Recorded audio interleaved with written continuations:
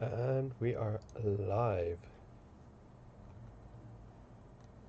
So, last last time we had to. Oh, there you go.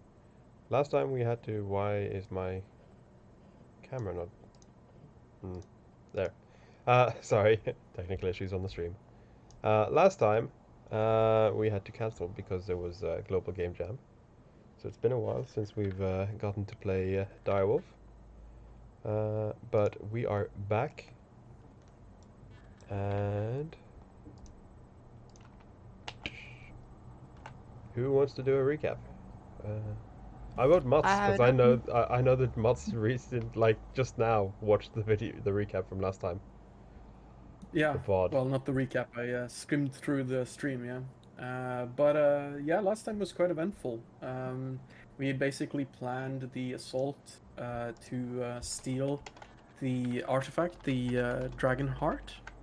That was the original plan, but we devised an alternate plan, which was to uh, assail Estin Baravan, who was the guardian of the temple, because he had apparently um, taken on another artifact, the Eye of the Dragon, which was, according to his own son, the person I still never remember his name, the archer. I just call him the archer. And Now it I'm was stuck for his name as well. Asaki. Yes, that's right. Azaki. Yeah, it was slowly corrupting Esten to a point where he was no longer recognizable by his own son. We devised a strategy where we would kill Estin and take the eye and resurrect him. We immediately went on this little uh, rampage of ours as we slew quite a lot of the guards. Actually, not that many because we managed to, or I used mass suggestion to have them leave. And we managed to get into the temple proper, where a fight ensued, and one of the most brutal spells in D&D um, was used against this poor Estin, Feeble Mind, which essentially just made it so he had no way of defending himself against the corruption that was the dragon within. Whoops. Whoopsie Yep. doopsie. And the dragon took over, and basically the real boss fight began. However, we managed to win in the end, like we normally do.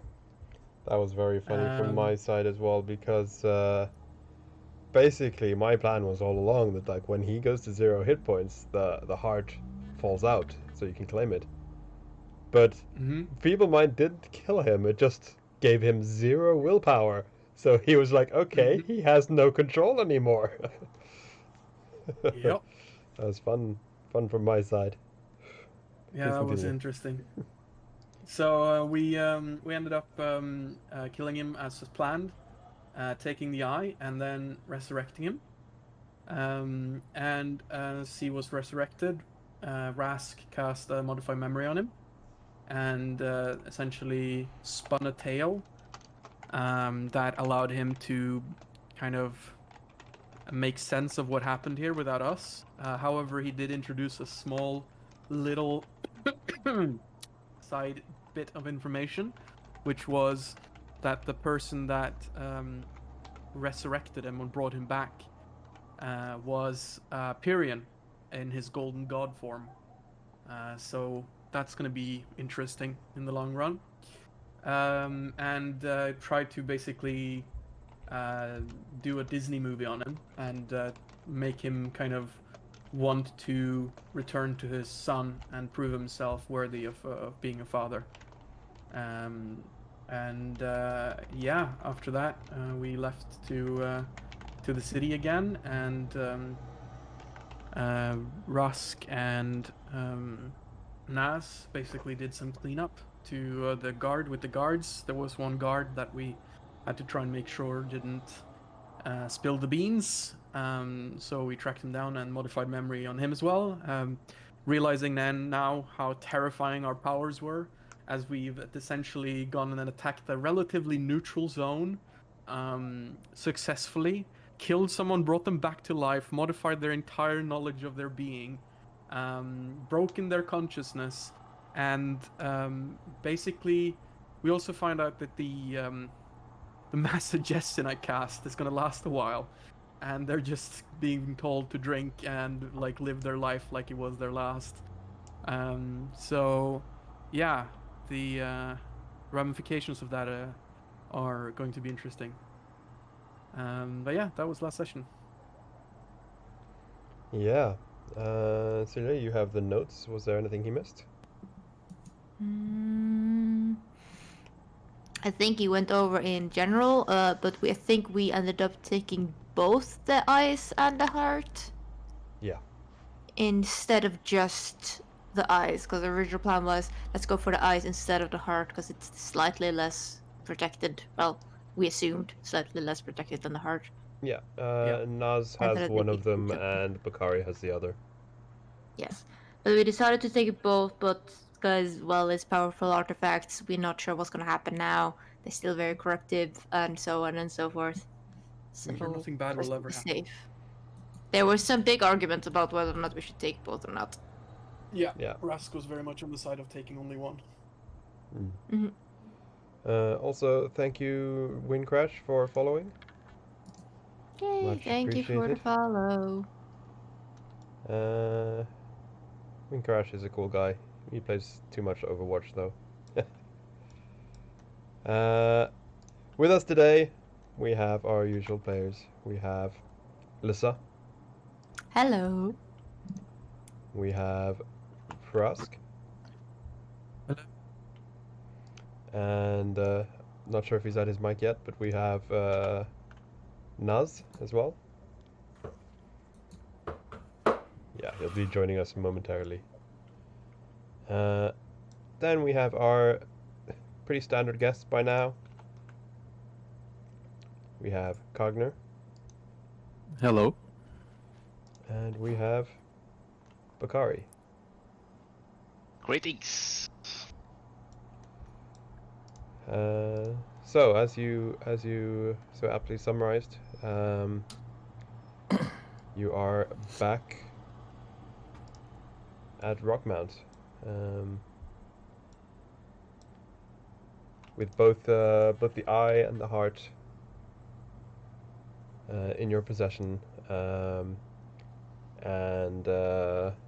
Azaki sent on his way to the shrine to basically accidentally Help his discover father. the attack, Yeah. which he quote unquote knows nothing about.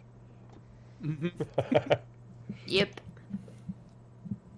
Now the question is, do we immediately go to the Darrows and hand them the heart, or do we want to investigate further and know what we're getting ourselves into or them into? Let's get the move on before things get complicated. More complicated, as if that's So, possible. About that then, just for playing's sake, we go to the stairs and directly down to the other city, because if we are, we need to get the sake with us.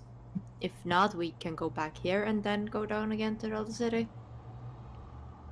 Or what is the plan? Go to the Darrows, give them the either the eye or the heart, and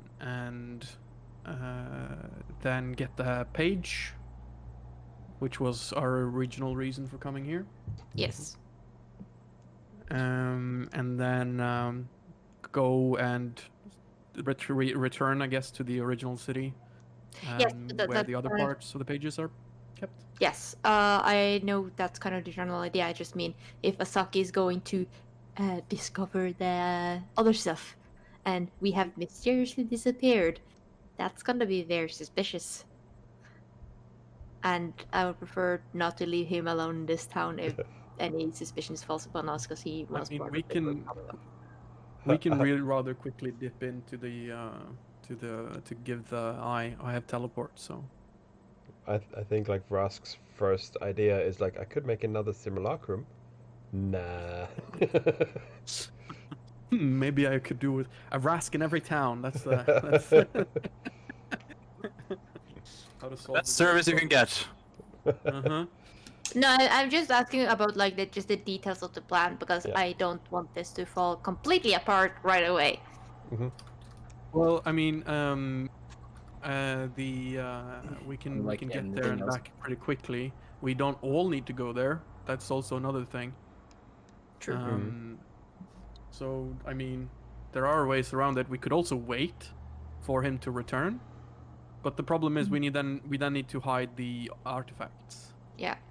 Okay, what if we split? Some people go up and do the trade while the others stay in town to kind of give ourselves some cover that we are here, and Yeah, make I sure. mean, Nas and Rask could probably pass as the entire party by like switching disguises every now and again and just being seen in town. So we could, or Nas could do that all on his own, I think, if needed. He'd just Yeah. make illusions. I do you can think? certainly play tricks on mind. But I just don't want since- this to go completely foobar right away. You know. Yeah, but Size probably has the right of it. Somebody should go back and cover our tracks on an alibi back in town. Well, probably me and Vresk, we should be able to go and make trade. I can summon a helicopter if needed to. It's a quick jaunt over, no problem. quick, Yeah. quick intergalactic mission back and forth, Morty. Just Exactly. This is a quick interdimensional mission, Morty. Get your facts straight. Yeah, I think Um, at this point it's a good idea to just do the split up just to get the alibi and make sure things don't go completely sour. yeah. And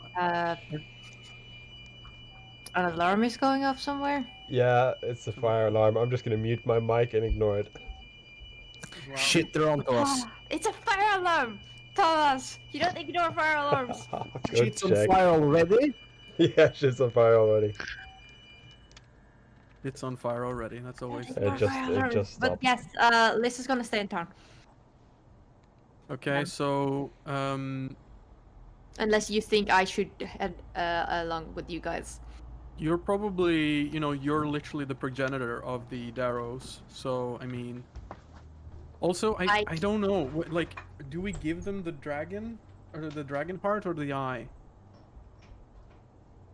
We don't know what either of those do. I feel like we need to figure Our out that as characters well. have very little idea of the I actual. think we know what one of them does. Did you see the man? He was crazy. I tore his mind apart. I'm sorry about that. But then something else was controlling him. So I say we know what Yeah. one of them does. Yeah, but- I'm just afraid the heart is worse. Yeah, exactly. And do giving we that to have some any way unstable of- Darrow? Do Let's we have ask- any way of figuring out what this magical item does? Yes. Looks at Karim. Mhm.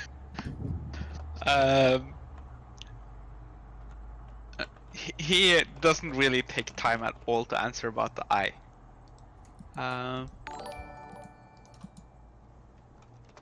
It's great at influencing dragons, especially if you are. Oh, hold on, I just need to read it as a player. Thank you for the follow, Zetapite. Yeah, alright, so it increases your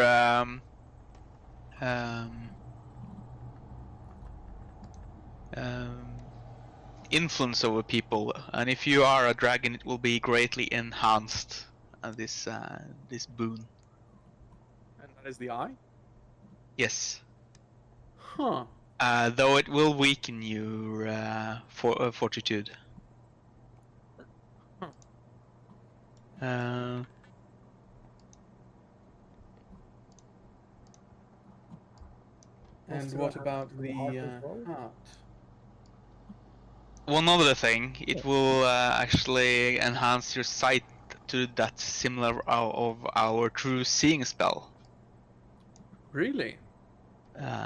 Though it is limited to once a day. No. That does seem quite DM useful. question. Mm-hmm. DM answer. Yeah, I guess. Was there a handout for the heart as well? There Yes, I can't is seem a to find heart it. that someone Thank you, can thank see. you, thank you. By the way, we can't hear you. The stream can. Oh, Almost. that is very weird. Let me try and. I literally had to hear him say this. Yeah, we can. Yeah, There, is that better? seem There you talking. go. Yeah. Yeah, Okay, that was really weird. yeah. Uh, That was probably frustrating for you as well. Yeah, because I was watching my levels on Streamlabs, so I was like, I know my mic's not muted. So, out of character question, Yes. where is this discussion happening?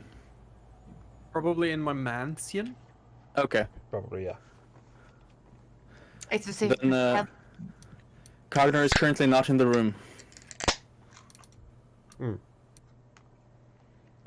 Did he never join us in there, or did he say he was going somewhere else? Or He is just like casually did not enter the room as we like slowly over the course of traveling back to the mansion. He just seemed to get more and more stressed, and then like I'll just be in.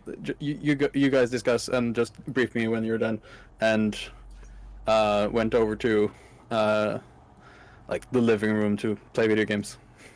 I'm gonna roll a little insight on my boy, see if he's all right.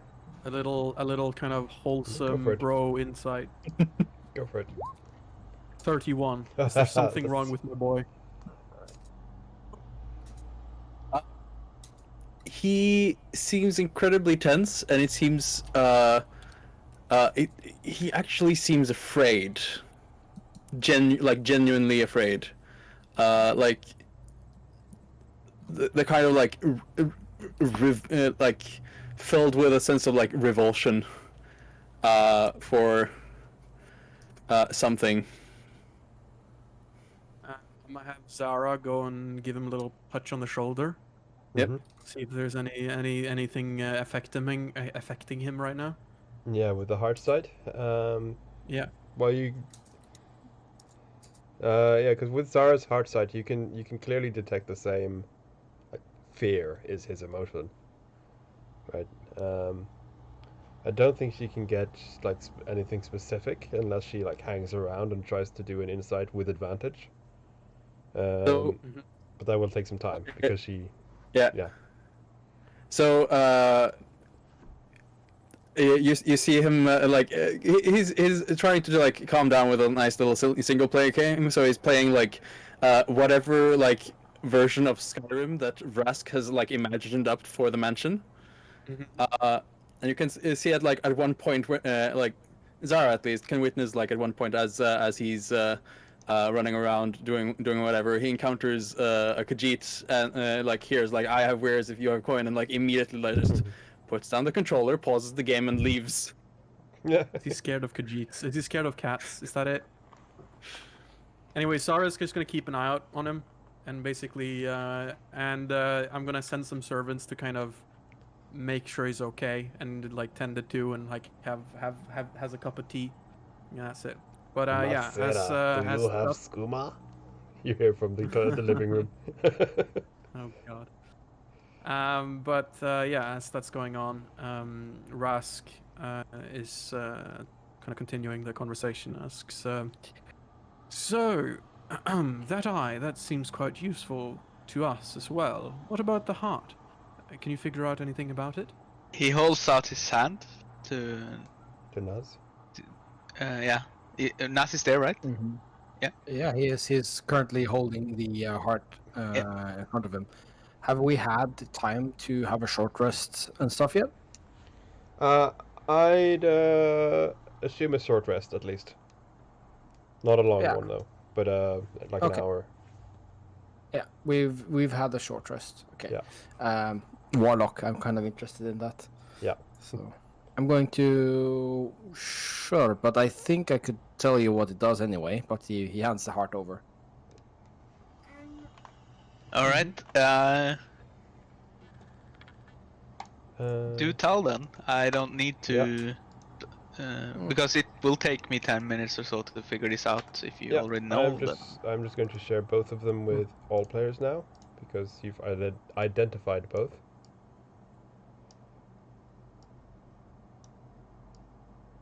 So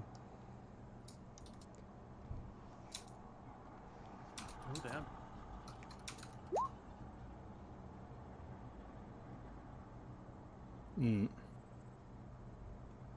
Oh, damn, that +2 bonus to charisma, though. Mm-hmm. Don't even try it, Rask. What's so wrong about it? I mean, we're going to have to give one of them away. And from what I can hear, that Eye of the Dragon could be useful to us. I really hope you're not serious right now, considering we just discussed what this thing did to the previous holder. Well, yes, but he was, what should I say, influenced by the dragon. I mean, there's obviously some bloodline stuff going on there. And, I mean, you know. Okay, no, seriously, I was just joking, Rask. Don't fucking take it and try and use it. What? I wasn't necessarily suggesting. We should take it and turn personally against the did. forces of darkness, Nas says in an imitation of Boromir. yeah, Right. Rask, you should just be like, one does not simply attune to an artifact of the dragon. Listen, we know what these do, and obviously we have to give one of them away, right? Well, if you're so concerned about this malevolent force corrupting whoever uses it, are you surely that's safe to give to the Darrows? I mean, they're not exactly sane. Listen to yourself. This is the path of a tyrant. There is power in this world, and we're trying to help them. That means we need to leave something behind. If we get too greedy... On the other hand, he says, suddenly remembering, we're trying to vanquish an ancient evil. I think I'm kind of with Vrask on this one. I'm also Although I just hate to saying, say it. we literally just went through all of this stuff and the fight and trying to get these two items, and we are not going to go through getting the actual, possibly even bigger, more dangerous artifact for this entire thing, or are we going back to plan? Are we going to just go and steal the first one? Because I'm still not for that idea. I don't see why we're having this conversation about whether or not we're going to give any of these artifacts up when we come this far. I think the question is which one to give. That's fair. That we can discuss. Yeah, that's essentially what I'm trying to ask here. The eye is the one that seems more useful to us, whilst the dragon they can take, that's the one they asked for. They asked for the eye, yes? They asked for the heart. They asked for the heart, but we tried to just get the eye instead because it seemed easier to get. I'm fine with giving the heart. I'm still just going to say I don't think any one of us should really touch and try and use the Eye of the Dragon. At least don't plan for it. Looking at everyone in the eyes. No, because the eye was the one around his neck, right? That's the inside of him, like inside of him. Yes, that's what I mean. Last wouldn't have forgotten that I had. I say we stick to plan. We give them the heart of the dragon, although I will have to write down, and he says a couple of cursed words in Draconic before I forget them. It's very handy. But I say we go ahead with plan. We don't have much more time here, and frankly, he looks towards the door in the direction where Cogner is. This place is insidious. We notice it every day. Or night. It's staring us, and if we stay here much longer, whatever we gain in competence, we will lose in losing ourselves when we return. It's not worth it.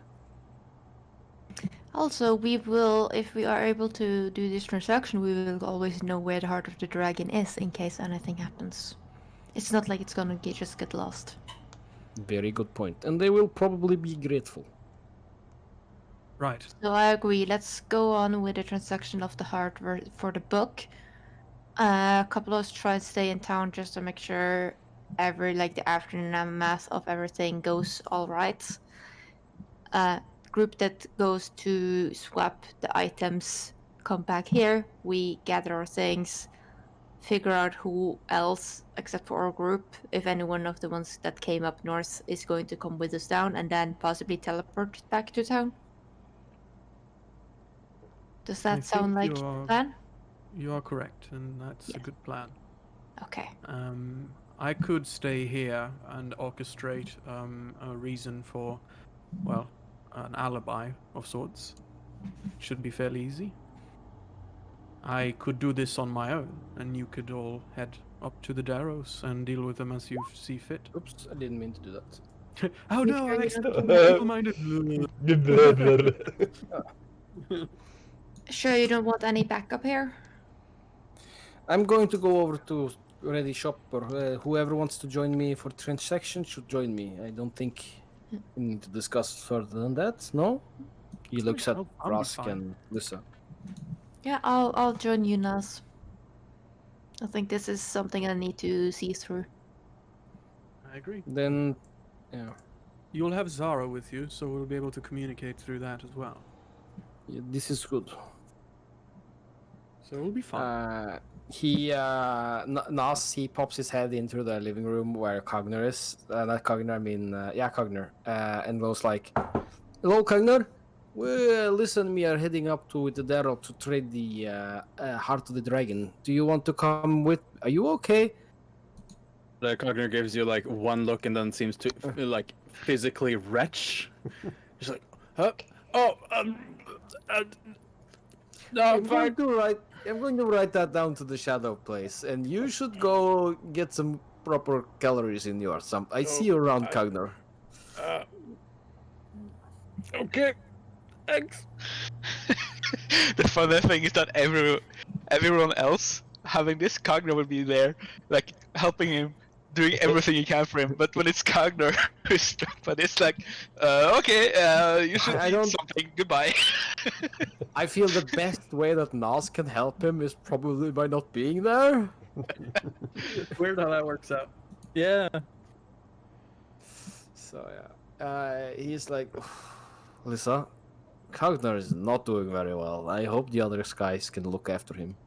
Yeah, I think it's probably best if he stays. I'll take This care place of is him. weird. Don't worry. I think we all have Mhm. experienced its effects in some degree. Yeah. Mhm. So Huh. back to the map. I am on the wrong layer. There you go. So that means that the only ones going to the mountain temple is Naz and Lissa. Am I correct? And Sarah. Depends whether or not is Bakari coming or staying. He would probably stay. Okay. I don't think he would see any reason to come on basically what he thinks of as a bartering trip. Hmm. Well, we could entice him with maybe we get a look inside Temple of Ancient Shadow Culture. Might be worth your look. He looks at you and looks at Lissa and Nas. Lissa and Rask, I mean, not Nas. Nas was speaking to him. And like, looking if they think the same or like he's undecided himself. It's like, yes, it sounds like a good idea, you know? Would learn something. Alright, he will then just step over to them and say, alright, I will come. Hmm. Alright. Well, you have fun now, and don't go breaking anything I wouldn't break.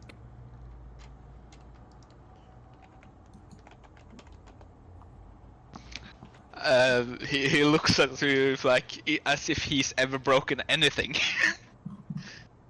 Other than his own sanity, yeah. We also have the Spy's Murmur, which is I've realized I can use pretty well. I'm gonna head Yeah. to the bathroom real quick while you guys do your Yeah. flying. I feel like I had this discussion before, but could a wizard with fine vehicle summon a mech? I would say most likely a mech is classified as a military vehicle, so you'll need to upcast it, but possibly. That's why I said a wizard, so 7th level or higher. Yeah. It does conjure any type of vehicle subject to the DM's approval, and like who Yeah. wouldn't approve a mech? I mean, rocket ship. Welcome to Direwolf the Space Campaign. It sucks when you're somewhere between Earth and Mars and you realize I have to recast fight vehicle. Yeah. So who is carrying what artifact? Heart of the Dragon is with Nas. The eyes with Kari. Yeah.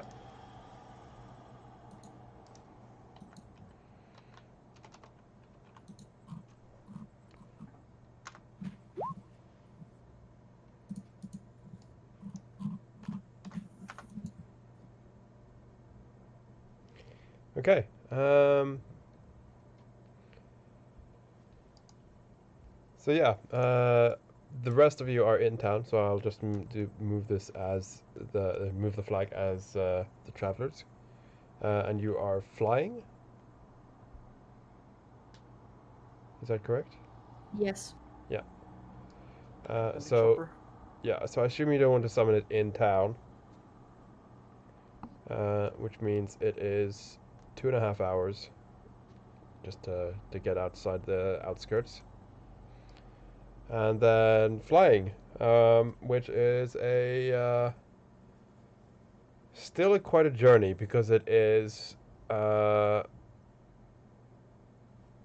hours on foot.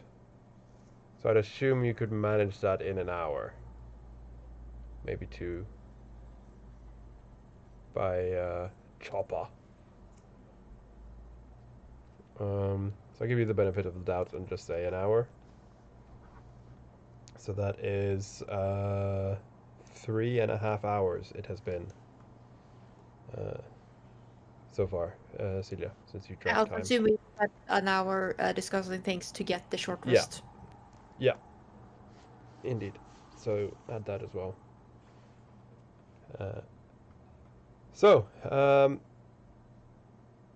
You arrive, Bakari, Lissa, and Naz, and Zara, then arrive at the mountain shrine.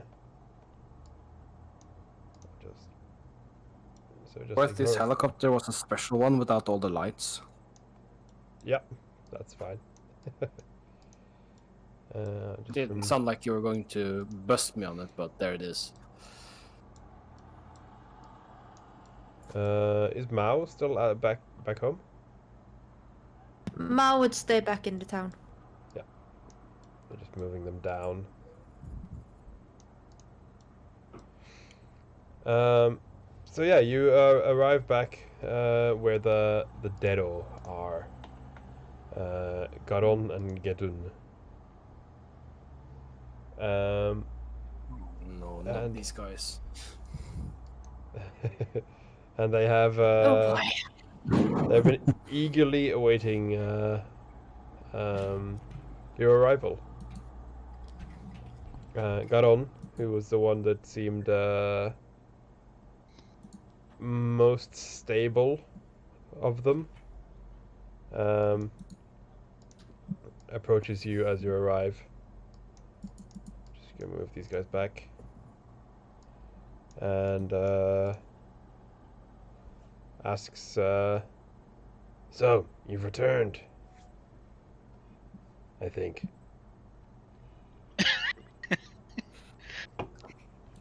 How did we Yeah. come He- in from the... Like, did we make an entrance with the helicopter, or did we land further down and walk up here? Like, what? That's up to you. What do you want? Yeah. Well, I think Nas is playing AC/DC, so he's inclined to making an entrance, but he's going to ask the rest of you as he's making final approach. Well, they're possibly not.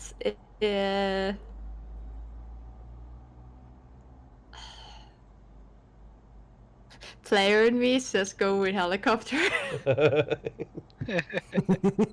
How often do you get Like it's not like they're necessarily like they think so much other weird shit is going on anyway.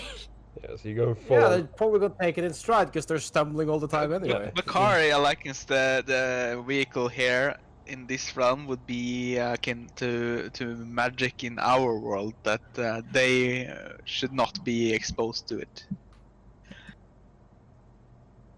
Worse arguments, so... Bacardi. I mean, we could just like Bakari playing the Veil card. Yeah. He's The giving you reversed like, veil card, a actually. lot of reasons and details about this. He's not just saying a little bit about it. He's like giving you a whole, like, what would happen to people here if they were kind of. Yeah. I think Nas, as he decides to make the approach in the helicopter anyway, he turns over his shoulder and speaks into the headset. That's part of the helicopter. We already gave them guns, Bakari. I think that ship has sailed. Well, you see him just look down at his notes and continue writing something without arguing. He's just like, all right, well, Bakari is writing a report. Mr. Bakari will remember this. Yeah. But you wait. As also actually, Lisa, you said the player. What your character? What does she say? She's a bit undecided. Let's just. She also doesn't want to walk for like ages. Let's just land a little bit away and walk in. It's a mountaintop. I don't know where it is, but we can try. I Yeah. can look, see what I can find. And he And lands. we in landed there area. before at some point, so we Yeah. shouldn't We be too walked bad. quite a lot. It was quite a hike up last time. But anyway, you probably. I don't want to make a big thing out of it. Though. I thought it was just a style point to land Yeah, with yeah, a yeah. helicopter in their courtyard. Yeah. But we don't want to be stylish. We want to be modest. I get that. So yeah, you land just like down on a small clearing and climb the last section. And yeah, you arrive at the temple. Garon meets you. Are you here now? Yeah. Now we're here. Yeah. We are indeed in front of you. Good. Like it would have been awkward if it wasn't you. Yes. So what's up? We're. Nas kind of looks over to Lisa. Well, we made. Wait, Nas wasn't here as far as they know last time. Was he invisible the whole time? Yes. Isn't he invisible always, Yeah. basically, in darkness? Yeah, they can't see him. So as far as they know, it's just the two of you. So Nas Yeah. is just gonna be quiet. Okay. Well, we discussed last time about the trade between your book and the dragon heart. We did. Yes. Yes, we did. Still up for that?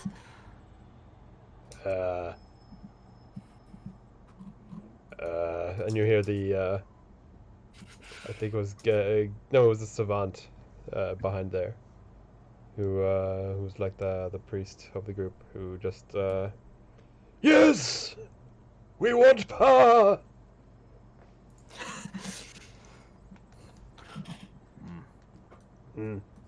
And Garon is just like, yes, something so we can survive. Then you can have the book. Yes. Well, we have gotten the heart. I would suggest don't try and I go should to the hope town so. for a little bit. Without a heart, you won't be living. And he pokes you in the chest. Yes, no, that heart I've always had. I was more speaking about the heart you wish to have, the dragon heart. We have Oh! acquired it. Yes, good. So we would like to do the trade. Very well. Follow me. And they all go inside. I still don't have a map for the inside, so this is going to just be theater of the mind. But basically, Works for me. the inside of this building, because it's quite a small building, but the inside is just like almost like a spiral staircase going down into the mountain. It doesn't go very far, but it is still like, I would say roughly like 100 steps or so. So it's still quite a bit down. I'm giving a little bit of an eye on the architecture. Yeah. So the of the architecture place. is. It's still very Yes, the architecture is clearly it is like dug straight through the stone mountain, so it is very like cavernous in architecture, but then you can clearly see as well the influence of the Tibetan style. So you can see like dragon motifs and some writings and paintings on the walls and like strings hung up with like the little like they have in Japan, like the little paper token things hanging. So they have like decorated it in a Tibetan style. But it is prayer wheel. So. Yeah, exactly. But it is mostly just cavern, like cut straight out of the cavern. But you eventually get down. You pass a few hallways where you can clearly see through the openings because they don't really have doors. It's more like just curtains covering all the openings. You can clearly see like bedrooms and mess halls and stuff. And in the end, you get to a shrine room at the very back. By the way, on the way there, more than once, Nas would have to nudge Bakar to keep on walking. Yeah. Because he's looking at all of the writings and he's also able to read it. So, he's like stopping up and like fascinated, and then you need to just nudge him to keep up with others. I'm gonna roll a stealth because as far as I know, they still don't know I'm there. I'm just gonna keep it like that. Yep. Go ahead. Yeah. Don't know if I have any advantages on that.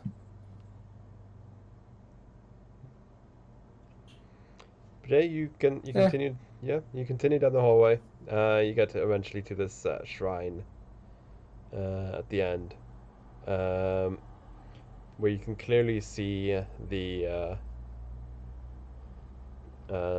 piece of the book chained to an altar in the middle, like overly dramatically chained as well. Like the chains are going from like the corners of the room and from the roof all the way down to this book that's on a pedestal. It's like it's not chained to the pedestal. It's literally like chained to every single corner of the room, kind of overly dramatical kind of thing. And you're afraid the book will escape? It has before.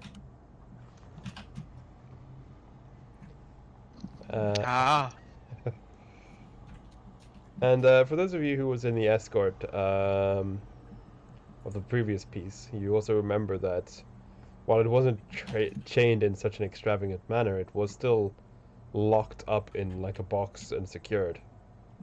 It wasn't just like sat on the wagon. And you see several more Darrow as well, standing guard and protecting it. And you, as you approach, the savant says, "Behold!" I can't remember the name. The Nux Ultra Ex Libra. As he does like a dramatic bow with one arm stretched out to indicate that you should look towards the book, which you were clearly already looking at. It's the centerpiece of the room. But this is just a part of it, right? yes, this is just It's one not piece. the whole. Yeah. So Yeah. like muttering to himself more than saying it out loud, Bakari would say, or one part of it at least. When he proclaimed it as if Yeah. it was the whole book. Yeah. Does it look like just one book? Because we know it's magically a third of a book. It's not Yeah. actually a literal ripped piece. Yeah. No, it's more like more like if you were to make a sculpture of a book and then you split that into 3 pieces. So it's like it doesn't actually have pages, but you can tell that it is a portion of a book.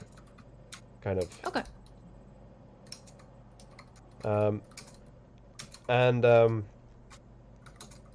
And yeah, there's a savant says, "One piece of many," says the man with 4 footsteps.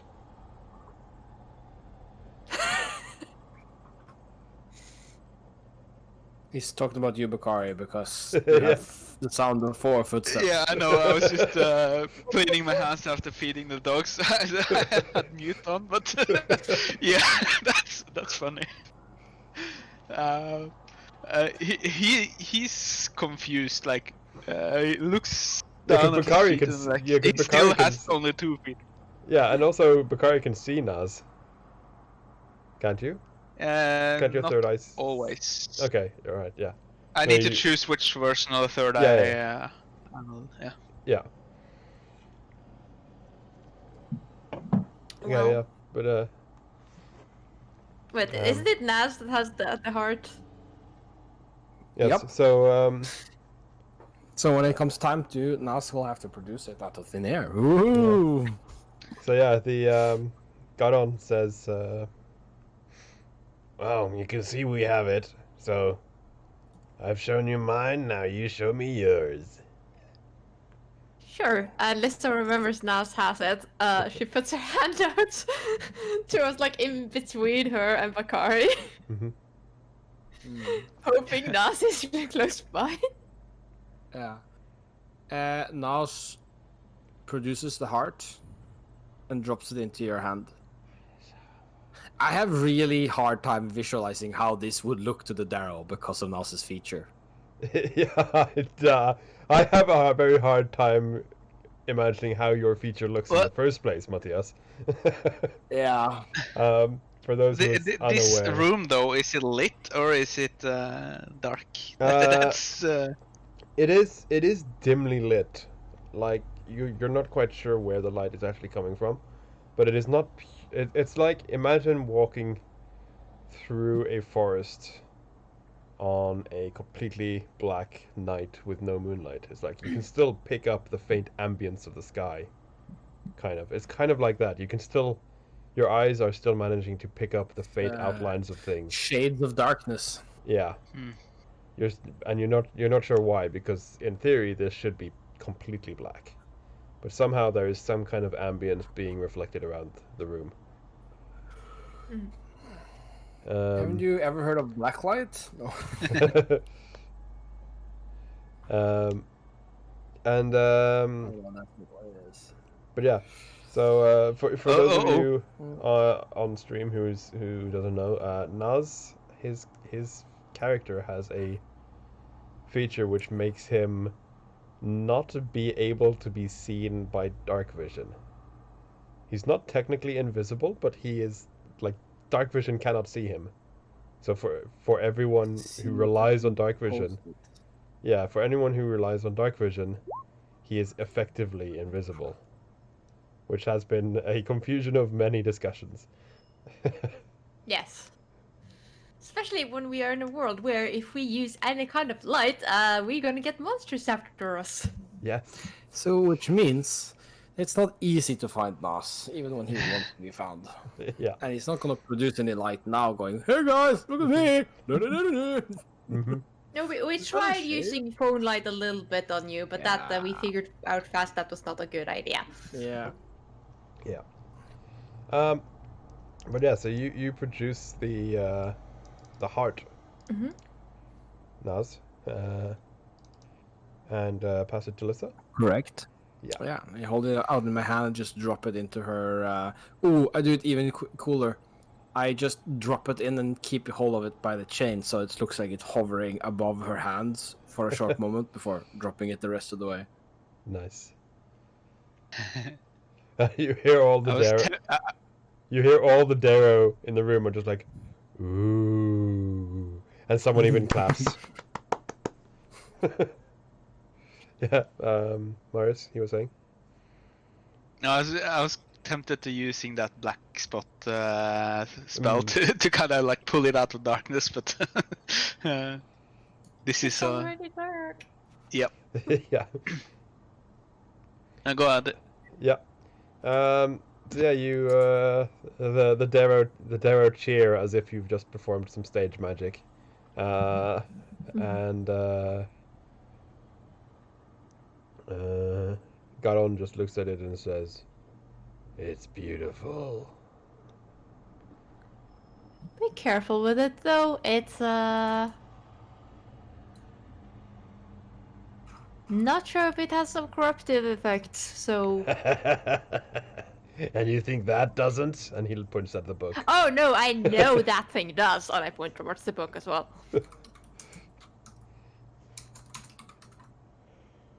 So I guess you have some experience with that. Yeah, so you also you know that Garon is possibly the most stable of those guys, and he points out that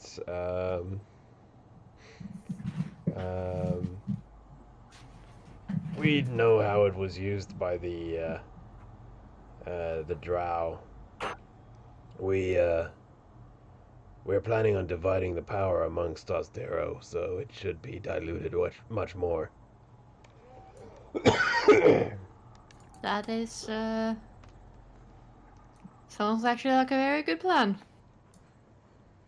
And yeah, he and Savant and Gedon, all three of them, begin to unchain the book.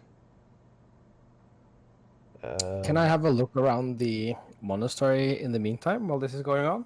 Yeah. I mean, I'm effectively invisible. Why not? Yeah. That's fine. You can roll me a perception. Or no, an investigation, because you're not just perceiving, you're actually looking around.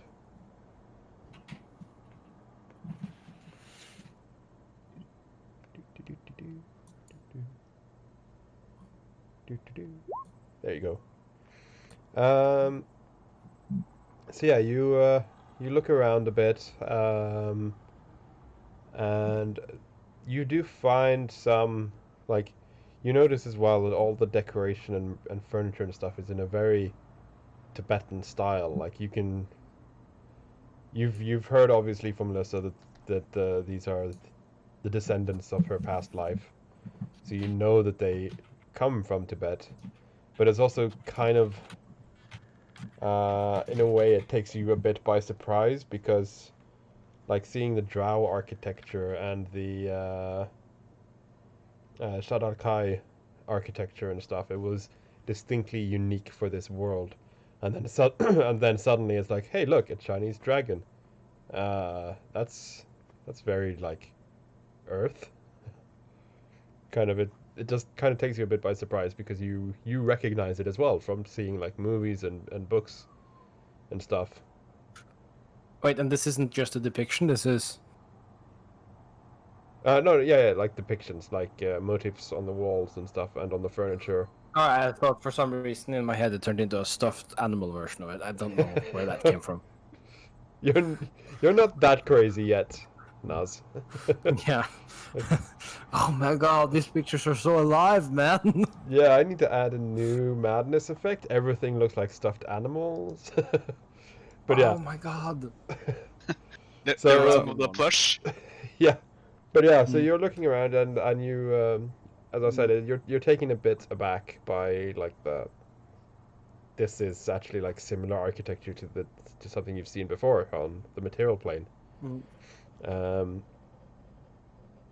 And like you find like jade, incense holders, stuff like that.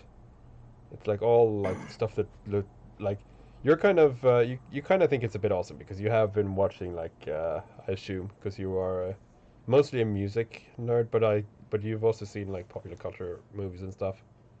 So you're like, yeah, awesome. This is like all the kung fu movies kind of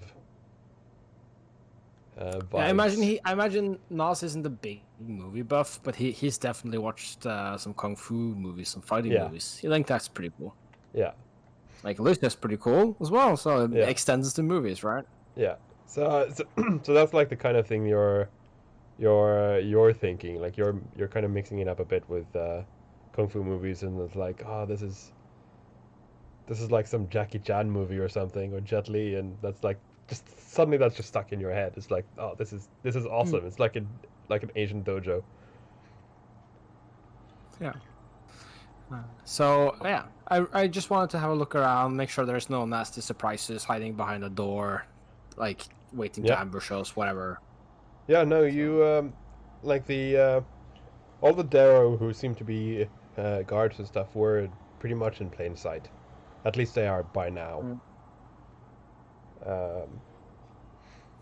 And I yeah. think. Yeah. By the way, I would like to. I think at some point when I'm fairly discreet, I am going to cast tongues on myself as well, so that if they say something, I can understand it. It has a vocal component, so I'm not going to do it while standing right next to somebody. But yeah, just stick around with it. Well, you could possibly do it right next to someone if you want, because there are a couple of people who are just muttering to themselves in the corner. Oh, that's true. Let's do that. Some guy close by agrees with you. Even though like what your vocal component is like arcane words, doesn't actually mean anything.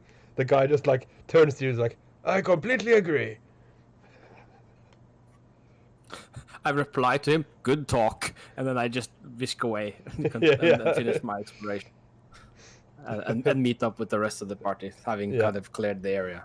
Yeah. So after you've wandered around a bit and cleared the area, you return, and the trio have pretty much untied the book. One of them is just like pointing at it, like saying, "Sit, sit," and the rest of you can clearly see that it is an inanimate object. It is not moving at all. The thing is, Lissa remembers the older story about the one that kind of got lost at some place and then ended up back somewhere else in the Shadowfell. Mm-hmm. So she's like, did this move? And Keep imagining the Harry Potter Beast book. Yeah. and when it's fully unchained, Gedun picks it up and walks up to you with it and presents it to you. How big is it? That's a good question. How should I? Like, I'd say about. Like, is it big enough for me to hold in one hand, or do I need both hands? No, you can hold it with one hand. It's about the size of a Nintendo Switch. Okay. Because then we could do the whole. Second time today. He holds it out. He holds it out with one hand. I kind of hold the heart out in the same, like at the same distance, with my other hand, so that we can both kind of take our free hand to take the other item at the same time. Yeah.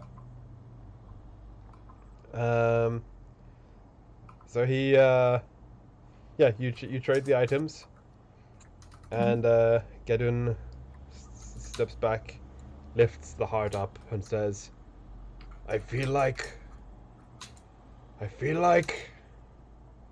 I could take on the world. Just kidding. And he gives you a wink, Lissa. Yeah, Lisa kind of does end up snickering a little Yeah. bit. And then he Because this was goes. actually very less stressful than she thought it would be. Then he So- walks over to the pedestal again and puts the heart on it, and you can now clearly tell that the pedestal is somewhat magical, at least because you didn't really notice it before. But when he puts the heart on, like because the way it's shaped is like it should be lying down, right? But he puts it upright, and it just stays perfectly balanced without any effort in an upright position. Mm.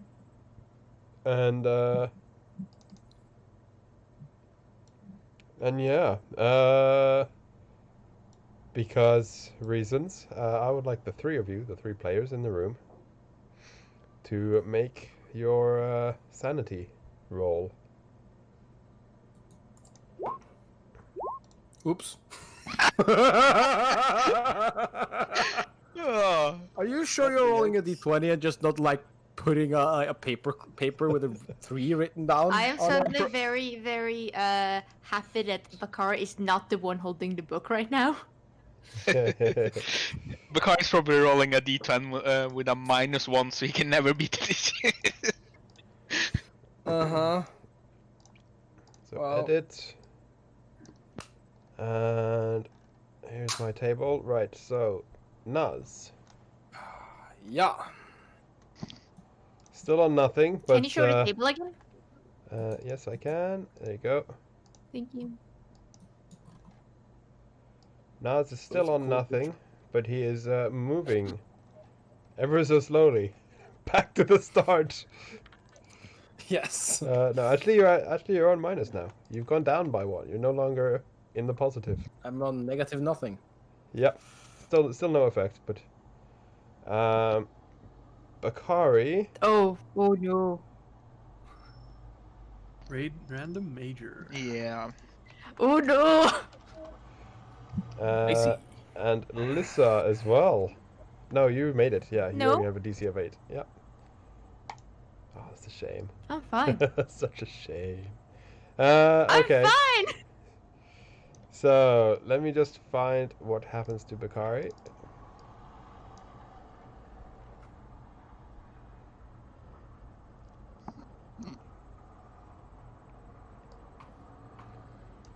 And just find Discord. Yeah, you can roll me a d20 while I am getting this ready. Marius. Because the madness table, 12. 12.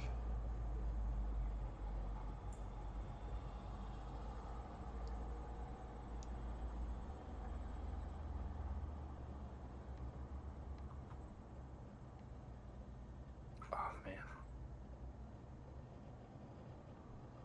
Would it take Meantime, like half an hour since we came here? Just, I need to jot down when this is happening. Yeah. Is it reasonable to say half an hour has passed? Yeah. Okay.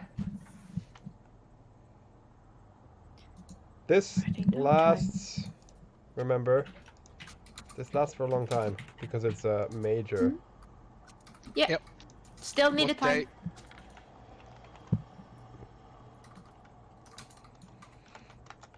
There we go. There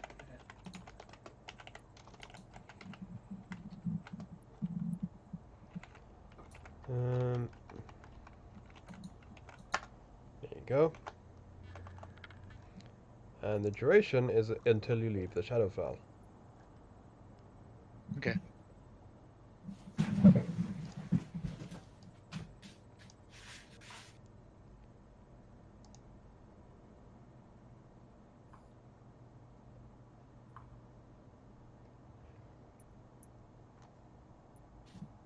What day are we on in Day Shadowfell now? 19. 19? how many did we have in total? I don't remember. 30 or 31. Yeah. Effectively, we don't have that because our sanity is degrading. Fast. We've been almost 3 someone's weeks. sanity is degrading fast, more like. Yeah. So yeah, before we continue, back in town. Yeah. Vrask, I assume you've been like paying attention through Zara every now and then, and you have then seen that the trade has gone well. That the thing has been like traded. you've got the book. Surprisingly,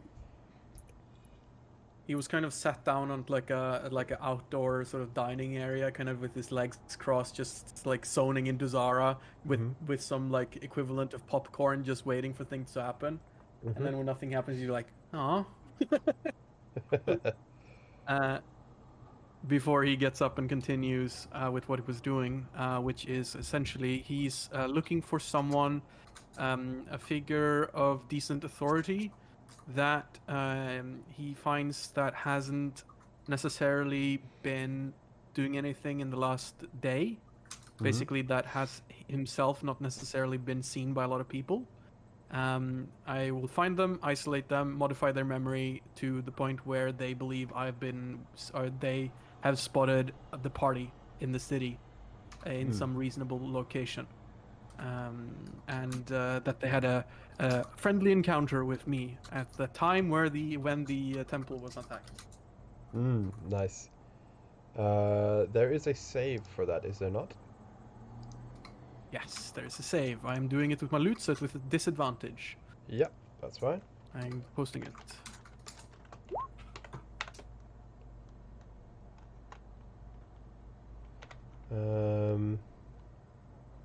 DL it is for drop lowest, isn't it? Yeah. DC 19. Drop highest. That's you're supposed to be doing. Yeah, drop highest. DH. That's the thing. And that is a charisma save? Or wisdom? Wisdom.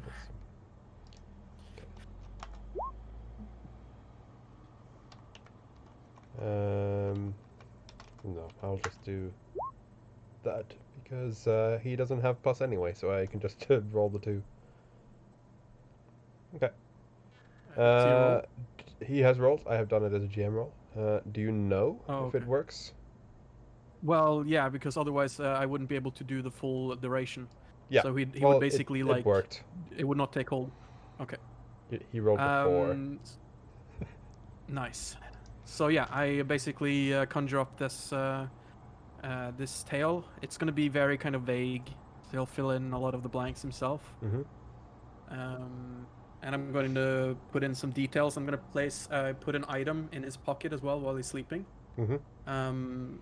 That I, in that memory, gave him.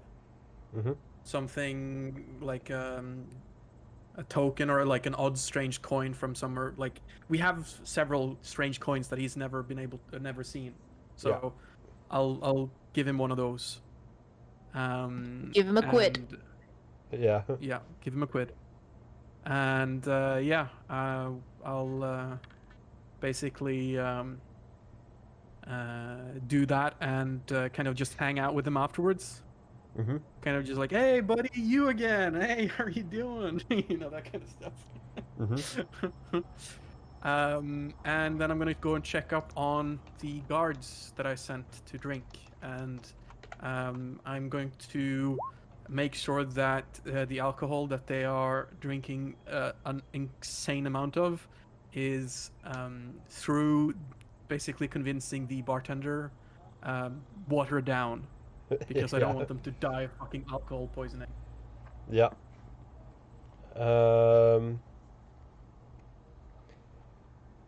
Yeah, that doesn't take much effort to convince the bartender to do so. He's like, oh god, if I don't water it down, I'm gonna run out of booze. Yeah, exactly.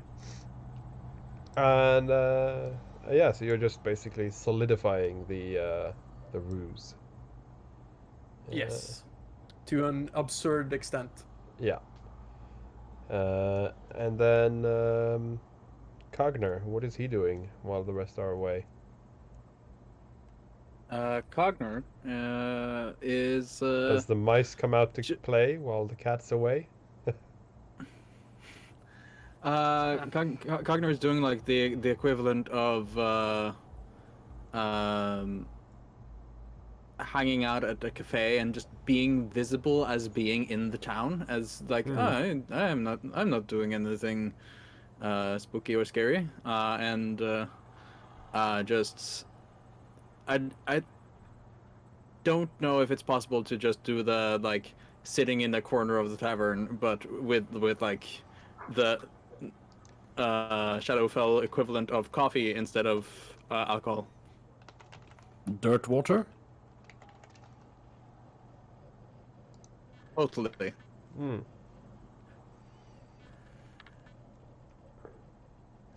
Yes. That's fine. So he's just hanging out and like being visible as Being like, visible. oh, Yeah. I'm just here and non-threatening, not spooky.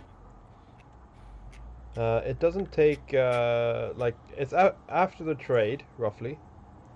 Because you know the time of that, Vrask.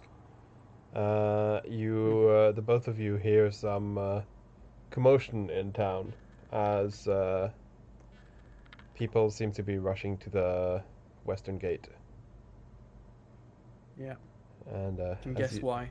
yeah, as you head and join them, you find you see Azaki walking into town with his father limping beside him with his arms wrapped around each other, being carried. As he's basically yelling for someone to find a healer and the local guard. And you can pretty much imagine exactly what happens. Like, kind of full panic. The town guard like secures off an area and takes them to the side. The head of the dragon temple comes rushing as well, and basically they disappear into the dragon temple. As the town guard seems to be on high alert. Um, like before, they were quite lax, like just casual patrols around, talking, visiting the shops, and like talking to people they know and stuff. Now they're actually standing on guard. Um, but nothing seems to be barred off yet. It's like the town itself just resumes activity as normal. But you, who knows what's going on, can tell that like okay, some guards are aware. They're on alert. Yep. So I want to go and get close enough to Osaki to where I can message him, Mhm. and like from the crowds, and I'm gonna message him and say like, so how did it go? How is he?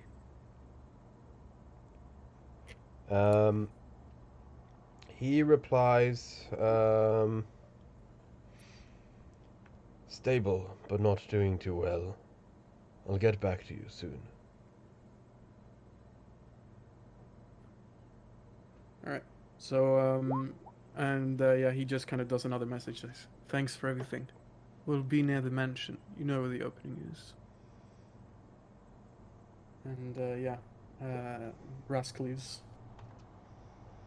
Mm-hmm. Doesn't wanna interfere. Yeah. So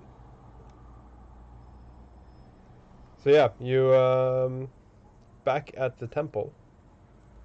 Lissa now has the book. Yep.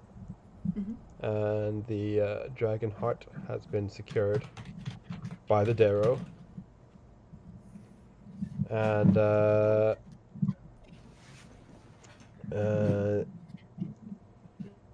they basically begin preparing a ritual and seemingly completely forgetting that you're there for a short time, until one of the younger you probably guess he's like a cleric kind of, probably apprentice of the savant or something, but a younger Darrow approaches you and tugs on your sleeve a bit, Lissa, and then says,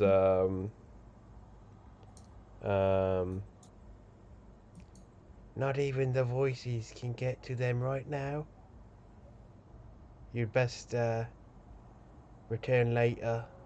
They're going to be preparing their rituals, and I have no idea why this kid is British." I just, but yeah. Okay. Do you have? This is gonna ask if he has any idea how long that will take.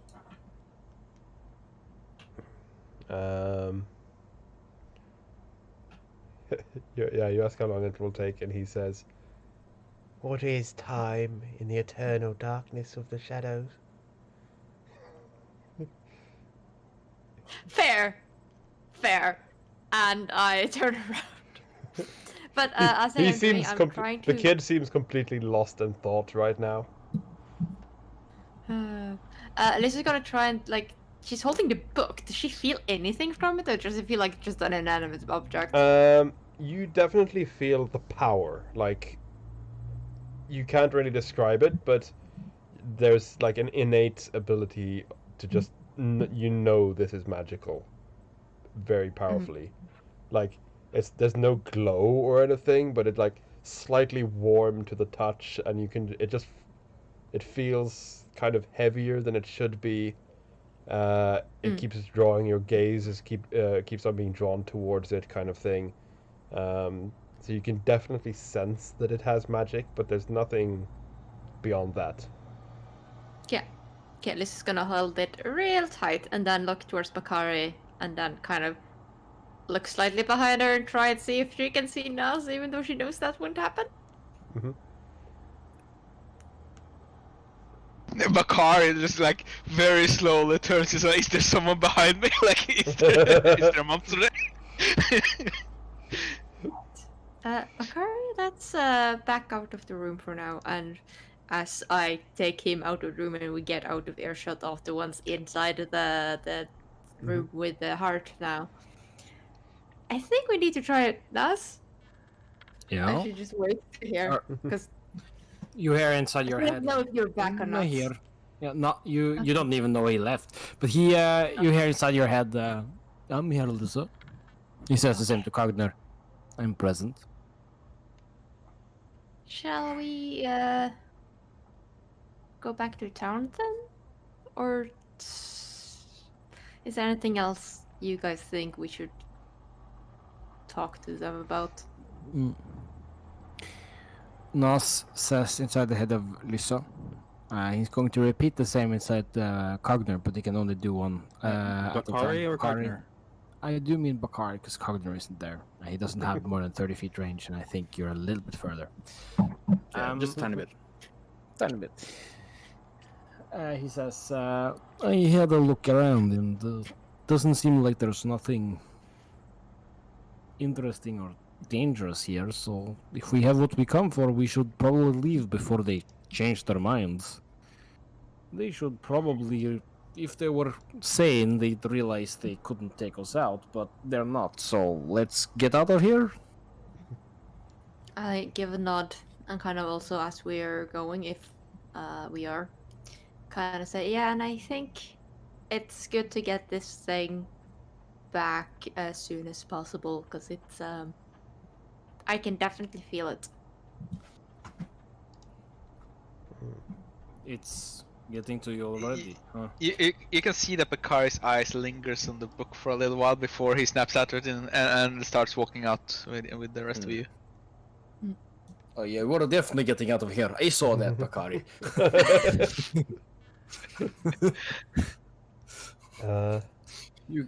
We leave. Yeah. Yeah. So as you leave the outside of the building, you see that there's no Darrow up here. They've all gone into the temple. And you can hear the faint echo of some kind of chant coming up from the spiral staircase as they've began their rituals. Imagine we just power walking out of there.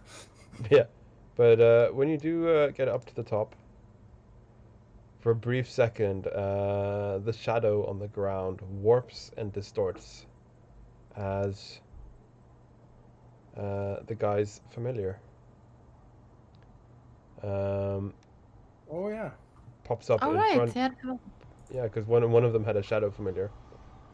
Yeah. As he Ooh, pops this- up between you and almost looking like Lissa, you kind of find this a bit funny because on one hand it's really creepy that there's a living shadow stretching his hand out towards you, but on the other hand it does remind you of Shihiro, like spirited away, as he Yeah. reaches his hand out very slowly and smoothly, and hands you a typical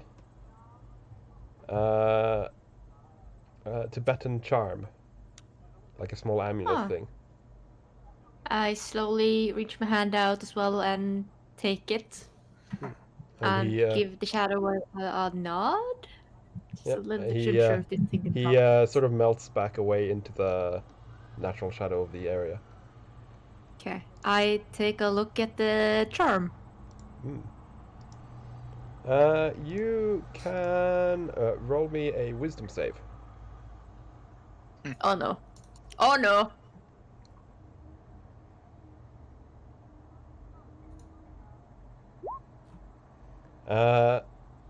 So at first glance, You. it's hello button. Welcome to the stream. Yeah, that's Are you The giving police is him- coming for you already, Button. Run! Run!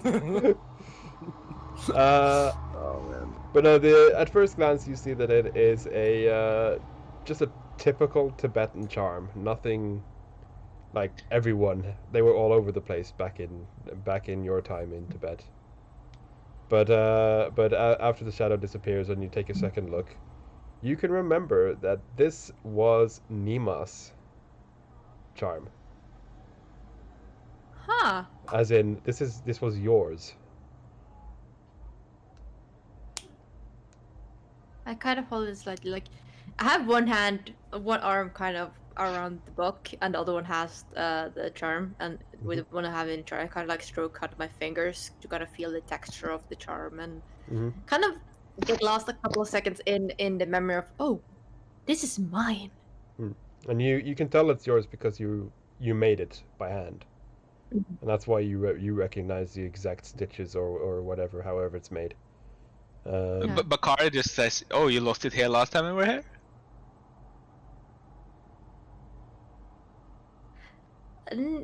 No, I think they had it since they came here. Since you got so good, because that wasn't actually a wisdom save, it was more of a check, but I wanted to trick you. Yeah. But because it was basically a knowledge check. Did you recall this memory? Okay. And yeah, not only is it your charm, but do you remember the vision I told you where you opened the gate and let the kids through Yes. to save you from the war, save them from the war? You gave that to the eldest kid as protection, sort of. As you sent him through the portal. And now you have it back. I hope. She says it this kind of slow, like kind of low, partly to herself. And she's gonna say, "Well, I hope you had good use out of this." And she's going to very carefully kind of put it in one of her pockets, but make sure it doesn't crinkle or anything, so that it's safe. And yeah, what that thing actually looks like or is made of, I'll just let you do some googling, find out what a Tibetan charm is, because it could be metal, it could be like a silk thing. I have no idea, but it's a Tibetan charm at least. And also, like, from when you last had it, in your previous life, you know that it was not actually magical. It was more of a superstition, kind of. This will protect you. And then you all head back to the helicopter. Yes, we do. So you can record another 3.5 hour to get back to town. And then before we do what happens in town, we can take a quick break. Because we have been playing for roughly 1.5 hour.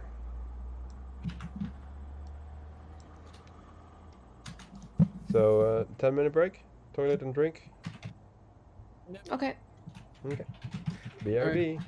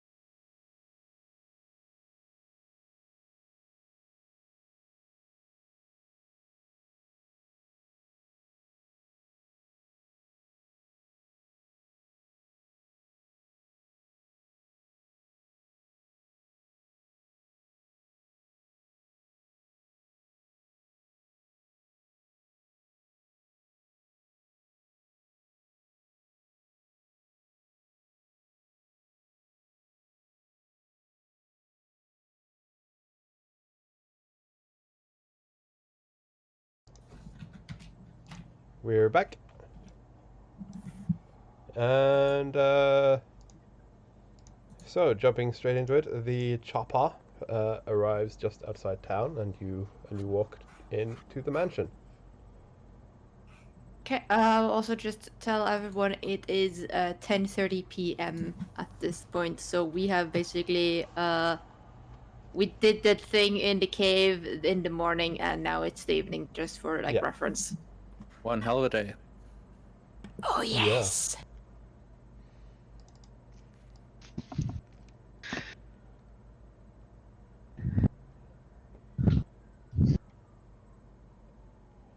I'm just reading up on something quickly. Feel free to talk amongst yourselves. I entered the mansion and I try and see if there's anyone else there yet. Yeah, Rask is sitting out in the sort of the foyer, on the like the foyer terrace overlooking the entry hall, kind of just on like his like chair with his like feet folded over, and he's got his like big like classic newspaper where it says like in bold letters like priceless artifacts stolen. A hero, defender, and champion wounded mortally. Basically, like So dramatic. the events that have just occurred, just in a newspaper, kind of. Is he reading it and like, and he sees you come in, he's like, "Oh, there you are. How did it go?" I think you know exactly how it went, considering Sarah's with us. I say. Yeah, she turns Yes, visible. you're I give a smile though, so you can see I am jesting as well. She turns on. visible and hovers over to where you're sat, Vrask, and just Mm-hmm. lounges down on the armrest. You're right, but I'm surprised nothing went awry. I guess I should have been there. How did things go here? Boring. Too easy. It's almost as if I was back at work for DIREWOLF doing cleanup. I mean, But that was kind of the job you had here in town right now. yeah. Anyways, now more to some interesting questions as he sort of descends by like sliding down the banisters of the stairs. And kind of claps his hands together and says, "Well, what are we going to do with the eye?"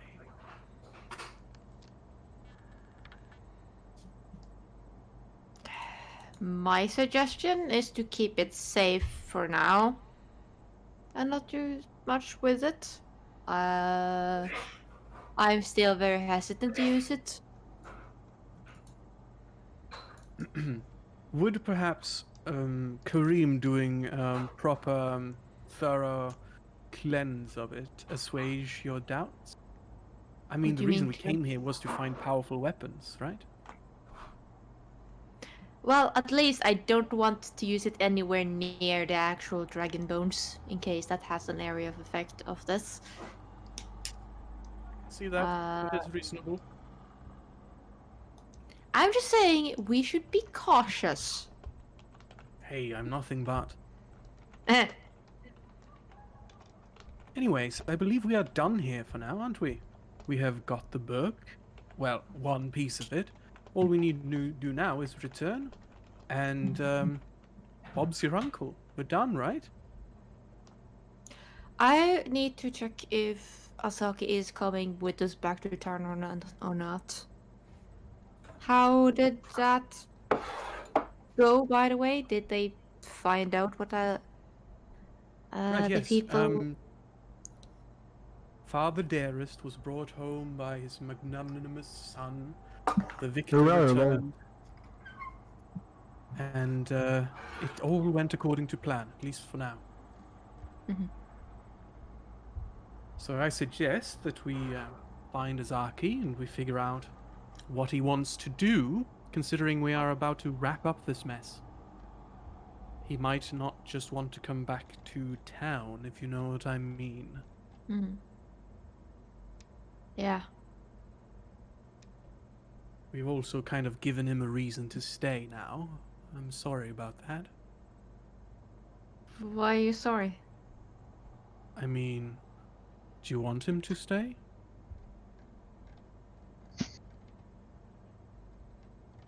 I mean, it's his father. I think it's if he has him back, that's good, isn't it?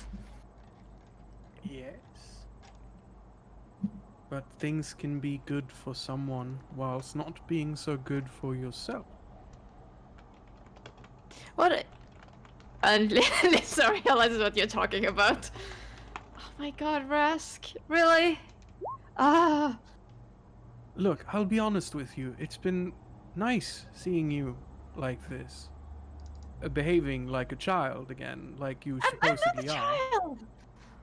Look, I'm just joking. I'm innocent, okay? Just being normal, I guess. Not an immortal goddess. Lisa kind of huffs and crosses her arms a bit, like for a couple of seconds before tension in her shoulders kind of relax a little bit. Well, I didn't exactly expect anything in this place. I know, know, right? danger and In the doom everywhere. Shadowfell. But Of all places. it's not exactly like I have, we all have a big mission, and I think that's kind of been my priority for most of, well, technically my whole life. Yes. You do have a So- tendency to think in the long term, don't you? And then he kind of takes a few steps closer and he says, I'll tell you something that I learned from Asaki. Is to live in the moment. And just forget about everything else for a while. Don't plan. Don't make foolish attempts at grandiose gestures for the future. Just live. Rask. You know I'm not very good with those kinds of things. I know. That's why I'm helping you.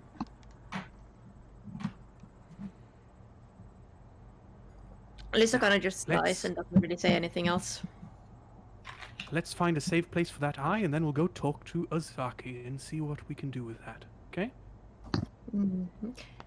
Maybe also we need to decide how, like, you can see she's still holding the book. Mhm. It's, I think we should absolutely transport this safely. I just don't want to leave it anywhere out of sight. But I also think going into it visibly in the town is probably not the best idea. I mean, I don't think it would be bad idea to put it in the bag of holding, right? Probably there's not. But I mean, isn't the whole thing that this book is part of the spell on the entire realm? Isn't Right. the bag of holding literally a subspace or something? Yes. Hammer space? I'm not saying it's the best of I just don't- ideas, but No. I'm just concerned it might be actually one of the few places we shouldn't take it, but I don't know enough about magic to go beyond my ideas from sci-fi books. right. Well, why don't we just consult someone who does? He looks over to Bakari. He seems really distracted at this point, so he doesn't notice you. Bakari, are you alright? He blinks. What? Did you speak to me? Are you? Yes. Are you all right? Yes. He's Why gonna do you a ask? Roll insight. He's confused by why you're asking. You seem to be Is Nas going there as out well? a bit. Yes, Naz is there. You don't. I assume look also Nas is alright. actually visible now since we're inside the mansion. He just says, "Oh, I was deep in thoughts." Right. And your could you insight would reveal that that is truth, but Mhm. maybe not the whole thing. So he's like, all right, time to play Shrink. And he casts Detect Thoughts. Just allow this to happen and we can fix this and before it turns too bad. I'm tired of this. And then he kind of reaches towards you and he's going to try to probe deeper into your mind. Do you really want to do that? Consent task. Um, Consent. actually, as you cast the spell, For consent. Bakari would wave his hand, and not really casting magic, but he just said, "There's no need. We can go to rest and continue to tomorrow to figure out our next steps." So he doesn't actually give you consent at this point. So, you're saying you are fine, and there's currently no madness sprawling deep inside of the depths of that great mind of yours? I mean, we currently He just have repeats, Cogner I am afraid of fine, cats." really. Yeah. We have Cogner afraid of cats, and you've had your ups and downs with madness as of late. And let's just say I've not exactly had the easiest time myself. And you are in the presence of a quite powerful force of dark magic. Just want to make sure if that's all right. For a third time, he says, I am fine, I'm just tired. You can go. Just... Yeah, this place is clearly... It's draining. And as he said, we should probably need some time to recuperate while we're home as well. The sooner we get home from here, it looks everybody in the eyes. I think the better. I think you can all feel the truth of that.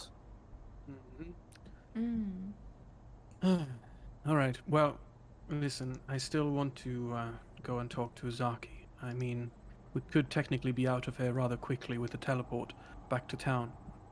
But if you'd like, we could have a rest here first. Other thing worked. Did he seem... You said you talked to him slightly before? Well, yes, a bit. It seems like his father is still not entirely healthy, but he was in decent enough spirits. Well, I'm fine with either, but maybe give him a little bit of time. If we do a long sleep here for the night and then leave first thing in the morning after talking to him. Right. That's fine. We should also have a chat with the priestess. Maybe she has Yeah. something she wants. Yes, I think that's a good idea. All right then. Fine. I say. Oh, and there's also, of course, the question about the matron. We did, after all, promise to help her deal with the Darrow, and I do believe we technically have. I don't think they will be pestering this town anymore. Or we can just skip that. I suggest we do. I don't want awkward questions to come our way. Although I'm sure I can dissuade them. It might be more effort than worth.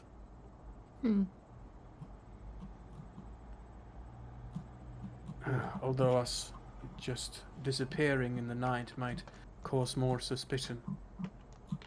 That's what I think. At least let's do it in the morning. Talk to people, show ourselves, so we're not just like up and left. Right. At this point, we are the outsiders. We will be suspected anyway. Yeah, Yeah. but we can still minimize it, so. Mm-hmm. Fine. Then it is settled. Let us have a rest, and in the morning we will deal with the archer, the priestess, and the matron, and whatever else consequence-wise. Sounds good? That's good. All right. And yeah, Rusk heads off and goes to the playroom. As you heard of, Bakari says a word that you don't probably recognize.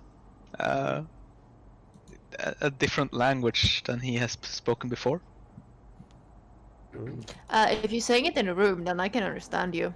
If it's not an arcane word. Yeah, you would probably understand it, but do you recognize what language it is automatically? I have no idea. Let's see. That's a good So question. you just inherently understand it, I think. Yeah. Mm. Yeah. Well, I mean that depends. I think that depends on the DM. How he rules the effect of it. Since it says you're using key to touch the minds, I'd assume you just inherently understand it, so you don't necessarily know which language it is. Can But I? you probably would recognize that it is a different language. You just know what it means, right? Yeah. At least I at least know what it means. But could I possibly roll to kind of Yeah. try and figure out what language is this? Like Yeah. do it as a wisdom roll or something? Yeah. So basically, you understand him saying "good night," but you recognize that it's not in English.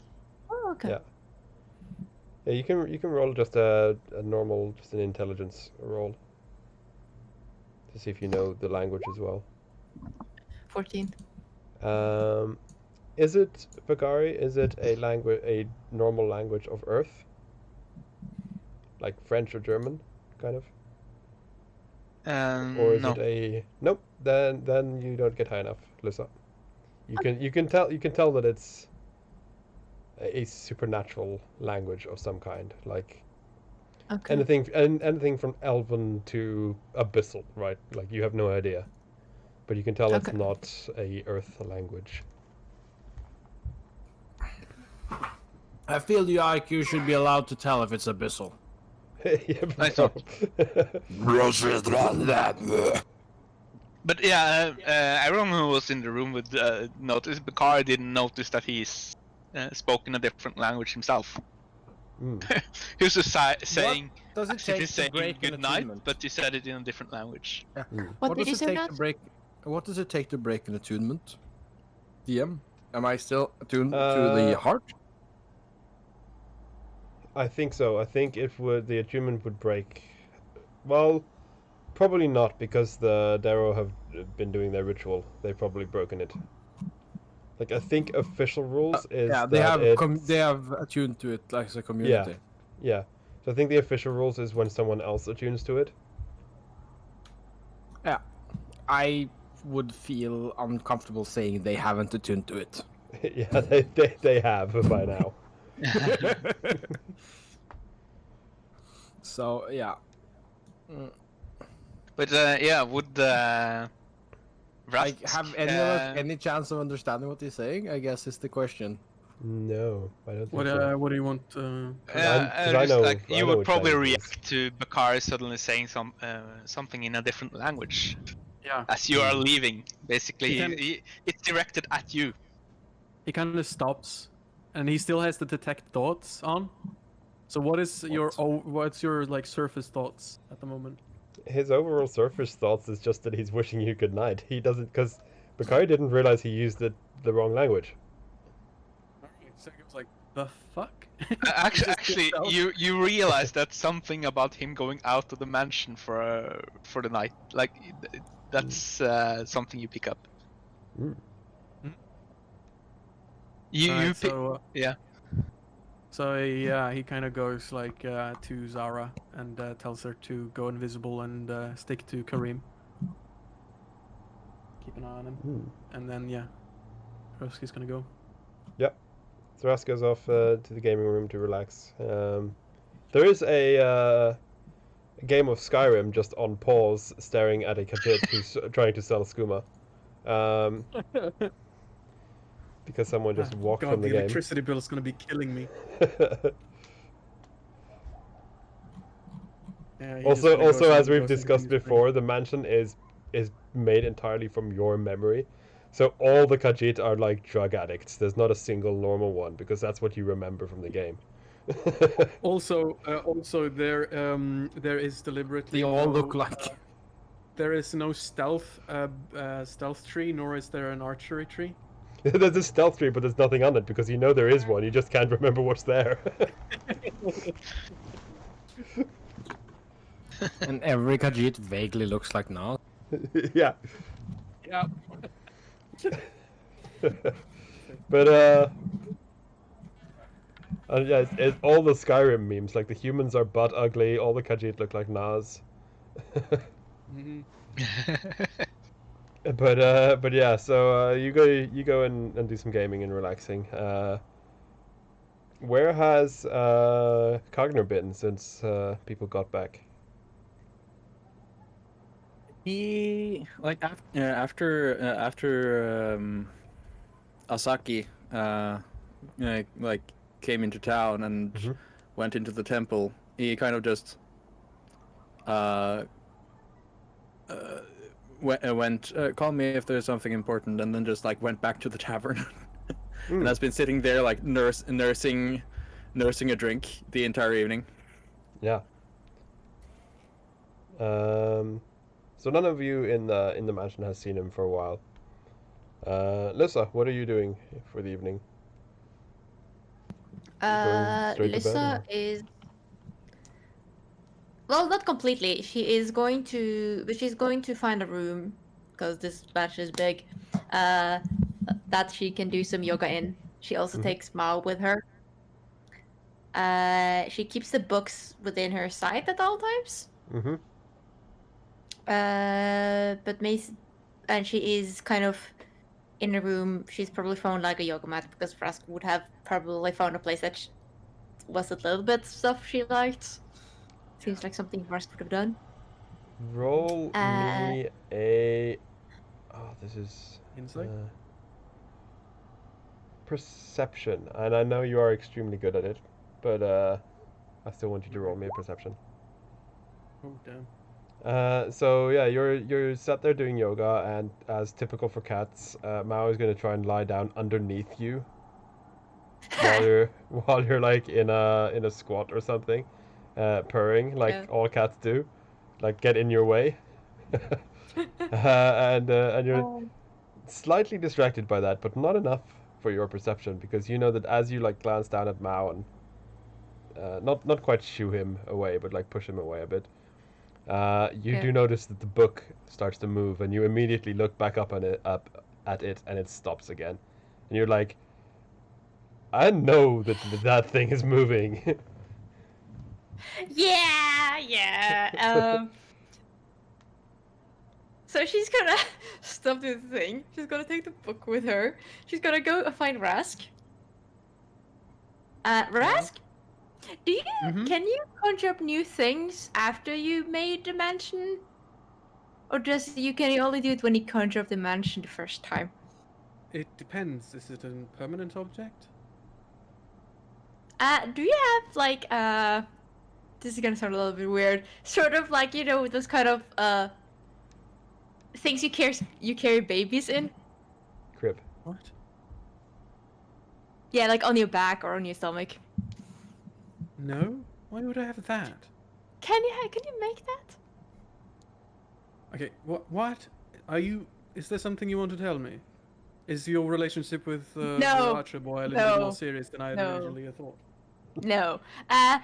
You looked at the exchange of the book and heart, right? Right. Tritara? Yes. Yes. Mhm. He joked about the book moving and leaving on its own. Yes. Yeah, the book is moving and leaving on its own. Really? Yeah. Hmm. I'm not leaving this Well- out of my sight anymore. Where is it? In my hands, and you can see I'm holding it really hard. Alright. Hang on. And then he casts suggestion on it and says, stay.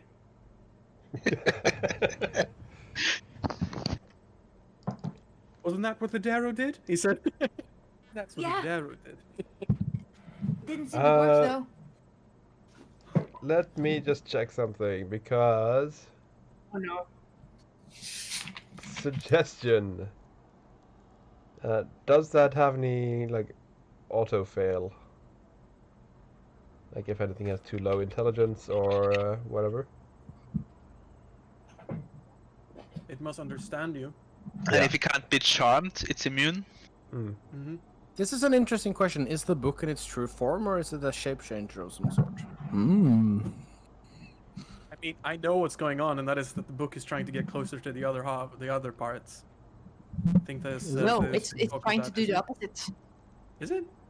Yeah, it doesn't want to be recompleted. That's why the other one left. Okay. Yeah, you At least that's you my- already my, yeah you already knew that because it wants to be the Shadowfell. It doesn't want to be a book. Yes. Mm-hmm. Because there was one time where they tried to get the other piece down to the town, but it kind of ended up getting attacked and then left in one place. But then they rediscovered it further north somewhere else. So They're like magnets. opposite magnets, like negative polar. You know what I mean? I know how magnets work. It's with a suggestion. Yeah, that's what I was checking. Because you. Yeah, no, your spell. You know, your spell fails. Well, at least and that's a you- positive. It's not- because yeah. we've been semi-transparent with the rules and stuff as well. You know, it specifically fails because you're not targeting a creature. No matter how intelligent the book may or may not be, it is still not a creature. Well, that's a plus. It's seemingly not sentient enough to be considered suggestible. Great. Then I suggest just, I don't know, putting it under something heavy. There's, for now at least. I mean, it's a book. You both would also know that once we were trading technology and knowledge, Bakari taught this spell to the others who could cast spells to fabricate objects. So if you wanted something created, he could probably do it with this spell to Well- contain it somehow. Okay, yeah. Might be worth it. Ragnar comes back into the mansion. Would you look at that? The mouse has returned. Still afraid of cats, are you? He walks over to Mao, and like takes off his glasses, stares very intently at Mao, like bends down and like scrunches up his face, like just staring like. No, you're fine. Right. I'm Oh, guessing it's what the the furry fuckers. Wow. Hagner, are There's- you all right? What's going on? Where's Naz? Nas enters the room just then. He was using the toilet. Or something. I don't know. He obviously wasn't there when you came in, so now he enters the room.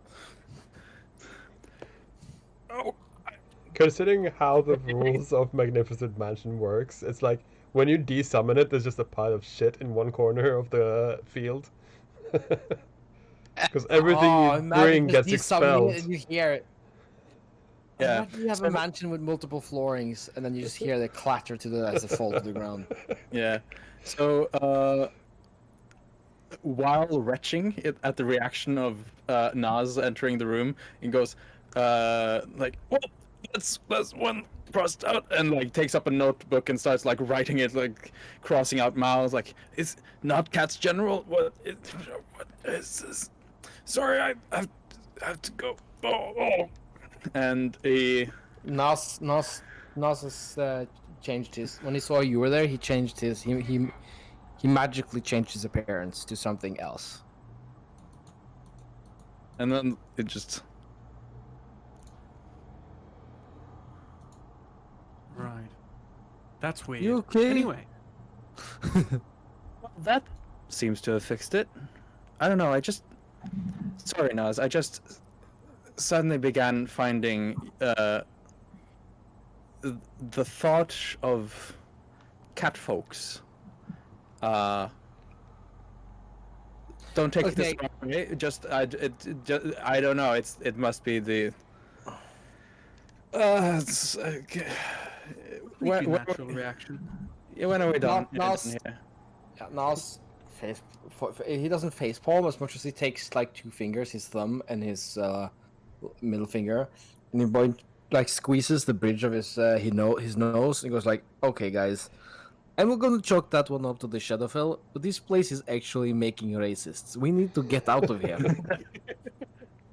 Ah, this is where they come from. This is where they come from. We don't need to be here anymore. Right. Well, I Never suggest, thought I'd that- ever find the source of all racism, though. Cheers to that, he says, and grabs a cup of hot cocoa Just, out of a cupboard, because that's where they're Oh. stored. Another big Okay. bonus, dealing with the Shadowfell, deal with racism. Finally. Finally, racism has been defeated. Either That way, logic, if you destroy an asshole, all the shit will go away. I don't think it works that way. Yeah, that's true. Lisa. Yeah. Why don't you find Kareem and see if he can help magic you up something of use, if you need something specialty like that. Or you could just do with a large rock, something, I don't know. Put it in a commode. Well, I could. I don't know. Put it under my shirt while I sleep. I don't know. Just I don't want to make sure. Don't, no, Ooh they la do la. not do that. It would probably be around now that Zara would let you know that Bakari is leaving the mansion. Right, so Bakari's leaving the mansion right now, so if you want to catch him, you might want to do it right now. Wait, Okay, Bakari's fine. what? I turn and leave. I can't believe I'm saying this, but you guys are like herding a bunch of cats. I start running after, jogging after Bakari. You see him just as he's about to leave. He casts invisibility on himself and steps out. Oh, you fucker. Okay, who here can actually see invisible things? Because I cannot. Wait, why do we need to see invisible things? Kareem I went didn't invisible. Wait, Bakari is Bakari- out there, all invisible? Bakari's got invisible. He's inside the mansion. We don't know where okay, he's this is enough. Yeah, Nas, he bolts after the door out there, and he has cat-like speed, and he bolts outside. He looks around, he sees nothing, and then he super quickly casts True Sight. No, wait, this is the same day we This got is the same heart, day. right? Yeah. Fuck. Oh! He curses intensely in Russian. This is. Oh! Wait, he closes his eyes. And he tries to listen. He's trying to listen, perceive, because you're not undetectable. While Yeah. you're Sorry. doing that, what was Cogner going to do? Cogner, cursing that he didn't have any spell for this, he has a passive perception of 20. He's got quite a decent perception, so he would also go for like trying to well, if there's footfalls, there's probably if there's footfalls, there's as in like if he's still walking, Yeah. he's probably going to like leave behind tracks, or like there's going to be the occasional thud of like the sound of his footsteps. If there's no sound of his footsteps, he's either masted in somewhere or he's flying, which can mean, and then like it goes on like the full logic of. Bakari, roll me a stealth check. Alright. Actually, before we get too far into this, I have to remind you that I have this one. This one what? Right. Yeah, and we confirmed illusion. It's illusion magic. Yeah. Mm. Invisibility is illusion. It's fair to say that I'm not within 30 feet of you, but at least I know that you're not within 30 feet of me. Yeah. Yeah, roll that Alright. stealth. That stealth will be because Bakari doesn't know that people are following him yet. He No. thought that they didn't notice, but he had reasons Roll to a try and be stealthy. So his roll would be 17. Well. So that's a 20 then. That doesn't beat passive perception of Cogner, I think. Yeah, Total it of does. 20? Yeah. Yeah, Well, that barely beats my passive perception. it wouldn't beat mine. No, Mm. but you didn't go outside. So yeah. I did go to the entrance, I think. Yeah. But I think I so- stopped when the others came Yeah. after. So Bakari, where are you? Either standing or heading? Because right outside of the mansion entrance we had the fake campsite, right? Yes. Then he'd head towards somewhere he could be on the high grounds to the and still see the campsite. Hmm.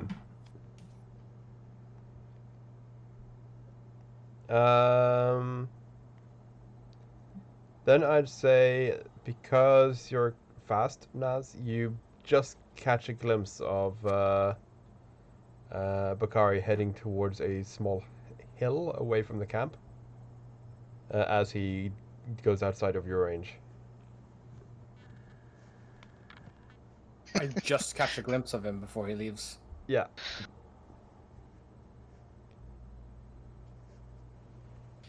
Nas, okay, I'm just going to take a step back so that the people and the viewers and everybody else knows kind of like what's going on inside the head of Nas. Nas knows that this place fucks with people's mind. He also knows that Bakari is had it particularly tough, and he's also advocating for the team getting out of here as soon as possible, because this whatever is in here, while we're growing stronger, isn't good for our mental health. He is not about to just let Bakari turn invisible and leave. This is very strange and not okay. So he will not just let Bakari disappear. He will follow Bakari to the best of his ability. Yeah, and you are pretty much invisible to Bakari, and you can see with which side. So you do manage to catch up, and I think I know what Bakari's doing. I am the perfect one for trailing Bakari. But I know are what- you quiet when you do it, or just rushing? He is Nas. He's a trained infiltrator. I think he has to consciously make sound and not the other way around. Yeah, he can. Like, you probably can't. Sorry, hang on a second. You probably can't sprint stealthily, but I'd assume you can have quite a decent pace and manage to match Bakari's pace while still stealthing.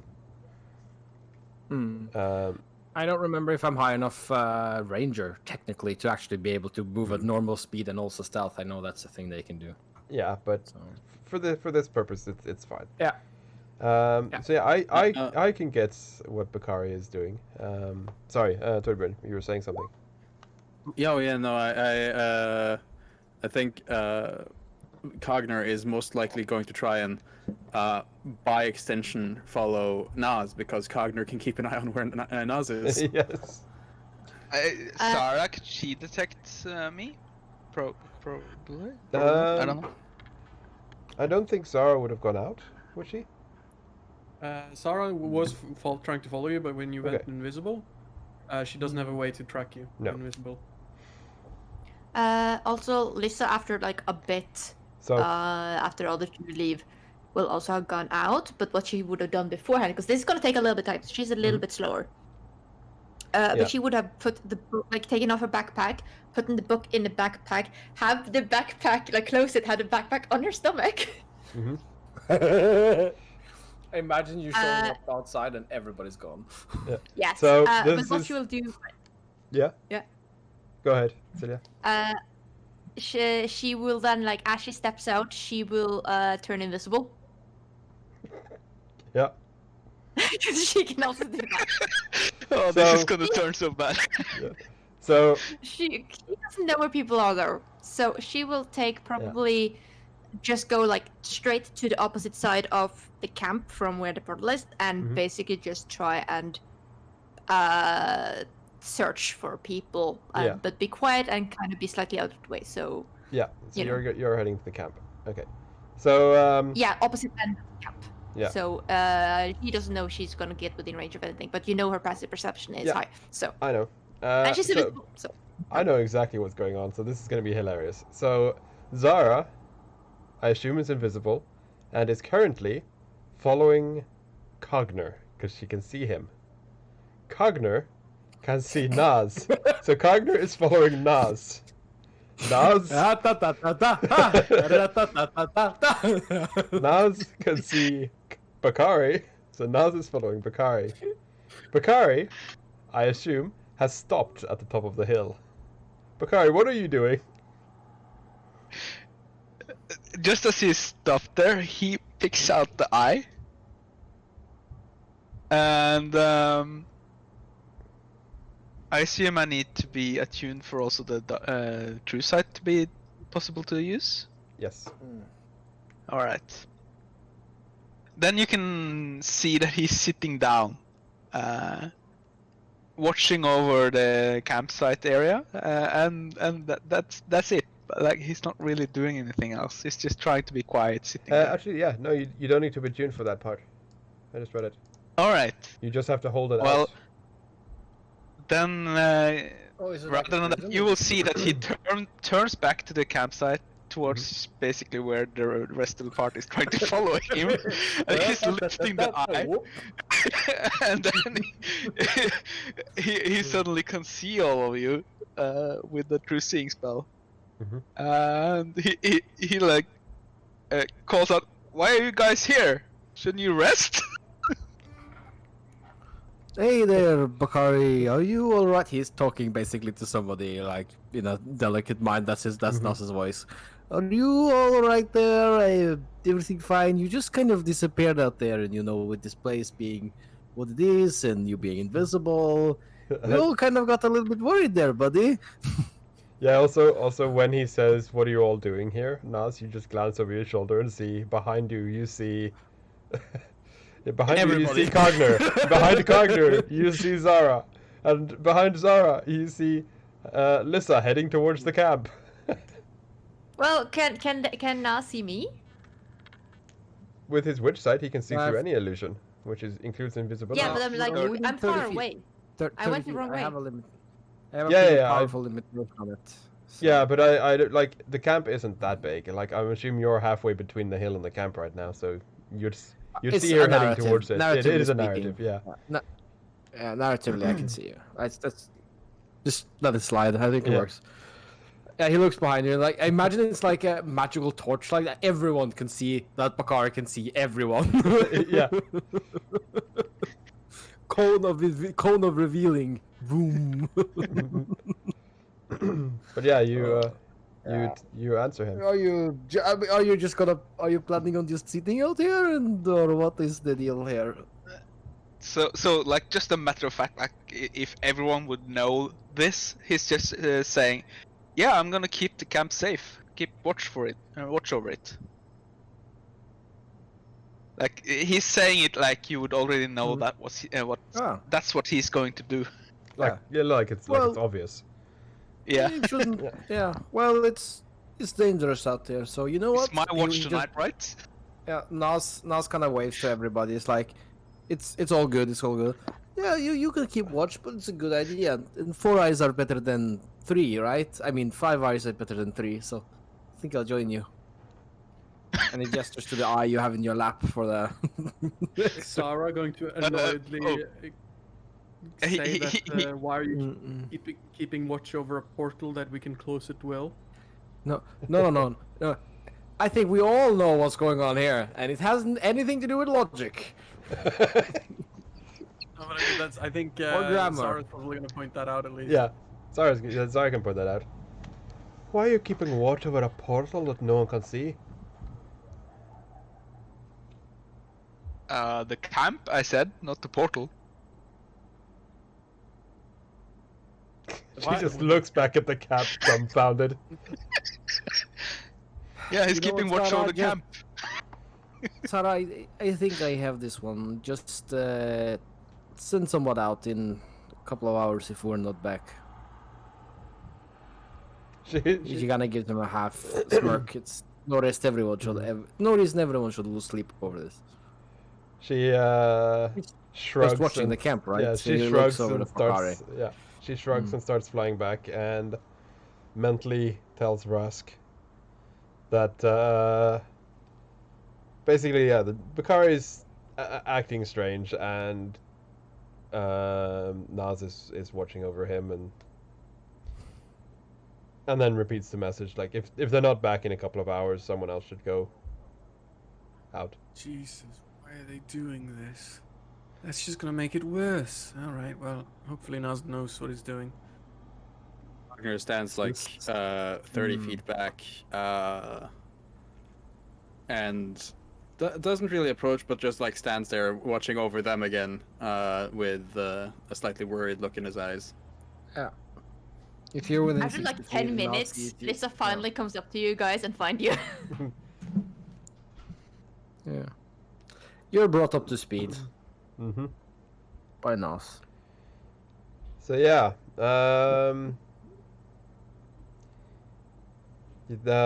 lot of you are getting tired, and the night passes.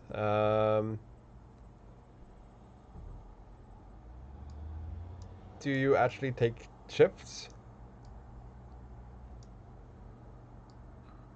I No, mean, but if after a few hours, we're Sarah able- comes out. Mm. I think the question Bakari- here does. Hmm? The question here is, I am assuming we're not trying to persuade Bakari to go in. We're not spending game time trying to persuade him to do that. No. Because we as player know that he is magically compelled to watch over the camp. Or insanely compelled. So I think after being waken up by like Sarah saying he's still out there, Rask is going to like go and find Nas, like wake Nas up. Or Nas is probably still outside, right? Nas is taking quote unquote first shift, watching over Bakari, watching over the camp. So You Rask see comes out- him using the eye to scout the area. Rask comes out with in his like pajamas, and like kind of just out from the portal, like halfway out, and then just points a finger towards Nas and messages and says, "Please just convince him to come in, or I'm gonna have to force him in." If he's being, I don't know if he's- if I can respond to message or not. you can. Yeah. Yeah, I've tried. He's single-mindedly watching over the camp. It's impossible. If he's being compelled by the Shadowfell, I'll show him a stronger compelling force. Honestly, Rask, I'd be more happier if you could just take over the watch. I am dead tired here, and maybe he'll just fall Sitting asleep on his own. I don't outside? know. In the cold? You realize I've got a mansion. I don't want to sleep there. I'll at least sit Again, I don't there. know the reach on message. If it's more than 30 feet, you have to come closer to continue the conversation. 120. Yeah. I can only respond in your head within 30 feet, and your message is only limited. It has a limitation. Yeah, Bakar is using the time sensibly. But he's not actively suggesting to do shifts, and he's not showing any signs that he wants to go to sleep. So yeah. So I'm RPing this on the assumption that Nas has been trying to convince him to get in, Bakar. Yeah. Well, he's willing to go in if someone else stays watch. Basically, that's the gist of it. Yeah. Okay. Well, I feel that Nas would have been able to suss that out by now. Yeah. I just figured- assumed you were dead set on doing it, no matter what. I figure Cogner as well would volunteer. Can we for just that. say we're doing shifts and not do them? Yep. You Yeah. can. So yeah, you after a while you realize that. So we can just reveal it because after a while you realize that you've all summarized this is a madness effect, but after a while you realize that it's not that Bakari wants to keep watch; it's that he insisted someone has to keep watch, and just because to save time, because you've all pretty much figured it out now anyway. his madness is, yeah, someone has to keep watch. If no one else will, he will. That's a Uh, Not the convenient worst one. More madness. should have that one. yeah. Yeah, Zara's gonna keep watch then. Yeah. She's gonna So be pissed off you about basically, it. yeah, you basically set up a watch routine, and It starts with Bakari and yeah. it ends with the next one 5 minutes in.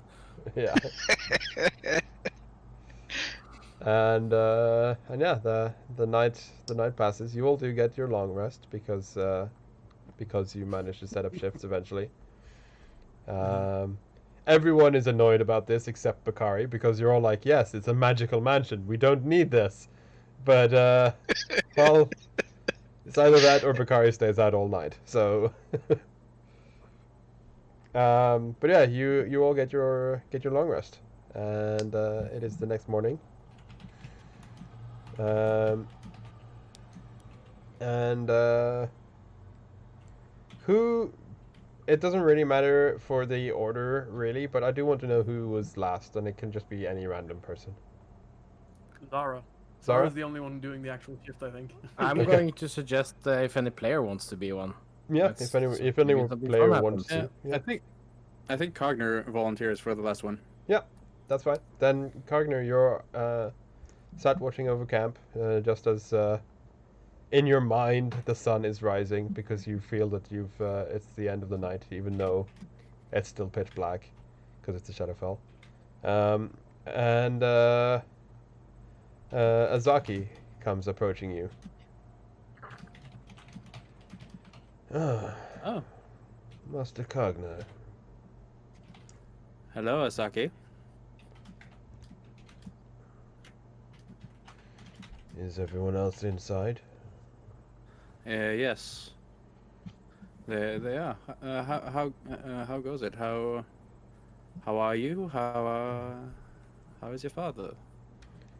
So he sits down close to you and, well, he's had the eye for far too long, I'm afraid. He may recover, but it is not anything to hope for soon. Oh. He is more himself than he has been in years, though. But he rambles on about needing to find it, that it still calls to him, and That doesn't sound too good. I Did managed he to... mention anything else? And Cogner has like his notepad out.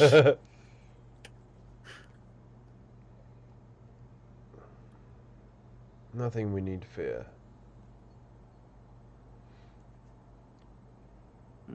I managed to convince the head of the dragon cult to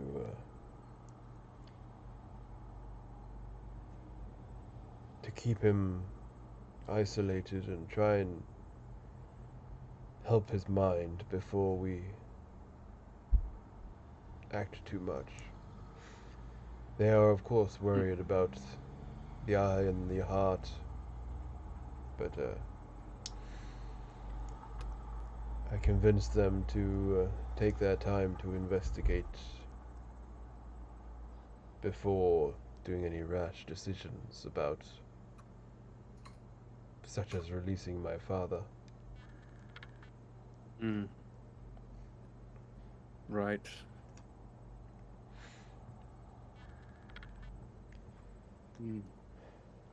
Now, he stands up. Should we head in and inform the rest? Yeah. My shift is up, and I need a cup of coffee. Yeah. What? Would he know what coffee is? Yeah. Nope. Well, probably. Have you ever tried coffee before? He probably has like seen you guys have it before because he's been in the mansion enough times now. But yeah, he answers to you, Cogner. No, I don't think I have. Oh, you'll have to. I'll have to make you some. It's It's worth trying. It's quickens the mind. Very good Yeah. after a long restless night. So yeah, Should you probably eat something as well, though. yeah, the two of you head indoors. Any early birds already in the kitchen? Yeah, I think Rask is actually an early bird tonight or Yeah. today, and he's sitting in the kitchen. He's got like loads of like bits of breakfast food, and like a mug of coffee, and he's sitting there and he's kind of like got his phone out like on the table, laying on the table, Mhm. and it seems like he's got a picture up and he's like tracing symbols in the air and like mumbling some like weird sounds Mhm. that you can't recognize, but they have like this incredible bass when he says them. And when he comes, he's like, "Oh, morning. Morning, Rusk. Morning. So, how is it? Yeah. So Oh, he we should actually get everyone here, shouldn't we?" Yeah, you can hear Lisa coming Probably. downstairs, actually. Did you put a pot on? Of course. He sort of nods towards the can. Ah, wonderful. Now, Asaki, if done incorrectly, this drink can be quite bitter, but if done correctly, it is wonderful and mellow and rich to the tongue. And it says this while like pouring a cup, and so.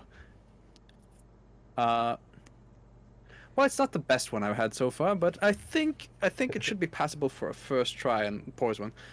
Some people have this with milk and sugar, but good first thing to try it with is just plain. And like he offers a cup to yeah. Asaki. He feels its warmth and like smells it and comments on that it smells really good, and then he takes a sip and he's like, ah. Because I'm pretty certain that no one has a good first impression of coffee, like pure black coffee. But he's because you can see his face like crunches up a bit as he tastes it, and then but you can see that he's like too polite, so he just like insists on like keep sipping at it and trying it, and then and says like, an acquired taste, I'm sure. It's probably a little bit too dark roast for a new beginner. Let me try something. And he uses prestidigitation to kind of sweeten it a bit, remove some of the sort of edginess of it all, and kind of give it a little bit more of like a fluty taste. Yeah, so you turn the dark coffee into Starbucks coffee. Yeah. Like the casual plebs coffee. Yeah, he seems to like enjoy that a bit more. He's still having a bit of a difficulty liking it, but it goes down now, and he's polite enough to. Yes. The trick about coffee is that you always have to have the worst coffee to compare all good coffee with. Exactly. And Rat's kind of just while continuing to look down on his phone, he's going to say, "It's good you needing to get used to coffee. After all, if you're coming with us, you're going to need to get used to all of these things." As you say this, you see Lissa standing in the kitchen doorway, with eyes burning holes through your soul. Oh yeah. Like, Falk can't see my expression because he has his back to me. But you can, and I am glaring at you like I have never done it in all our arguments ever. Yeah. Cogner is very poorly hiding how entertaining he finds this whole situation. Yeah. And Naz, is he sleeping in, or does he get up to the smell of coffee? I think he walks in about now. He's not a very late or early person. I don't think. I don't remember. Yeah. Yeah, I think I'm doing the sin of every RPG ever. He's an early person when it counts. Yeah. Yeah, no, yeah, he wakes up to the smell of coffee, meaning that it has already Yeah. been brewing. So you're not late, but you are probably the last one in the room. So yeah, everyone's there, and Azaki basically repeats what he told Cogner on the outside. This time a bit more. He's a bit more specific on things because you're in the mansion and it's safer to talk about things. So he's a bit more specific, but he basically just repeats the same thing, that he convinced the dragon cult, to be thorough and slow, as opposed to like rushing things, or even because if his father can still sense it, the heart or the eye, then if he actually can do that and they release him, that would be really bad for you guys. Mm. But Azaki himself is doubtful. He thinks it's just a mental thing, that his dad hears the eye calling to him, but he doesn't. He thinks it's just an insanity thing. But just in case, he convinced the dragon cult to keep him locked up under observation for now.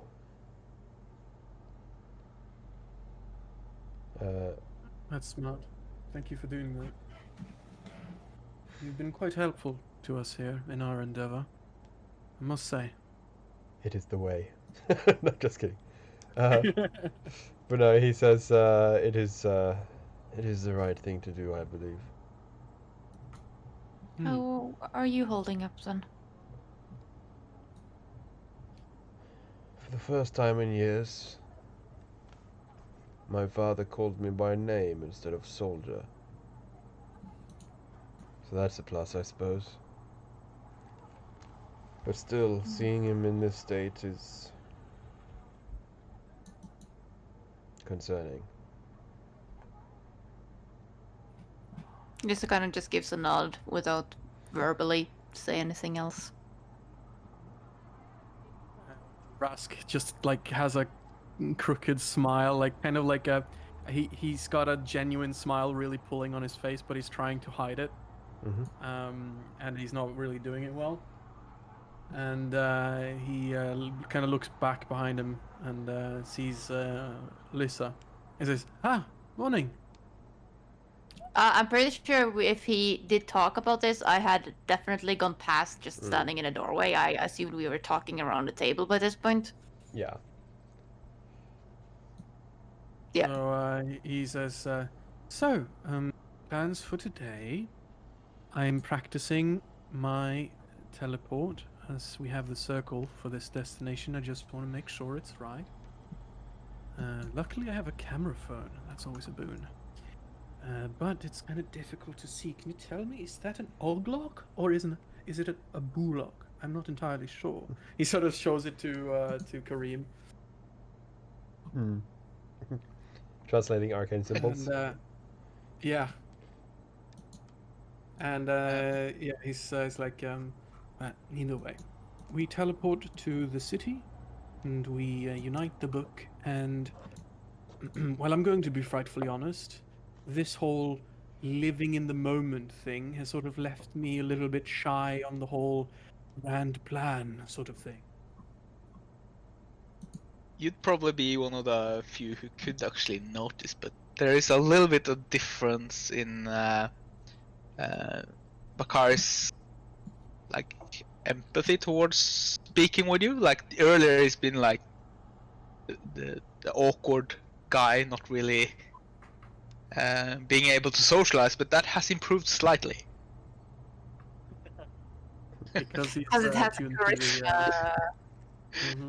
charisma. But yeah, he's helping you out deciphering the circle.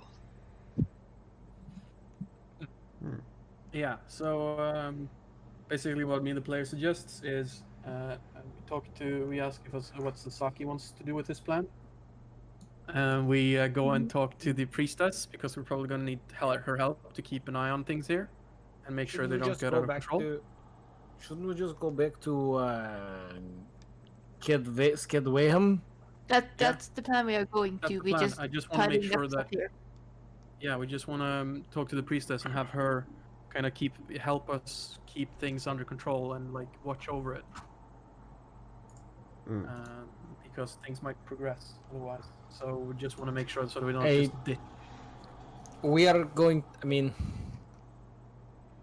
And then She we knew leave. By we the were way, how are talking we on about some of this breaks? stuff anyway, so. Yeah. What? How are we on breaks, by the way?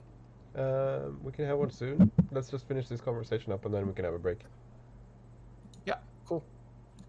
But yeah, no, I think the plan is ask Asaki if he want to come with us, like his plans in general. Talk to the priestess, give her an update because she's been in on some of this stuff, and assume she's gonna stay since she's from here. Then Indeed. go back to the town, the city, via teleportation, and then possibly see if we can figure out how to reunite the book. I think was our plan. Correct? So let's just start with the first thing. Let's ask Asaki what he wants. Yep. Yeah.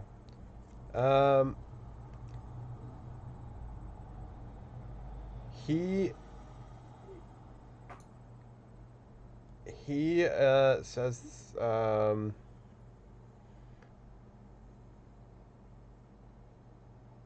he says that he needs a bit of time to think. And he stands up and walks to the door. And then he turns around and says, like, to be completely truthful, on one hand, I would like to spend time with my father now that he is finally recovering. On the other,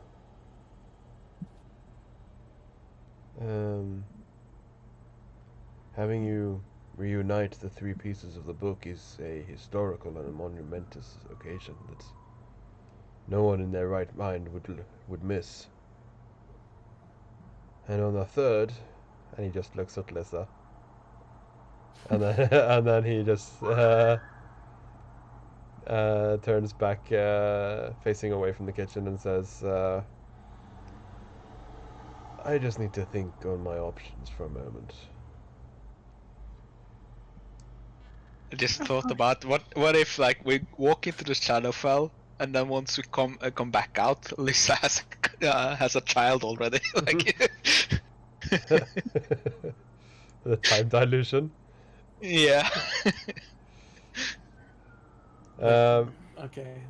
But yeah, so he basically he doesn't go far. He just like you can see that he walks into the gaming room basically and just sits down by himself for a bit. Probably is very confused by what the fuck that screen is. Yeah, those of you with excellent perception can hear him like, Skyrim? What is Skyrim?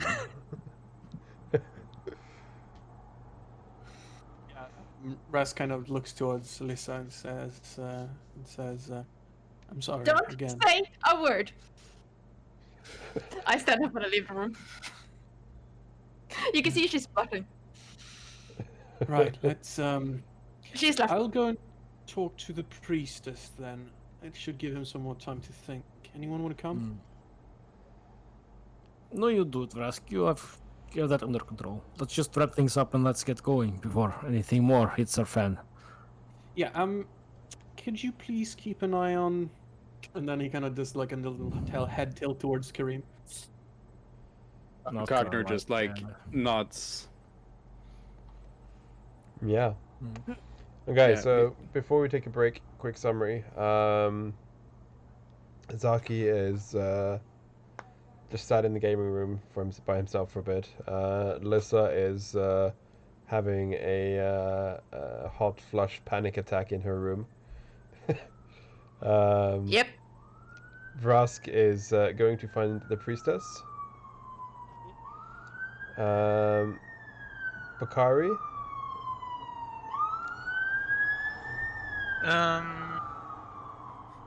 If Lisa had approached him about creating some kind of containment for the books, he would probably start researching that Yeah. and preparing for that. Yeah, she That's, might have mentioned it to you. Yeah, that's But probably something fine. that can make her carry it. Yeah. Yeah, That's- should he just needs to figure out what would have the best chance of containing the Yeah, because I item, think what kind of material. yeah, because I think you still need the. Do you still need the raw materials and you just reshape them? Or Yes. yeah. Because in that case, it's like any kind of like leather or metal or even wood, right? You just reshape it, and you can get that easily enough from town. Yep. So you just need a design, basically. Yeah. And so yeah, you're doing some research there, while Cogner is basically keeping an eye on you. Is that? Yeah, but basically mostly just like hanging out and keeping him company. Yeah. Yeah, helping out. That's. And Naz, what is your plan? You gonna join Rusk or? Well, seeing as nobody's left in the mansion, Well, listen. Nas is No, there's a lot of people in the mansion. Yeah. Cogner, Bakari, Lissa, and Azaki are all in the mansion. I guess Nas, if Lisa wants to, they're just gonna hang out. Not necessarily needing to dig into anything, they're just hanging out like friends do. Yeah. Okay. So Yeah. yeah, that's fine. There is a lot of police cars driving past right now. Hang on. Stop That's doing like- illegal stuff. That's like Stop the third smoking time. the MJ and rubbing the old ladies and I don't know what other crimes can you do there. Anyway, yes, we can Stop have a. barbecuing from your bedroom. We can have a yeah, barbecuing from my bedroom window. We can have a quick break. So. Yep. Be right back.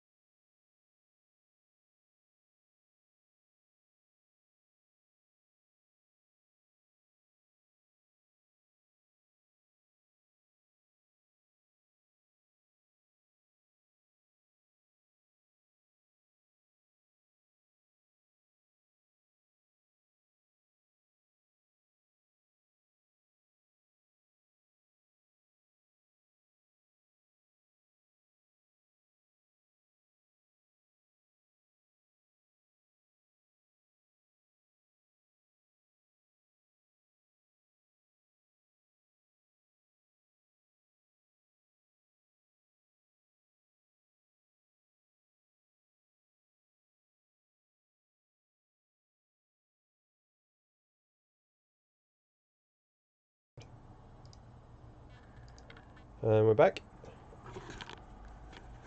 So, Rusk, you head into town and go and find Evie. Yep. You find her at the usual spot in the church, doing her stuff. The gist of what Rasks wants to achieve is essentially kind of inform her about the situation, because she's already kind of informed about what we were planning, and what we're doing. So basically, having her be a kind of a guiding hand in helping the city kind of heal back, or at least not go after the Darrows. Mm-hmm. And to kind of keep an eye out and relay any information if they need help to Pyrian. And basically kind of give her some. He's basically going to give her some ideas of what she could do, sort of long term, to help this go smoothly. Mm-hmm. And he's going to basically kind of get her on the same side of the story as he's been kind of telling. Mm-hmm. That the reason why we are here, like this group, was to deal with the Darrows and get the Nox the page. Mm-hmm. And we successfully did so. Although she doesn't, she knows. Maybe we should say that basically it's because of we took it by force. And that's sort of a rumor, though. That's not necessarily confirmed. Mm-hmm. But basically, the less that is spoken about that, the better. If she has any dirt on anyone that isn't as very dangerous, but is sort of can start some drama, this is probably a good time to start some drama to kind of murky the waters a bit. Yeah, you can tell that she's liking this plan. Yeah, I guess so. You know, this is the typical shit they're into. So, that's the gist of it. I'm probably sticking around for a few hours, just going through the details with her. Yeah. She doesn't say it directly, but you quickly get the impression that she likes this plan. She does tell you that the Temple of the Dragon has called a town meeting, which then includes the matron, the head merchants, and a couple select people from the Church of the Spider as well. Yeah. And that because she doesn't know about your attack on the Dragon Shrine, but she does say like that they called a meeting, and from your slight hints of like stirring chaos and stuff, she kind of pieces together that that meeting would be a good place to sort of dethrone the Temple of the Dragon, because they have been the lead for a while now. And like it's time for the Church of the Spider to regain its throne, sort of thing. If she wants to, and if you, the DM, is willing to kind of fast forward through it, I can have Rask join and do glibness and kind of just twist the knife even harder. She will bear that in mind. She says basically that if she doesn't get enough leeway in the town meeting, she can suggest to get a third party judge, basically, from Skyd Wayham. And if the rest of the town meeting agrees on that, then she can suggest Pyrian, who is completely impartial as he is new to the town. Yeah, that would be a good idea, actually. Yeah. So that's like a not a worst case scenario, but a fallback that she can rely on. Perfect. I even got him his own loot, so he can be even more persuasive. Mm-hmm. Okay, cool. So then that's the plan. So Yeah. after conferring with her, I head back to the mansion. As expected, like just as you're about to leave, she just like, as she like just looks towards the donation box, and you just like put a few coins in, and Right. Of course. I put a lot in because again I'm not really like we're too rich yeah, I know for you. like any. You have no concept of the value of these coins you have because you have just so many It's of a them. it's a Mhm. banana. What can it cost? $10? Yeah. Yep. Oh, and by the way, I also have we asked about a magic circle here? I don't think you have. Then I ask her about the magic circle here.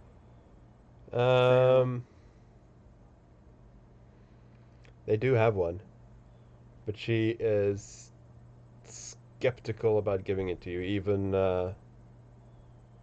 um, even with like all the help you've done. She says that if the town meeting does agree on having an impartial third party sent, then she will have the circle sent to Pyrian, and whether he keeps that to himself or not is up to him. Cool. Okay. Fair enough.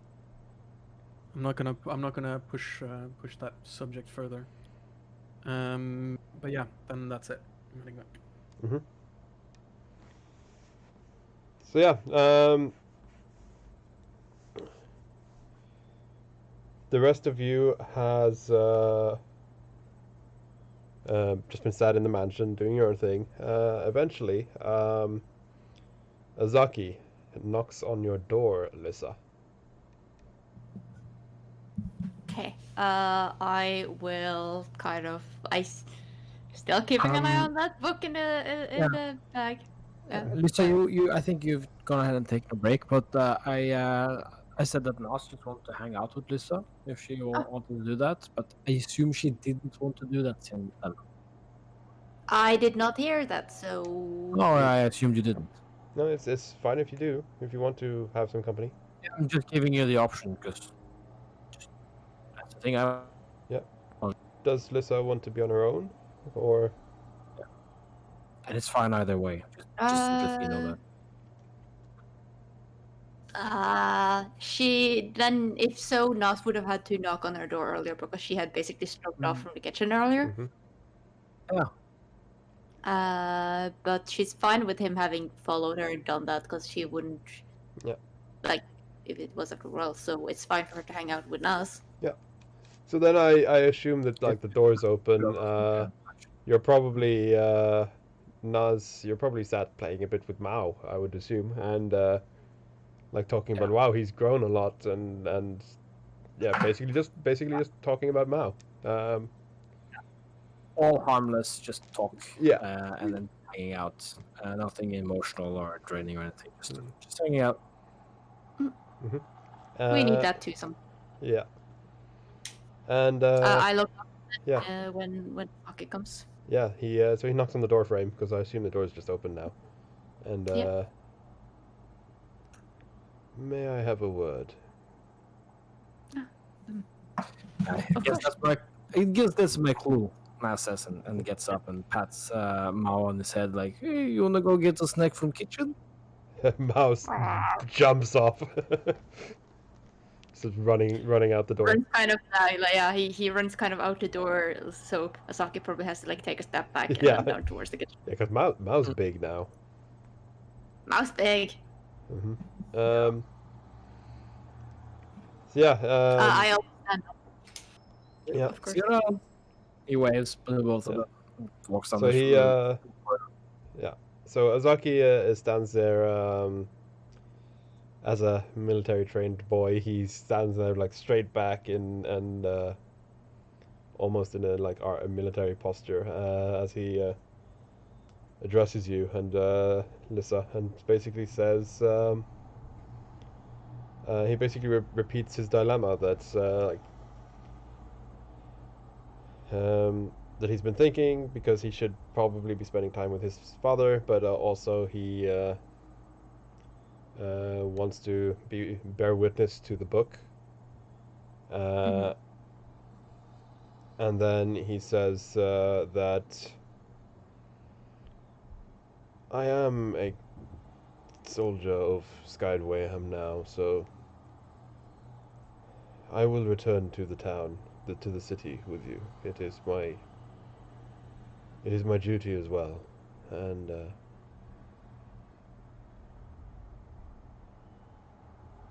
I will leave a message for my father. When he awakes from his torment, he can seek me out himself.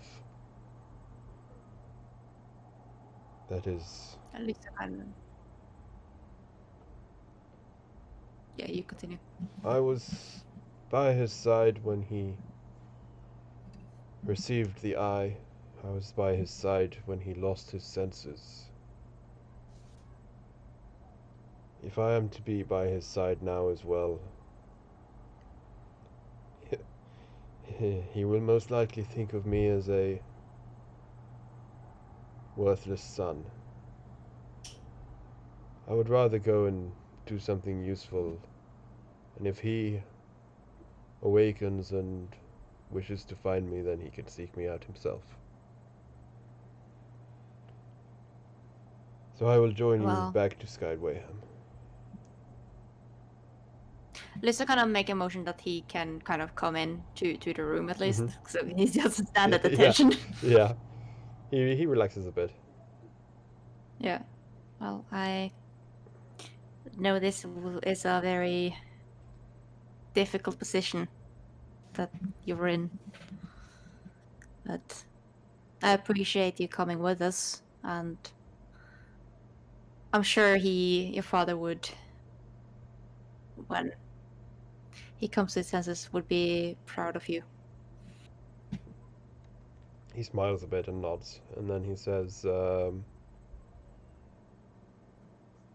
what will you do once the book is completed and the curse lifted?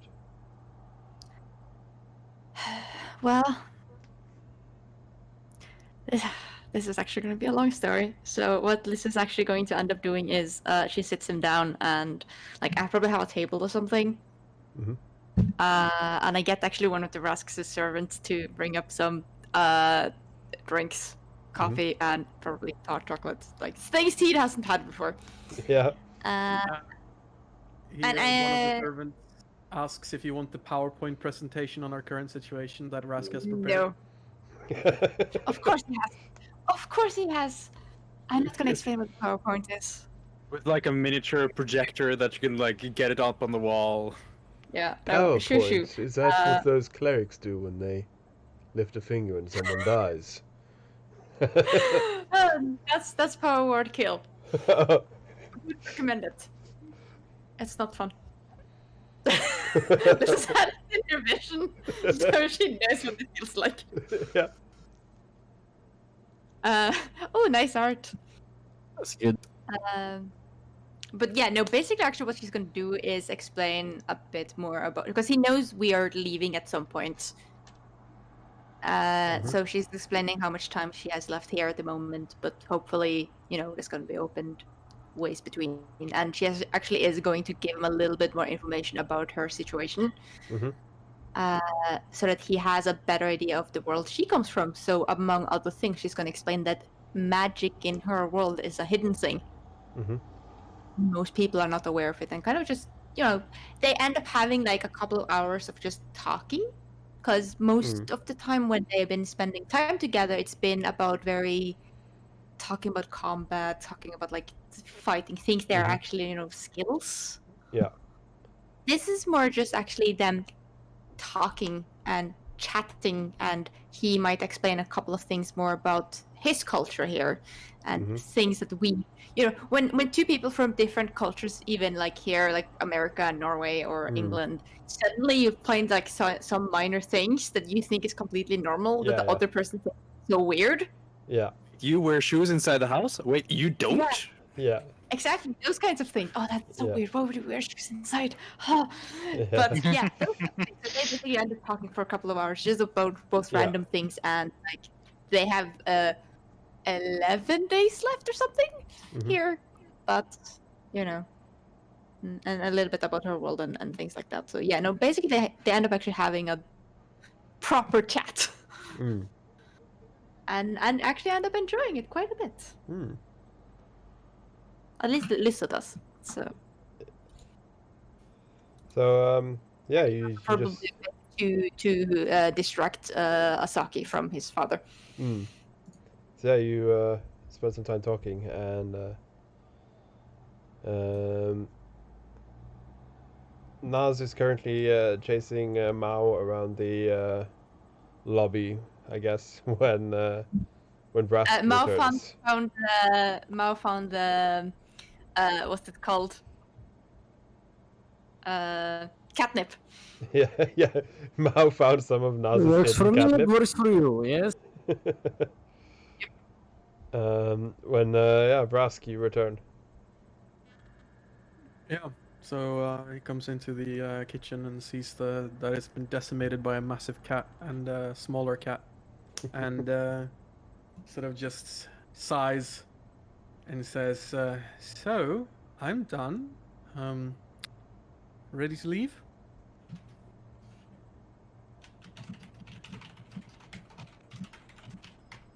Let's do not. Who For some answers? reason, I thought you said something else. Hmm? No, if we're ready to leave, I think we're just waiting for everyone else, and well, and then just left to say get to the chopper. You know, if I'm saying right. Yes, but we're not going to use the chopper. We're going to teleport. Much better. Yeah, all right. Is Lissa in the in her room? And he kind of goes over and like leans out into the hallway.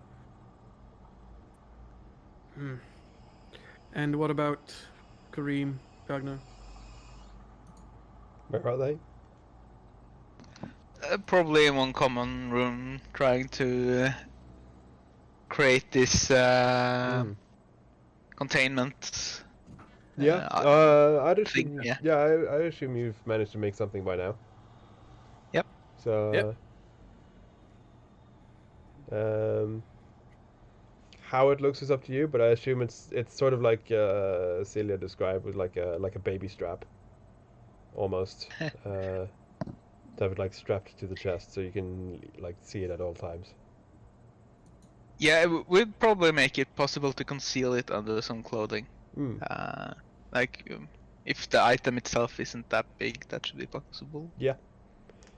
And we'd have some lead container inside to. Not sure if that would work with an artifact, but that's what we know that magical Yeah. things would be blocked very easily. So we tried that, and probably some other techniques as well. Yeah, detect magic, cannot see through 1 inch of lead. Yeah. Exactly. Smart. So yeah, you've made something, and eventually Lisa and Azaki come back into the main room as well, having heard familiar voices talking. Yeah, familiar voices talking. So you're all there and ready to go, I guess. Right, Asaki, you've made up your mind? Yes, I'm joining you to Skydwayham at the least. Ah, good. Well, we're going to do something fun today. We're going to do a teleportation. You've ever done one of those? Once. Right, well, gather up, hold hands, and loosen Maybe up your outside jaw. Hmm? I don't know if being inside the mansion is gonna do anything about it. Ah, right, we probably need to go outside, actually. Yes, that's right. Outside, everyone. Yeah, you all go We in. head out. Yeah. We walk outside. Everyone is still hand in hand. Yeah. And yeah, we are We are 7 creatures, so teleport works fine. Hmm. And I boop, teleport us to Scud Wayham's teleportation circle. And away we go. You are back in Skyd Wayham, in the hidden room of the library tower. Because it was not a public room where the circle was that you were given. Yeah. But yeah, indeed, you are back here. Yay! It's been a while. Yay! Good to be and back.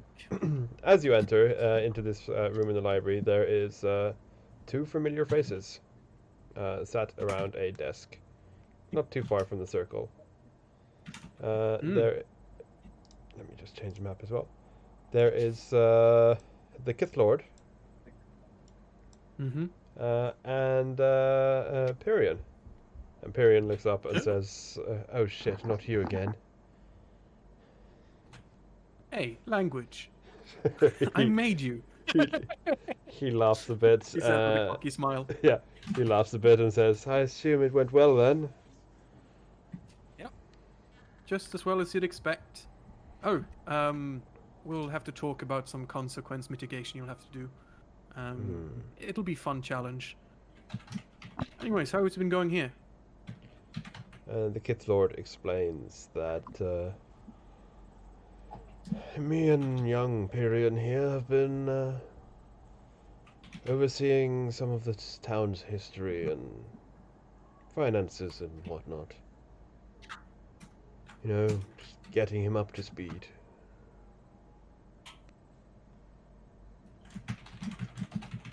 Wow, that sounds incredibly boring. How did you manage that? He looks to Pyrion.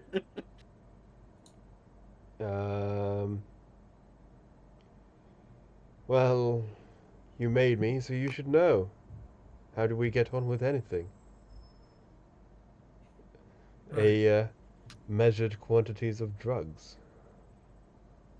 Ah, you found a way to get them here. Good.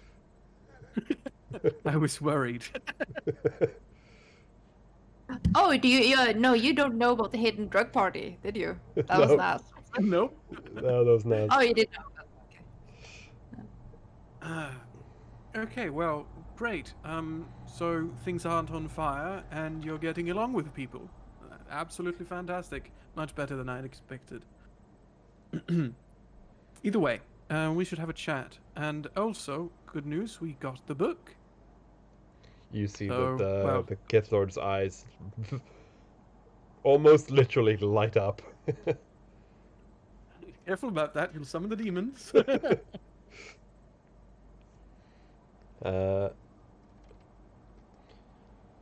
So, I suppose well, there's not really any rituals, you just stick them all together, but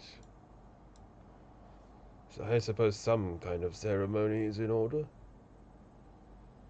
I mean, otherwise it would be quite frightfully anticlimactic, I assume.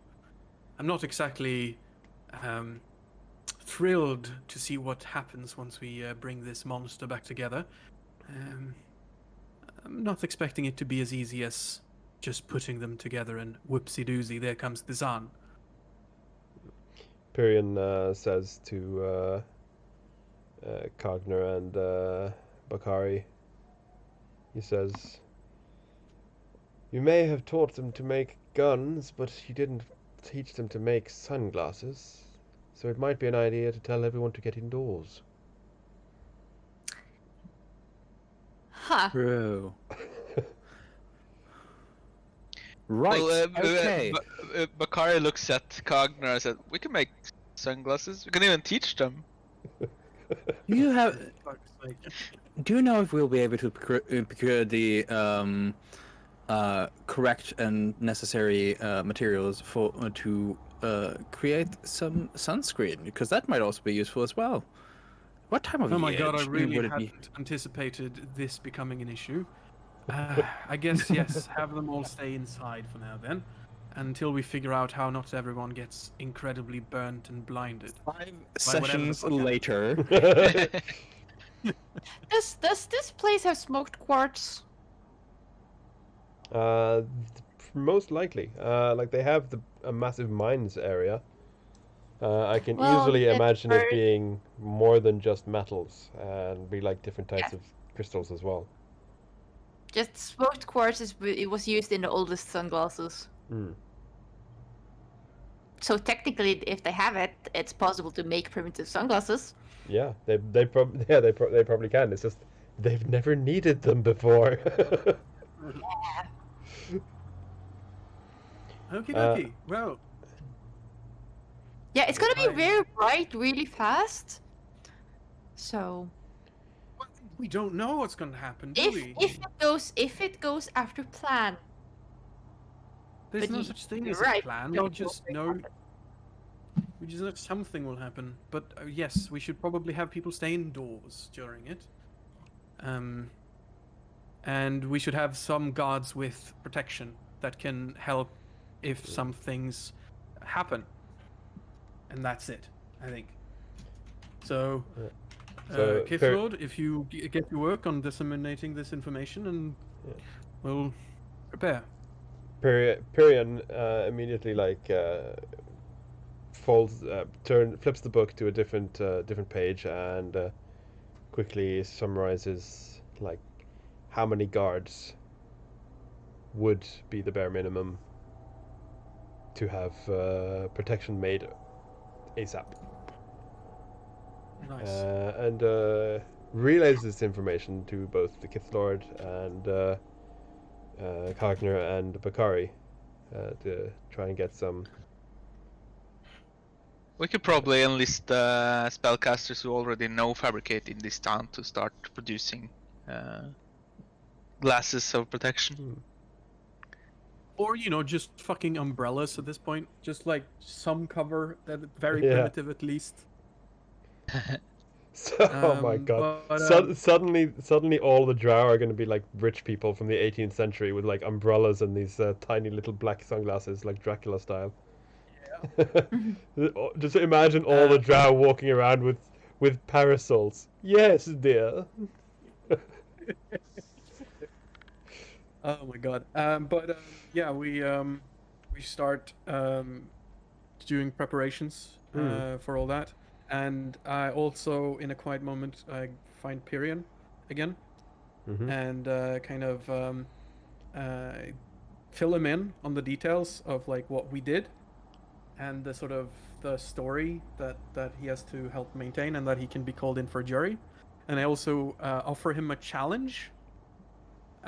Because I know how much I love challenges, especially of the social variant, and that is to find a way to close the loop of the mystery, either by fabricating like a destroyed version of the heart, or like a story as to why it's no longer there, to kind of calm their investigations. That's going to be his little challenge, and to help him with that challenge, and then I take from the bag of holding.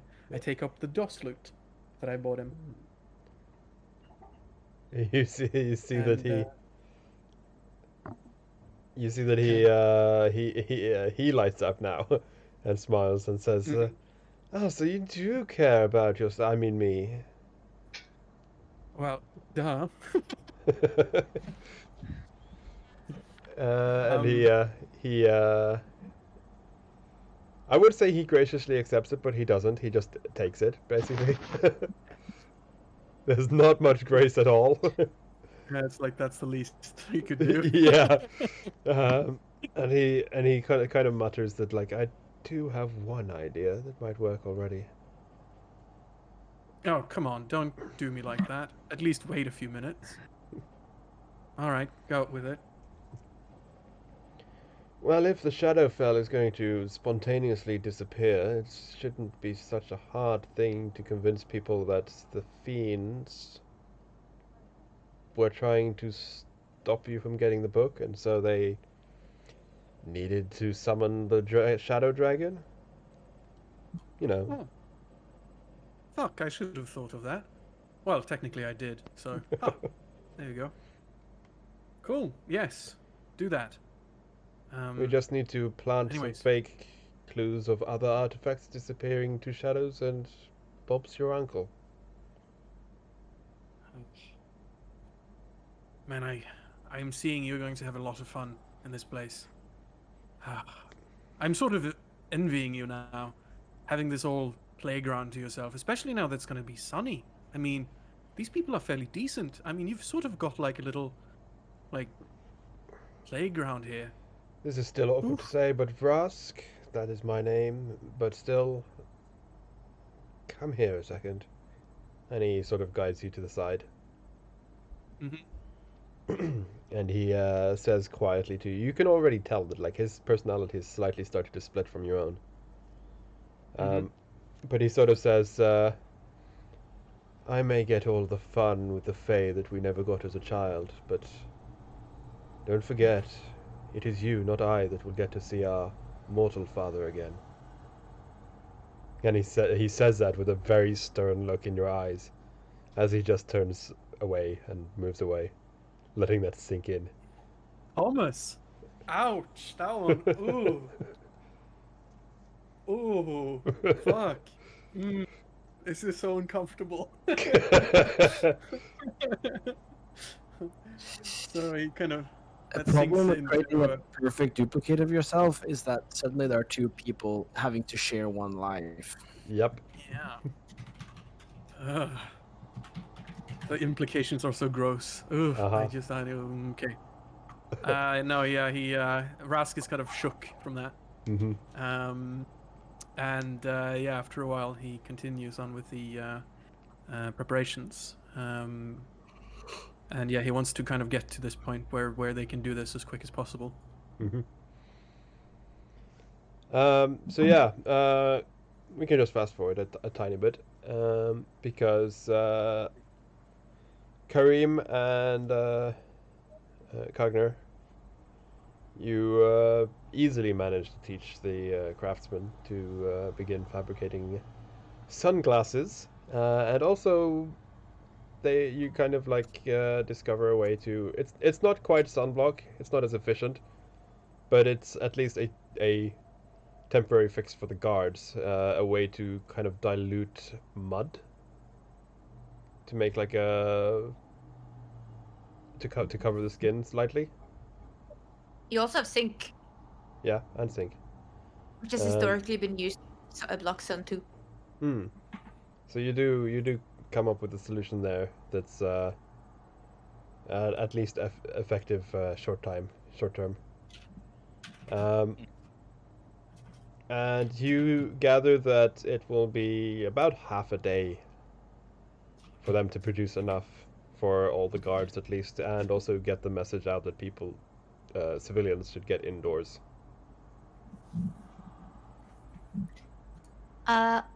Actually, this is gonna point out a thing to our group.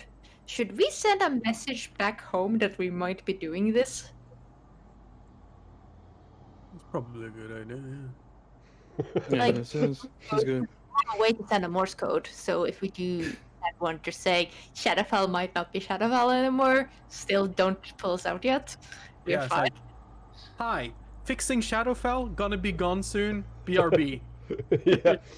Saving a world, not ours yet, but saving. Yeah. Imagine poor Argyle. He's just like, yeah, I'm gonna send you to the Shadowfell to train, to fight against hard monsters and become tougher. And then like, it's been a few hours. I hope they're not dead. I hope they're not dead. Like a few hours more. We just fixed the Shadowfell. Like, what the hell? Basically. Yeah, I think we did figure out that we are away for about 2.5 days total after 30 days. Yeah. So it's been like 30 hours or something, 35 hours or something by this point for him. But yeah, basically, Lyssa want to use the thing we got to send them a short notice of, we're removing curse from Shadowfell. Don't know the exact consequences. Don't pull us out yet. This is just an update.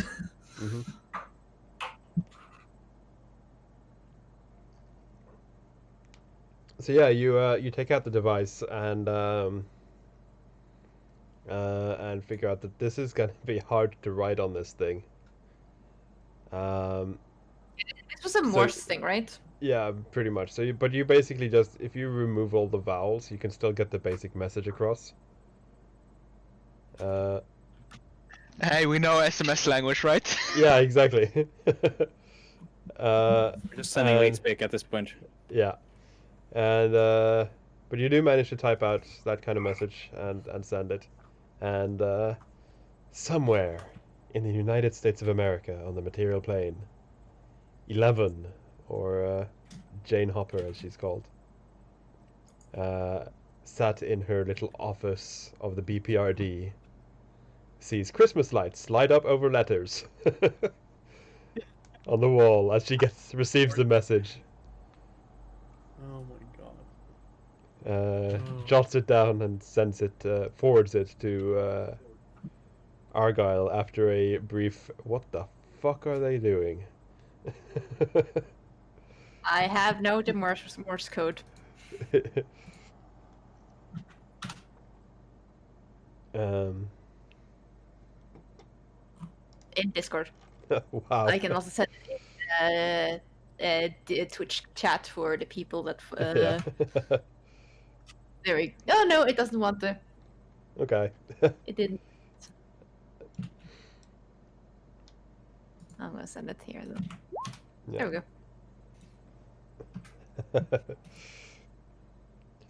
So yeah, back in the Shadowfell, you've sent a message. Preparations are underway, and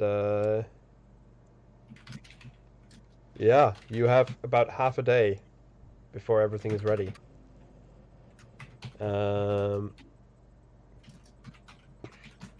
We can just fast forward if people like, unless anyone has anything specific. I'm not going to ask each of you individually.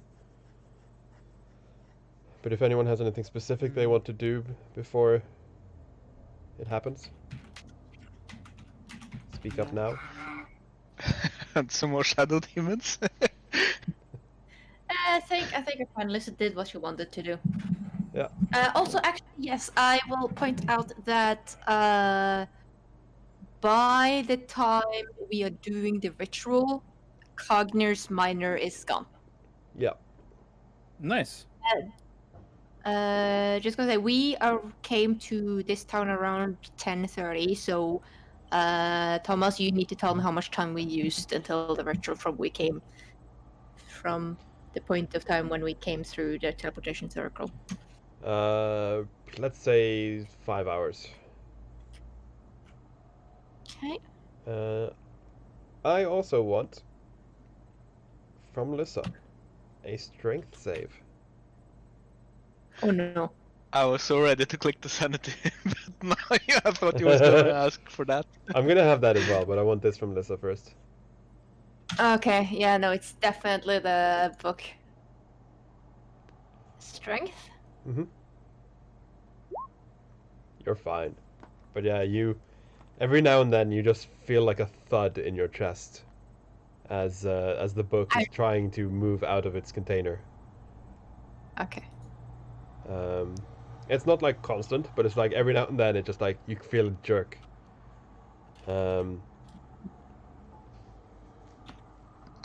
Yeah. Then before the ritual itself happens, we can have our new set of saves from everyone. While I find my nice God. little. Oh, everyone's having a bad day. Nope. Literally everyone. Yeah, what's with these rolls? Have someone changed them to D6s or D10s or something? It's You got to get those in before we actually fix the realm. yeah, the hour of need is at hand, or whatever. I can't remember the quote. So let's see. Lissa, you are the first one who rolled. No, I'm fine. You made it. Nice. Bakari. Yes, that's what they're saying. Bakari. Moving. Almost at the bottom again. Almost at the bottom for the second time. I think something might happen. Um, Kari, insanity 0, random major. Insanity is not at 0, is it? No, It's a -1, isn't it? it's No, a -1. It's 9. Modifier is -1. Which means it's at 9, yeah, not 0. Okay. Vrask, you get a major. Cogner, Roll d20. yeah, you can roll it already. And Nas.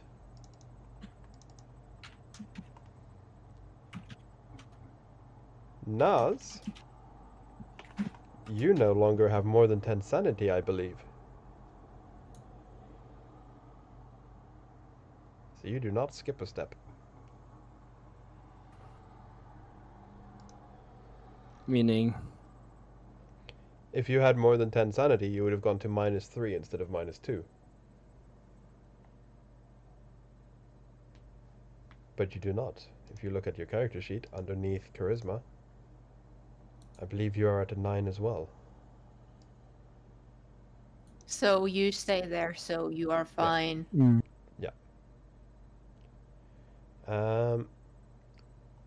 So then it is the madness effect for Vrask, which is a major. And that was a 2 on the dice. Can you roll another d20? Mm-hmm. 17.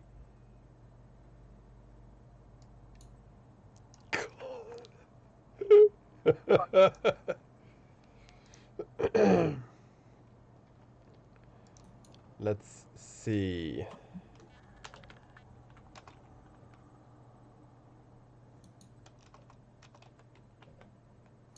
Just need to find you on Discord. There you go.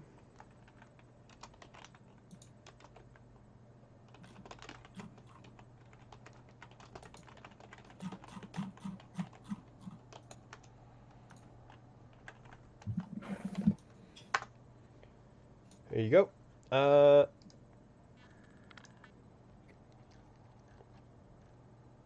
Did Cognar get anything? Nope. Got a Cogner, round. Cogner just moved down the list. He didn't get any new Yeah. stuff. Okay. Yeah, I heard your reaction there, Mats, and you had the same as me.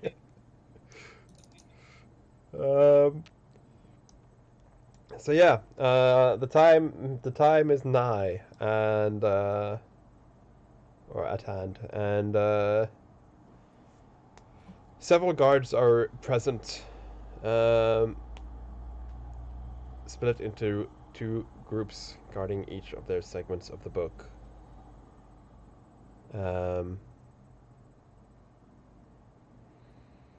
As you all get close, and Lissa, you are the one carrying the 3rd piece. Yes. Okay. We are ready in case anything goes wrong, right? Then she looks at her group. Yeah, we are. Just calm down, it's fine. Just get on with it. Just suspicious look at Rask. Okay, fine. She's going to walk up towards the other 2 pieces. Are they like right beside each other? No, but as you like move closer to the middle of the room, so does the other groups of guards carrying their books. Okay, see, she takes hers out of the thingy and holds it like tightly in her hands. You feel it pulsing as if it has a heartbeat. Oh. And I want you to make another strength save. So by the way, doing what I did there, like the comment, I'm also like taking a hand on her shoulder and I'm gonna give her inspiration, bardic inspiration. So you can do a d12 if you want. If that's not enough, then absolutely gonna use it. Yep, that's enough. It's not a strong book. It's just trying. Yeah. You see the other guards as well struggling a bit. Like you see that their hands jerk a bit to the side, but they like hold it down. And as the 3 pieces of the book come together, you feel intense heat in your hands, Alyssa. It's not burning, but it's just like you can feel the heat. As you see the book, 3 pieces of the book fused together. And you and 2 guards are now holding, each of you is now holding the corners of the Nox Atra Ex Libro in its proper form.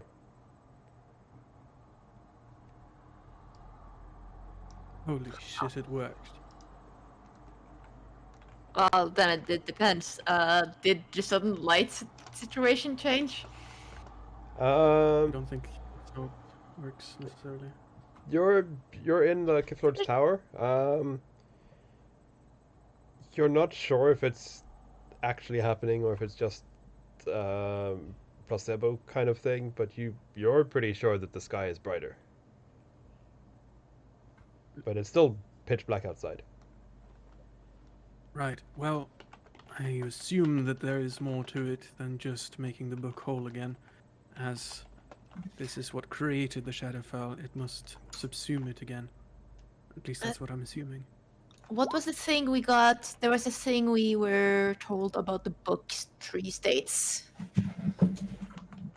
The book could reside as an idea in somebody's mind, or it can reside as a book, as an object, or it would reside as a realm, as a plane. I think that was the 3 states, if I don't remember wrong. But it's like it was said as if it's only one of the 3 things. I'm not sure, but I do think I remember that the Dark Ages in our world was the onset of this dimension, but which implies it did not happen all at once. He shrugs. Maybe it's the same. It does not happen all at once. As you're discussing this, Azaki interrupts you. It's happening. And as you all turn towards him, you see that he stood by the window, and you can clearly see something which he can't describe, but the rest of you can clearly tell is the reddening sky of a sunrise. Oh. Da, da, da, da, da, da, da, da, da. Yeah. It's only just begun, but you can clearly tell that the sky is getting redder and brighter ever so slowly. I am playing a counter charm on my lute, and that is literally the song I'm playing. Ding, ding, ding. It's currently just like, wait, if the sun was on the other side of the planet this entire time... I don't think that's how planes work. But it's how the material plane works. Well, the Feywild is always light. Always the sun in the sky, so... Are they one and the same? I mean, no, yes, No. it is, because this is part of the Feywild that got taken It's over. Unseelie, right? Or it was. Yes, it The was. Unseen Realms, yes. So, it would make sense if it's more similar to the Feywild than the material plane. I feel like we're discussing semantics and not appreciating this sunset enough. I didn't realize I've been without Sunrise. sunlight for so long. Anyway, So- I'm still yeah. keeping hold of the book. I don't Sun- trust it. Suddenly, Azaki turns. You're the only one holding the book now, because all the guards and stuff are just like gawking through the window. But suddenly, Azaki like turns quickly, abruptly away from the window and is like, "You said it would be bright, but not that bright." As the sun comes up over the Oh, horizon. He is wearing sunglasses, which is a bit strange. Don't look directly at the sun. I suggest don't do that. Never look directly at the sun. It's that's a foolish thing even in our world. Lisa, may I have a look? at the... Suddenly, all the guards gasp as they see Naz. So that's what the. It turned out to very not first appropriate time. music on Groovy, I think. Hmm? I've been doing groovy music. So.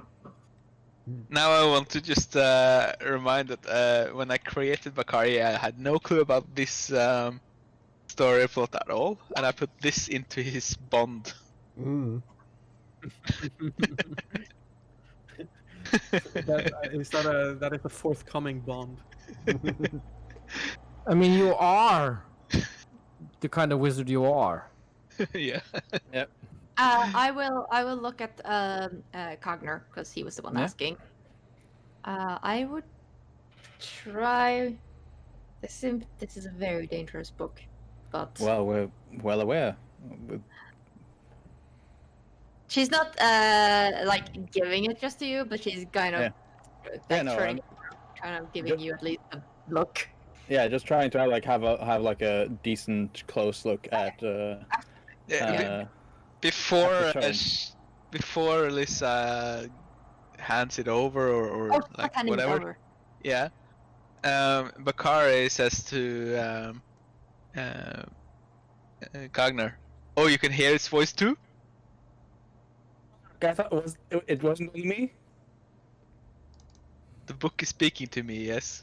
That's a clever little bastard. I mean, calm down. The book isn't speaking to you, Kareem. You've just gone a little bit insane, and it's been a little bit much for you lately. Just Don't be patronizing, Brad. My dear Kareem, as we can both agree that the book is trying to speak to us and make us claim it and memorize it, should we try to just get it locked away properly before you know I yes. You should put it away, hide it deep, protect it. I mean, Whatever that this is thing what is, it's- Merlin tried to do, but it didn't succeed, did it? Did he try putting it in a separate demi-plane though? Well, this is what this was. No, this was not a demi-plane. This was a separate plane. I mean, look, just can we please enjoy the moment without overclouding it with all of this dreary thoughts of the future and the consequences of our actions? Just look at that Well, sunset. yes. Gods, do you have any wine? I think this calls for a glass of wine. Bakara looks at Rask If and says that you don't we will mind.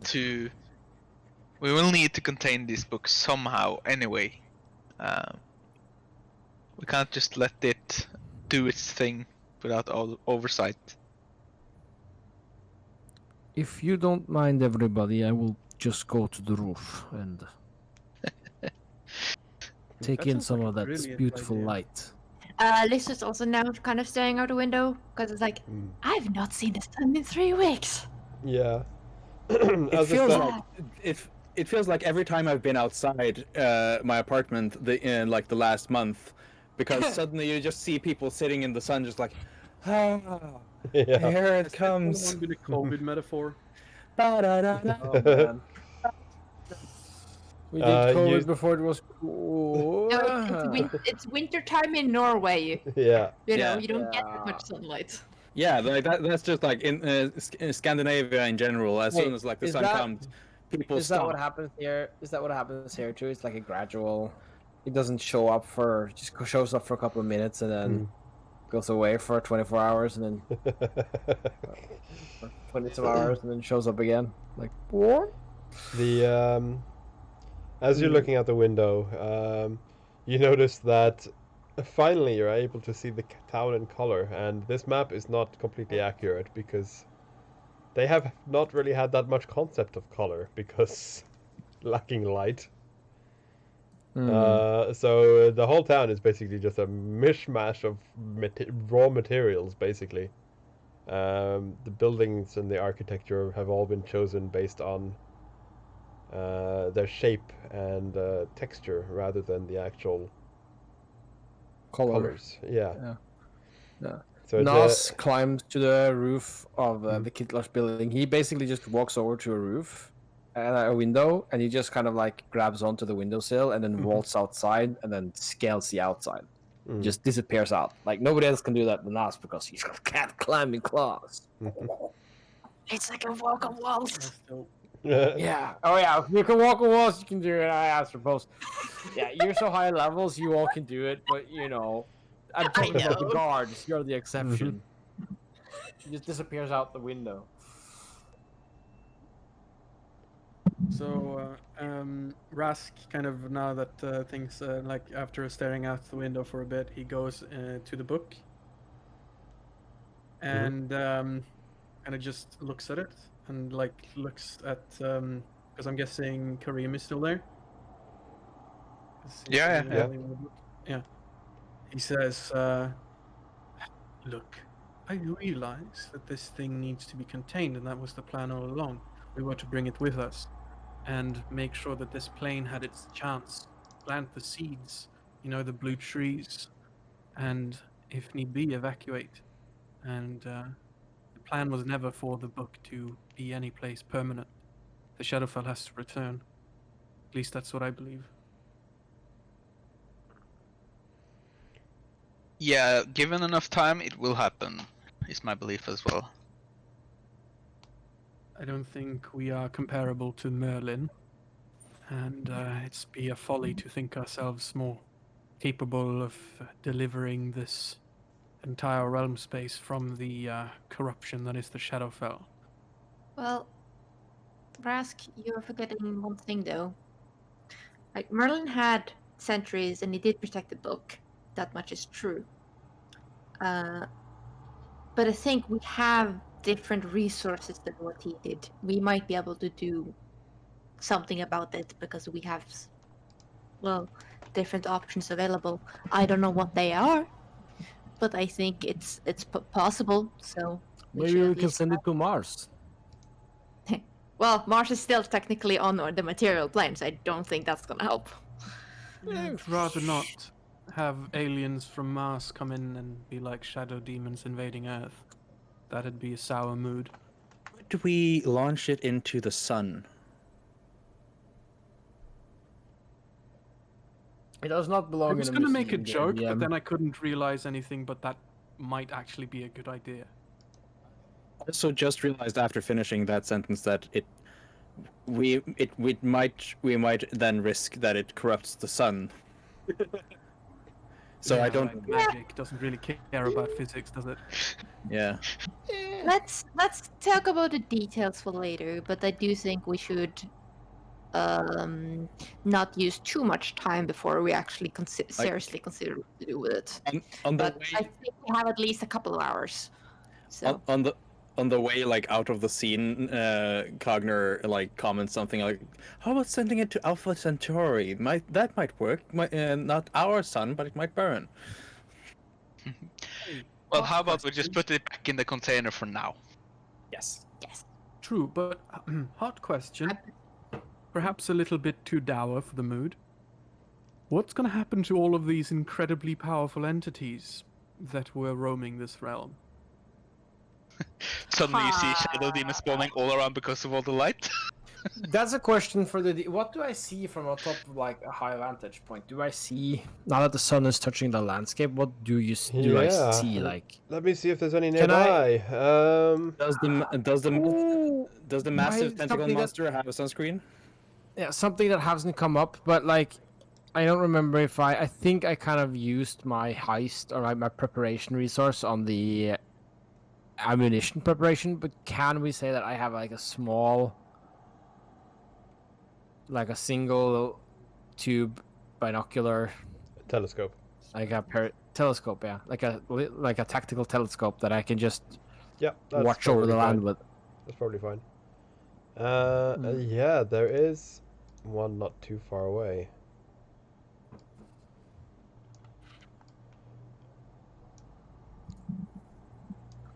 So to the east, you can barely make out the form of the corrupting shaped, which was the big tentacle one.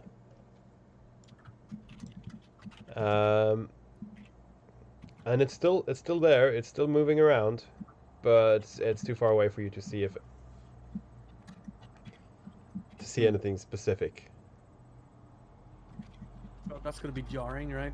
And nobody's been able to see so far into the distance before. And now seeing that these massive Mhm. titans are like roaming the place is just going to be like so fucking airy.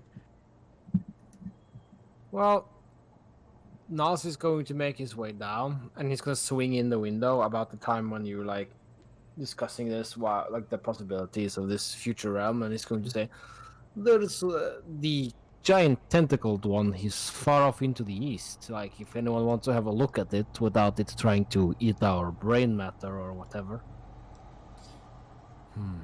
Right. I wonder if it can suddenly. I hope it doesn't see the town and gets over here, but the town must have had something going for it, so it hasn't been eaten yet. I forgot everyone's range of sight just expanded by a lot. Yeah. It's interesting. You can see quite far from up there. Why don't we have Darius and Kagna and Zara fly along and see if they can get a look and see what it's up to?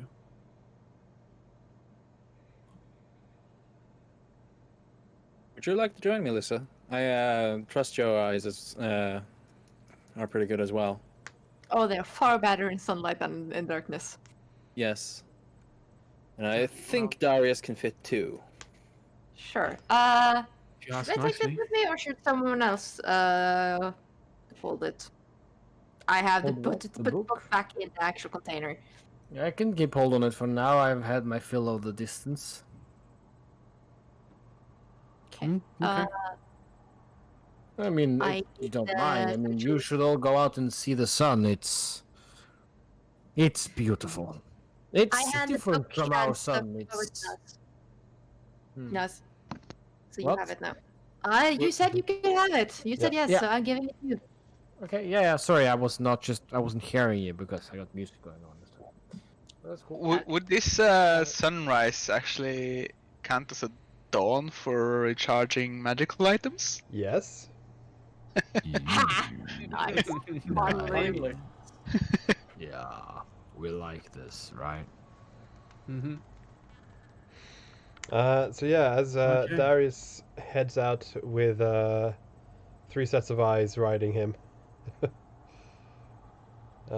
you fly closer, very cautiously still. I'm just going to pull you over here, and I am actually going to finally remove the Reveal? fog from this map. Yeah, reveal the map. Revealicus Mapicus. Mischief managed. It's like one of those stupid game shows. Reveal the map. Also, Torbjörn, you don't want them to close the map. You want to see I solemnly swear that I'm up to no good. Ah, So true, yes. true. Yeah, no, my immediate thought was that, we've Boom. managed the thing. Oh, you actually have tokens for them even. Yeah, Yeah, they we've are seen on it the before. map. 2 of them at least. The There's- third one you. Oh, I actually think that this is almost a lost moment if we don't do it now, but I want to do it for music-wise. For your pleasure. Don't forget, I don't have music because I'm streaming. Yeah. Where do you want me to? That's what I was talking about. But I don't know. Yeah. I agree. Yeah. so yeah, the map has been revealed, and as you fly closer to him, this guy, you see that he is still very much alive and still very much moving around, but he does. He's kind of flaking. Nice. Flaky boy. How should I? It kind of looks like he's evaporating. Like flakes are just floating Is it the upwards. video off game him. Everything effective of a snaps. despawning enemy corpse? Yes. Or just being snapped by Thanos. would you say Yeah. that Yeah. the Yeah, would you that's- say that the eon's torn? Yes. Imagine like a Thanos snap effect, except very, very slowly. You're anticipating that he will still be alive for at least a couple of weeks at this rate. But he does seem to be slowly evaporating. Very cool. And yeah, Darius flies around a bit and basically reveals the map for you. And you see the same thing happening to this guy to the west. And So, in this montage, as he was flying around, Rask is just sort of leaning out the window, and he's got like whited eyes as he's looking through Zara's eyes, who's riding atop, like the head of Darius, and he's just seeing all of this sort of the bright landscape and the big threats dying, and a singular tear just kind of rolls down his cheek.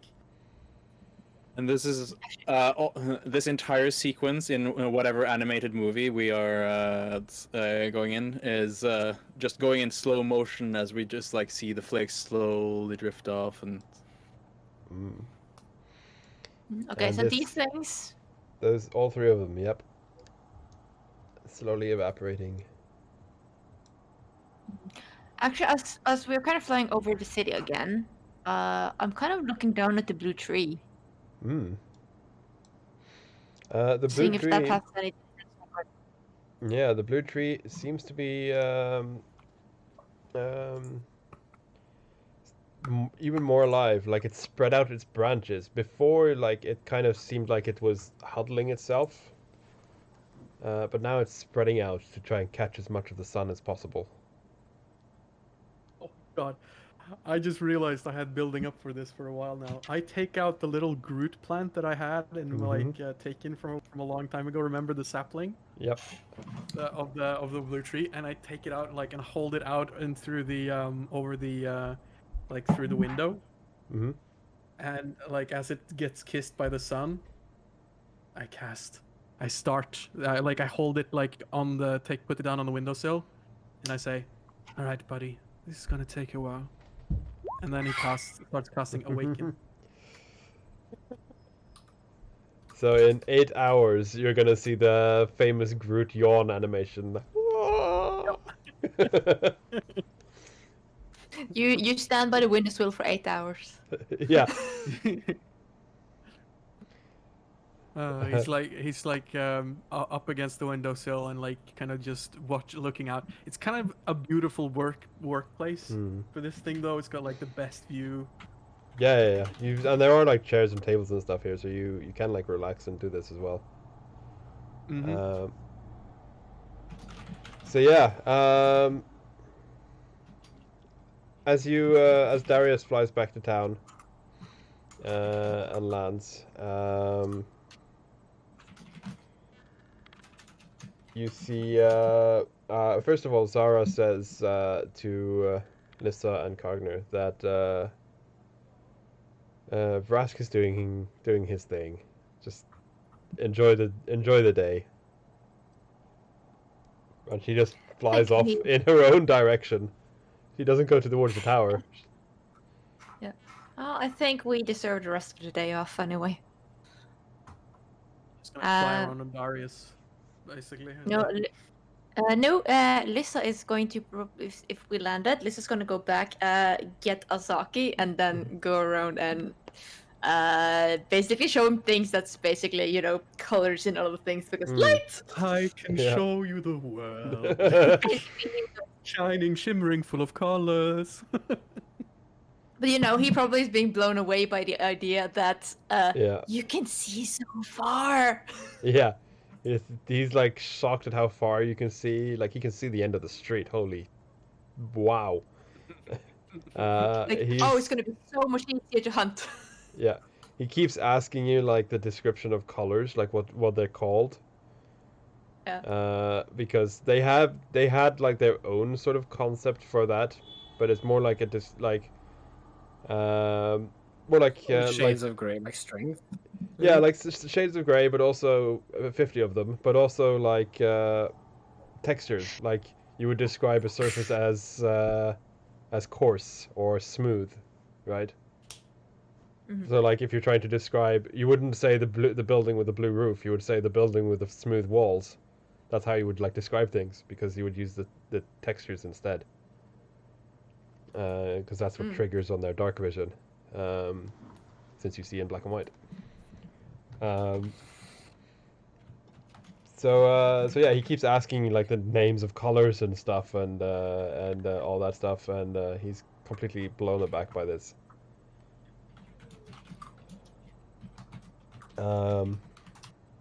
And yeah, so you basically have a trip around town, taking in the sights.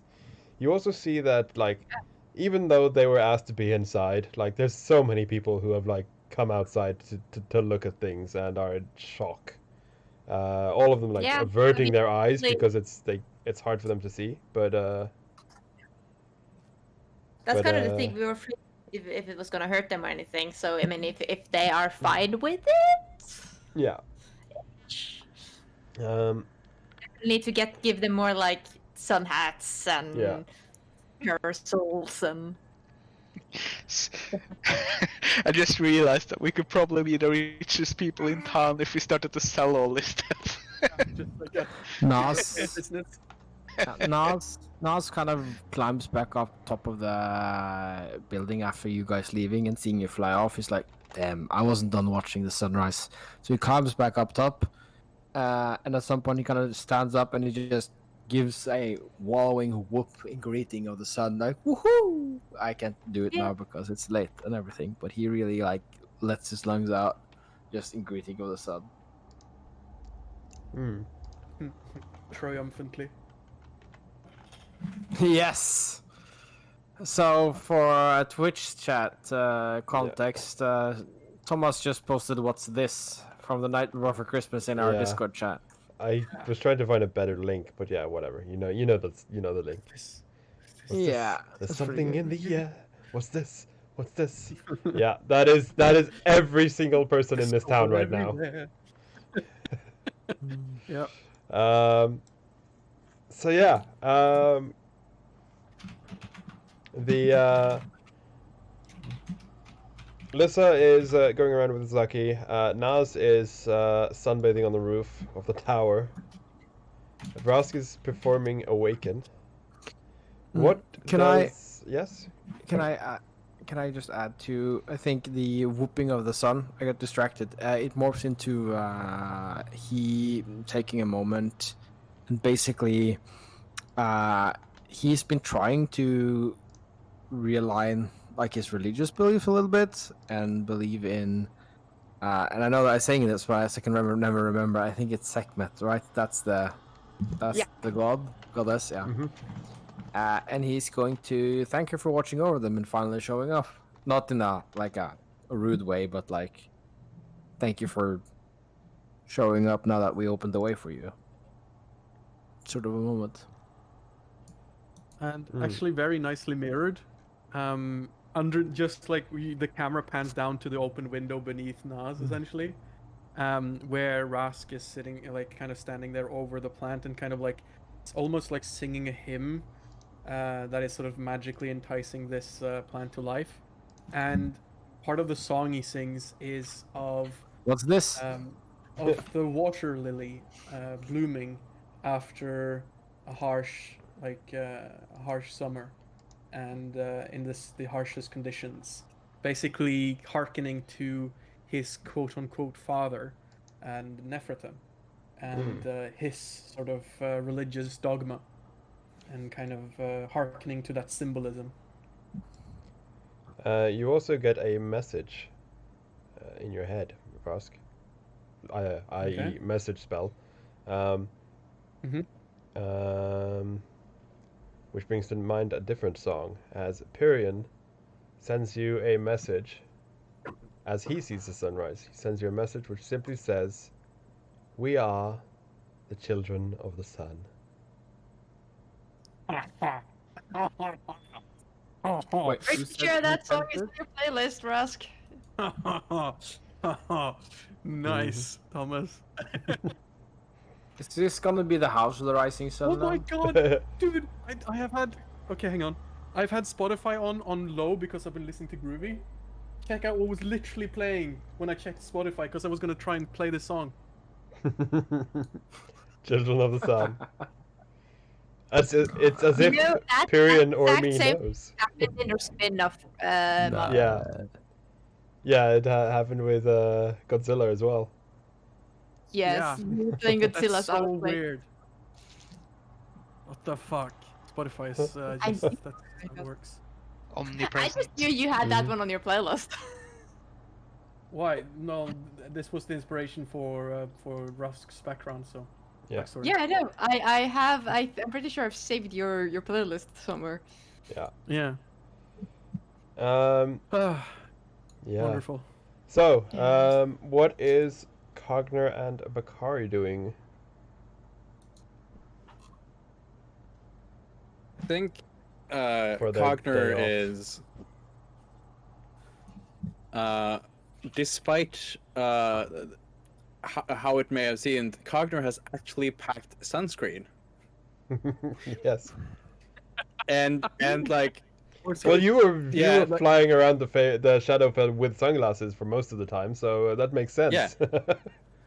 yeah, and like he just like he finds a nice spot, uses like he takes some time and finds a nice spot like above the mines somewhere, and goes like, oh, Mhm. this is a nice place to like camp out and like have a little picnic, and then goes like the full length of just laying down completely plastered with sunscreen, and also with that little like mirror to get the underside of your chin, etc. Just Mhm. full on. He's just basking. Mhm. And Bakari? He'd probably. I don't know. He wouldn't probably be as excited about like the sun. He knows the significance of this, but the sun is nothing new for him. So he'd probably, I don't know, write some notes about what is happening and kind of Mm. start some kind of recording of this event rather than basking in it himself. Mm. Yeah. Yeah. Like after a couple of hours of basking in the sun and sunning himself, because now it's been like a full month almost, I feel. How long has it been actually? We are on day 20. Yes. Yes. So it's been 3 weeks ish. almost 3 weeks without any sun. Mm-hmm. So Cogner, first of all, is highly aware that he's more likely to burn himself than get like an actual tan from this. So he's like, okay, 2 hours, and then he goes to, like flags down Darius to see if he can like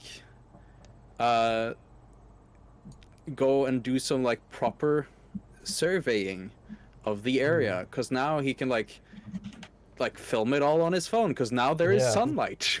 Yeah. Because Darius has Now been. he's gonna go. Yeah. Yeah, Darius has just been flying around and enjoying the sun as well, because he is, after all, a sphinx. Yeah. He is kind of Yeah. used to bright sunshine and not shadow. So he's been flying around as well. So Yeah. he does catch you and gives you a ride. He's used to you by now. Yeah. So he's going to survey the area, and then he's like going to like try to document as best as he can the big giants without getting close enough to actually like get their attention. Mm-hmm. Yeah, you can do that. You can get footage of them. And as the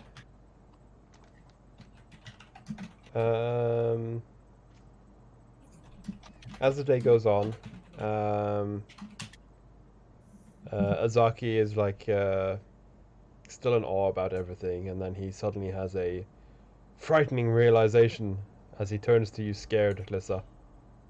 And he says, because he's noticed the sun moving across the sky, and he asks, what happens when it gets to the end? Oh, it goes around. Goes back up again in a couple of hours afterwards. Right, you So don't have did we all... You don't have a day and night cycle. No, they don't. This is funny. This is funny. Do we forget to tell them about the day-night cycle concept? Yeah, Like I mean, some- it's not over when it ends. It comes back again. But I mean, like, it's a bit late to tell everybody about that. It's okay that it's dark again. It doesn't mean that it's just yeah It's problem. become dark again for a little bit, and then it become light again.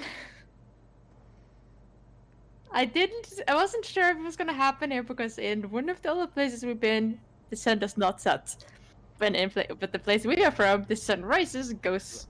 Well, technically it's What a I'm- planet that goes around itself. No, that turns to make it look. You know what? Sun goes around and then he goes under, and then back up again. He seems utterly confused. This is just like deciding to go with simplest explanation. Yeah. You forgot to mention the world is round, though. Yeah, the world is round. Huh? I should send you the link of this Irish actor trying to explain electricity. It's hilarious. Nice. He has. Does this... Yeah. Yeah, just post it in Discord. So yeah, you all have amazing days enjoying the sunshine. And Vrask.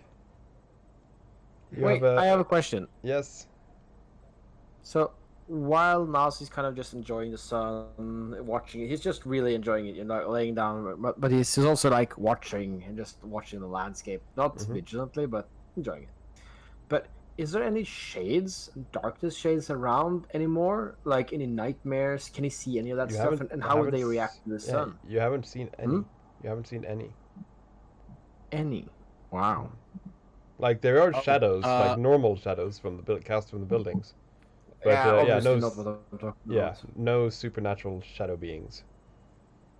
That's still also gonna be weird for them because they are not not used to the idea that sun hits places and then shadows, normal shadows.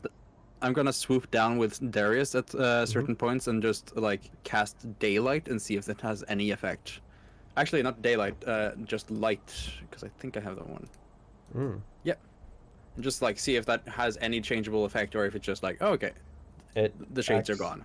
It acts just like it would on the material plane, and you do not summon any monsters. Oh, Very cool. good to know. So yeah, Vrask, Yeah. you have a baby Groot. Hello. Aww. With So yeah, when with a You have a little with a little blue afro because they have blue leaves. yes. So he goes, "Hello, little one. Your name is Blue." Does it learn a language? It gains an intelligence of 10. I think it gains one language. Yeah, and What language you know? yeah, one So, language. yeah, common English. English. Yeah. He's still a baby basically because you awakened a sapling. Little tiny baby Groot. Yeah. So he is still a baby, but he's I am blue. I have no idea how I'm gonna. He is a baby. He's making baby sounds, but he does say his name. He's kind of like a Pokemon right now. All he can do is say blue. So, what you're going to help me do is you're going to help a friend of mine. He's very dear to me, and he's going to need all the help he can get. And you're going to keep him on the nice, narrow, straight path, you know? Just be a regular old ray of sunshine, reminding him of why he's doing what he's doing. And just, be there for him when others can't be. Because there are so few that understand him. And perhaps one day, you will. Okay, buddy? Sort of looks at him. Mm. He seems to understand you, but he's also just like looking around the room. All right, let's get you acquainted. Oh, and I'm assuming Kareem and Cogner, you guys still in the tower? By the... No, Cogner left a Cogner long was time ago. flying Alright, around I mean, taking this pictures. is 8 hours Okay. later, so I've probably returned. Yeah, Cogner left. No, I Yeah. mean Kareem. Kareem here. Yeah, probably. He doesn't It's really have. night, by the way, when Huh? this happens. When you finish the awaken spell, it's midnight. No, it's Yeah. it's, Yeah, so it's I'm- not, because you created dawn. So now it's just... So You've been now it's- operating. let's Yeah, see. you've been operating on your own day-night cycle just for resting's sake. Yeah. Yes. Yeah. No, I'm not saying Yeah. it's the actual midnight, but it's midnight for the time. I'm just putting it in. So Yeah, you have it's- to tell me if Alright. the night of the actual system. But Yeah. he goes over to like holding like the potted plant with blue in, and just sort of looks at Kareem, and kind of just looks at Blue and says, "This is Kareem. He's a little bit off his rockers lately, but he's normally a very nice man. Say hello, Blue." Whoa. So Bakar looks up and like he doesn't say anything, but he thinks back to Mr. Potts and like, oh, you created another one. Oh my god, you should have put Blue inside Mr. Potts. The problem is that I couldn't, like, Mr. Potts isn't permanent. No, I know. Yeah. Like, Blue can't move yet, but if you... Yeah, Blue. I just have Blue, to animate the potties in and create Mr. Potts. Blue can move. Yeah, true. actually, yeah, you can. You Yeah, I can was just get awakening up 'cause onto he's a- this, Yeah. little pot and move. But this is one of the blue trees, just a sapling, right? Yes. Or yeah, The same as your staff, pretty much. yeah. Well, Bakari doesn't really do much, but he says hello back.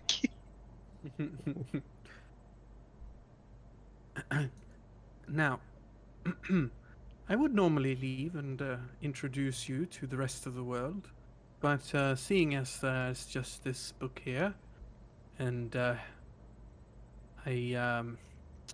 kind of just looks at it and like looks around in the room. Who else is in here?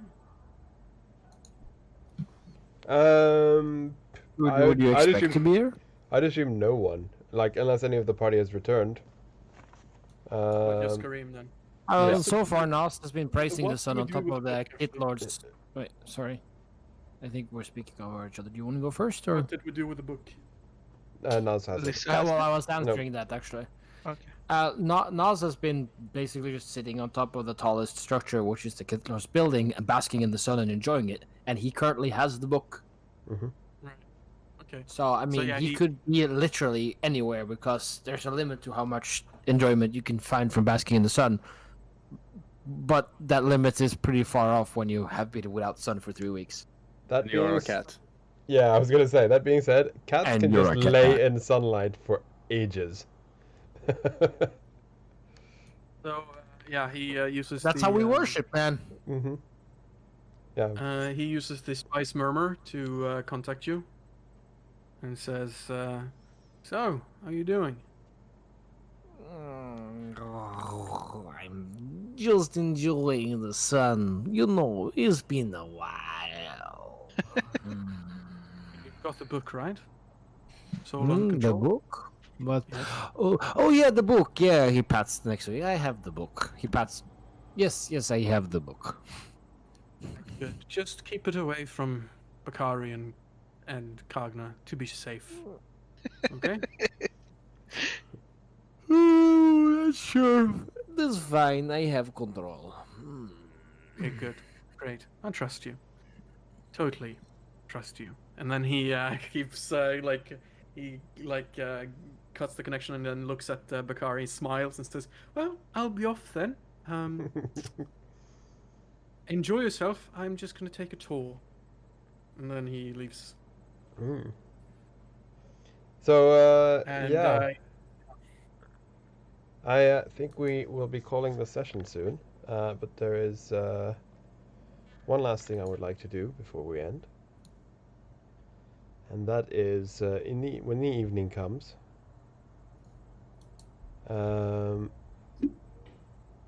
Azaki is going to ask Lissa. So now that that worked, you shall be returning to your home soon.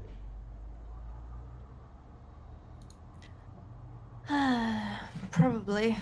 I think our plan is still to stick out the time we planned, but these few weeks I've been here has gone both awfully fast and also felt like they've been ages. Well, with this sun, as you call it, I doubt there will be many more shadows for you to fight. But you Yeah. are more welcome. You are, of course, welcome to stay out your time.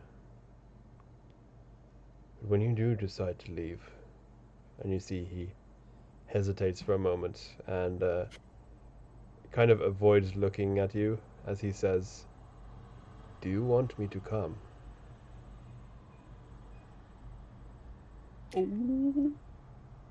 Should have thoughts!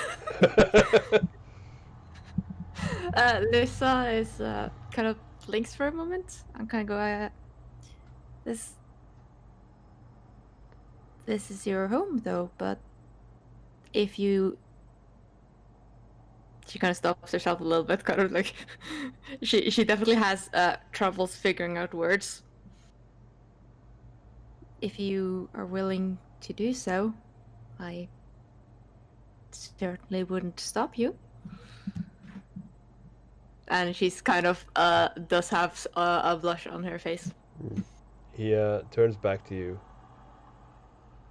and assuming you don't do anything against it, he kisses you. She did not do anything against it. Oh, She's a snap. bit slightly surprised for a moment, but she leans into it. And that is that scene. I'm not going to go into any details there. That's actually like some movie ending. It's like the pan round as we see, Yeah. like as they like in their embrace, and we see the sun kind of now going down, and like the credits start rolling. I Fade feel to black. yeah. And I think this is like the credits have already been rolling since the sun came up. Yeah. This is the post-credit scene. Yeah. Post-credit scene is my little baby Blue dancing, doing a little jig in his pot. So And let's see. I feel we have a small, long pan out shot as well of all the kids there. Yeah. And if you pause, you can spot Naz on top of a building. We have all the end shots, Yeah. all of them. yeah. Yes.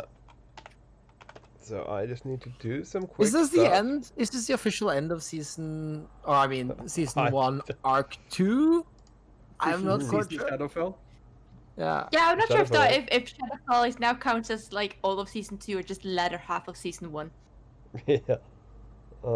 I'm just checking something quickly. Here comes the sun. La la la la la la la la la la la la.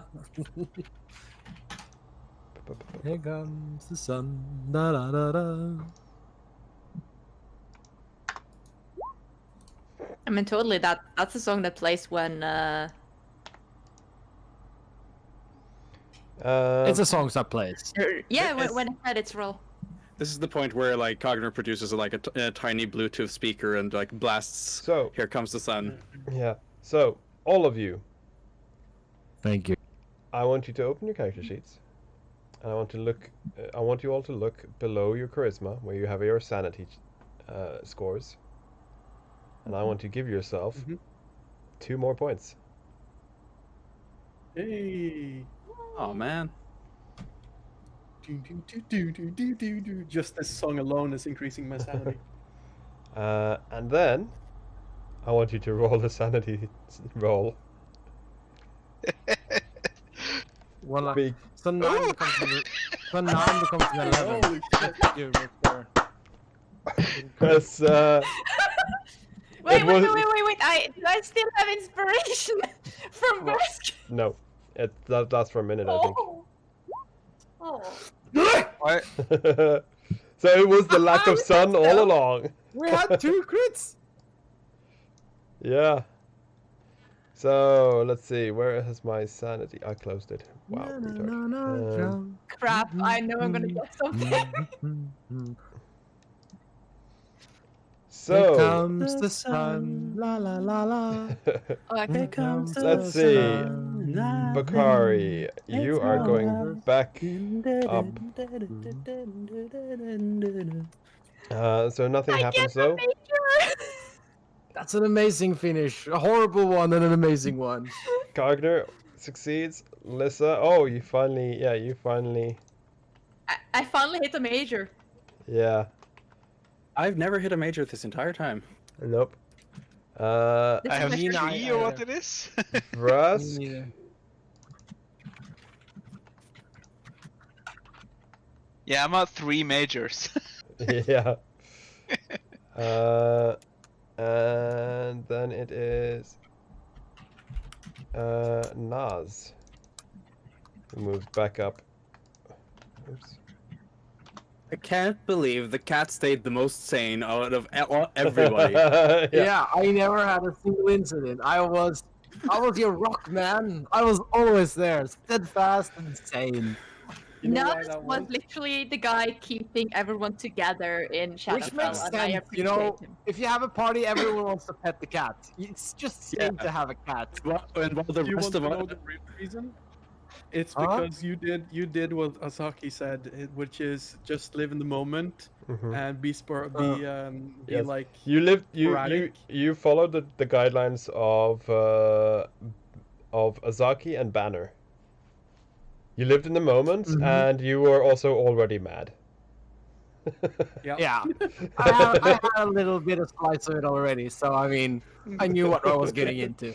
and also like meta-wise, you were more focused on like let's play D&D instead of just going full on. All the rest of us just let So- diverge into our own little RP cul-de-sacs. Not only that, but meta-wise, in the beginning, I used luck points until we ruled that is boring, Yeah. and still I end up with a crit. I'm happy with that. So, Lissa, I want you to roll another d20. Mm, Uh, ah.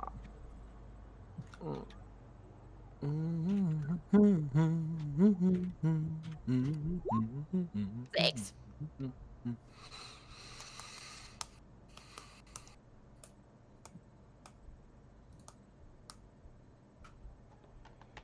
That's an interesting one, and also kind of kinky considering what just happened with you.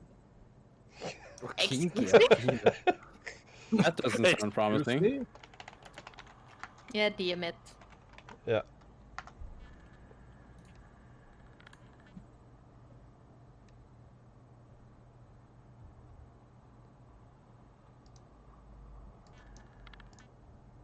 So, I will also tell you, the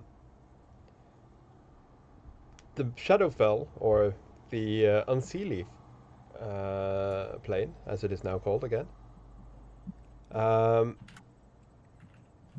is still under the effects of madness. That is tied both to the fact that the sun has only just returned, and also that the elders are still around. It's like that part of it is slowly fading, which is why you gained the plus to your sanity, because it is getting easier to resist this, but it is still there. Which means that any major effect that you have, they specifically say that, because I can tell you now, unless specified, they last until recovered in the material realm. That is still valid even though the Shadowfell is gone. When leaving the Yeah. Shadowfell, the effect lasts an equal amount of time as you spent in the Shadowfell, measured in material time. So you've been roughly 3 days or something, we figured, according to material time. 2.5, I think, but we can do a calculation of that later. Yeah, so let's just say you've been gone for 4 days from the material. That means that you will need 4 days to recover in the material. That's basically how that will work. That's not so bad. I thought we would be needing 3 weeks by the first wording. Yeah, no, you don't need But 4 yeah. days, that sounds reasonable. That's nice. That's not Yeah. too bad. Yeah, you need the time that you were gone from the material, not the time you were spent in Shadow. Yeah, it's actually pretty clear when you restated. I was just not paying attention, so I just thought. Anyway, got Also, just because in case it comes up and in case it's important, you can use the Calm Emotion spell to suppress the effects of madness, while a Lesser Restoration spell can rid you of a minor effect. Wait. I have a thing I'm gonna ask you then. Mm-hmm. I have stillness of mind. As a class feature? Yes. Which is basically you causing, I'd say that's myself calming myself. Yeah, I'd say that's the same as Calm Emotions. You can use it to suppress the effect, but not remove it. Okay. it doesn't have a duration on it, so you have to give it a duration, or justly say it's like the spell effect, which probably has. It's like basically what it means is she has to use an action every now and then to keep basically meditate, and she's fine. Yeah. Okay. Well, that makes sense. But what about the one that lasts until we leave Shadowfell? The last one I got. Yeah, that's what I said. We need to actually leave this plane first. Okay. Yeah. So because the minor ones will still only last a day, but the major ones will last. I'd say in regards to the madness, stillness of mind works exactly the same as Calm Emotions. So it will require an action for you to do it, because that is what stillness of mind says, and then it will require concentration, but it is suppressed for a minute. Nice. That's exactly that's the duration of Calm Emotion, is concentration 1 minute. So I'd say that is exactly the same for you with stillness of mind. Okay. And then one last thing I want. Like I've said that a lot of times now, I know, but this is really the last one. I want a charisma save from everyone. That's a first. That is a first.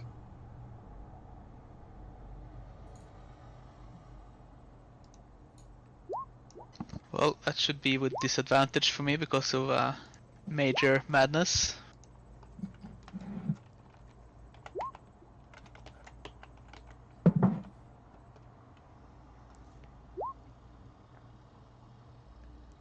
Okay, that didn't take long.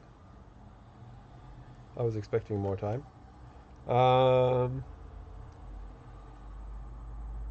In the morning, because this is an epic cliffhanger, I wasn't expecting this yet. In the morning, Naz, you notice that the book has turned to dust. Shit. It's in your head. Nope. I am going to roll 1d3. Oh, it's gonna go into one of you guys. Because there's 3 people who failed the save.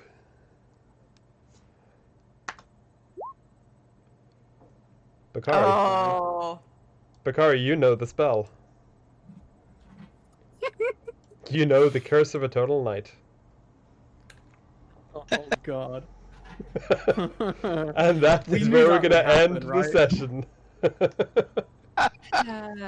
It is fitting though that he is the one that gets it. Yeah, very fitting. Yes, it's so incredibly fitting.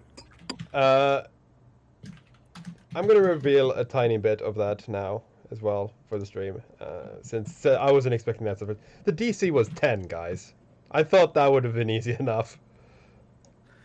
I'm sadly not proficient with charisma saves. Yeah. So, as you know, the curse is semi-sentient. It hates being imprisoned in a spellbook and wants to be learned and cast. It will try to force its way into the mind of a caster, any caster.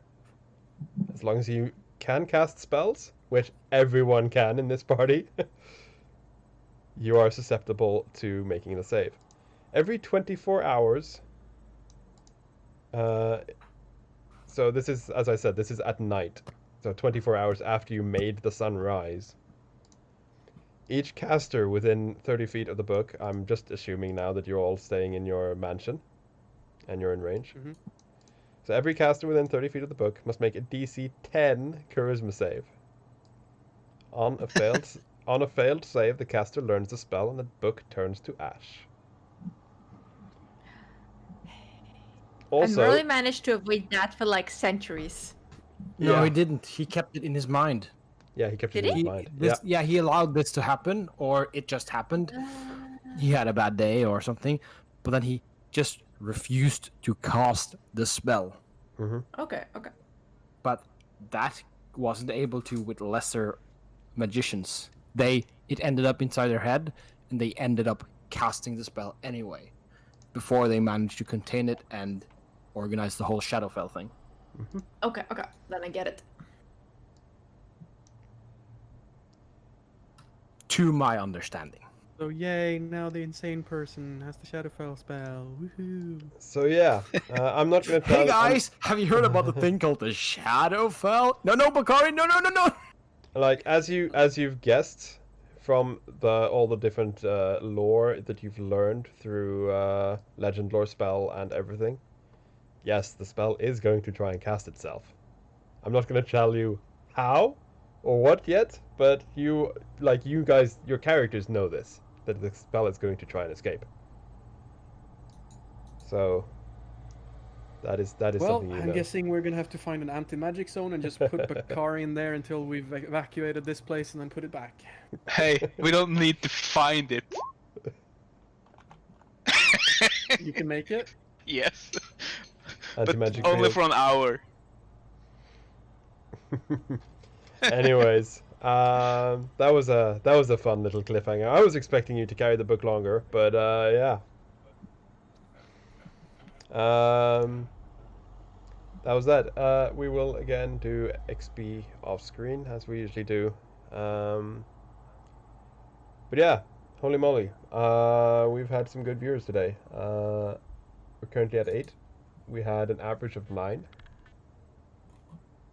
which is really cool. So thank you everyone for watching. Yes. Thank you. Thank you. We stream this campaign on a bi-weekly basis, so we'll be back Saturday in 2 weeks. That being said, in one of our breaks, Matthias pointed out that in 2 weeks' time, not the weekend, but on the Wednesday, it is the 2-year anniversary of this campaign. Ooh. So it would be cool to try and do something a bit different. Maybe not actually have a play session, but like just go through the whole story, show some of Torbjörn's amazing drawings. You know, just like have a bit of a recap of the whole thing. Bit of a reminisce. Yeah, that might be a fun thing to do. Can also throw up my unfinished animations that's Yeah. on YouTube. Oh yeah. Yeah. So we might do that in 2 weeks. Before you guys. I really would like something like that. Yeah. When I was just looking back at it, I was just like, when was this document created? That's the date I've been going off from. The date Yeah. we made this first session notes. Yeah. So I also added in at the top of the document so that if it ever gets moved, we have it in the document so that it's there. So. Also, it seems like now is a good time because, as you said, you've just finished the Shadowfell arc, so it would be a good time to do that. It's like just before the final Kentimenti you push, have a nice recap of the whole thing. Yeah. So Yeah. yeah, maybe we do that then in 2 weeks' time instead of a normal session. Yeah, I think if we can get together for like a 2 or 3 hour just recap Yeah. podcast, chill out talking thing, kind of streamed session, I think Mhm. that would be kind of awesome. Yeah. So, yeah. So yeah, let's That would be try and go awesome. for that next time in 2 weeks. Mm-hmm. So yeah, thank you everyone for watching. Holy fuck, 2 years. Thank you. We'll be back in 2 weeks. Bye. Yeah. Bye. Bye.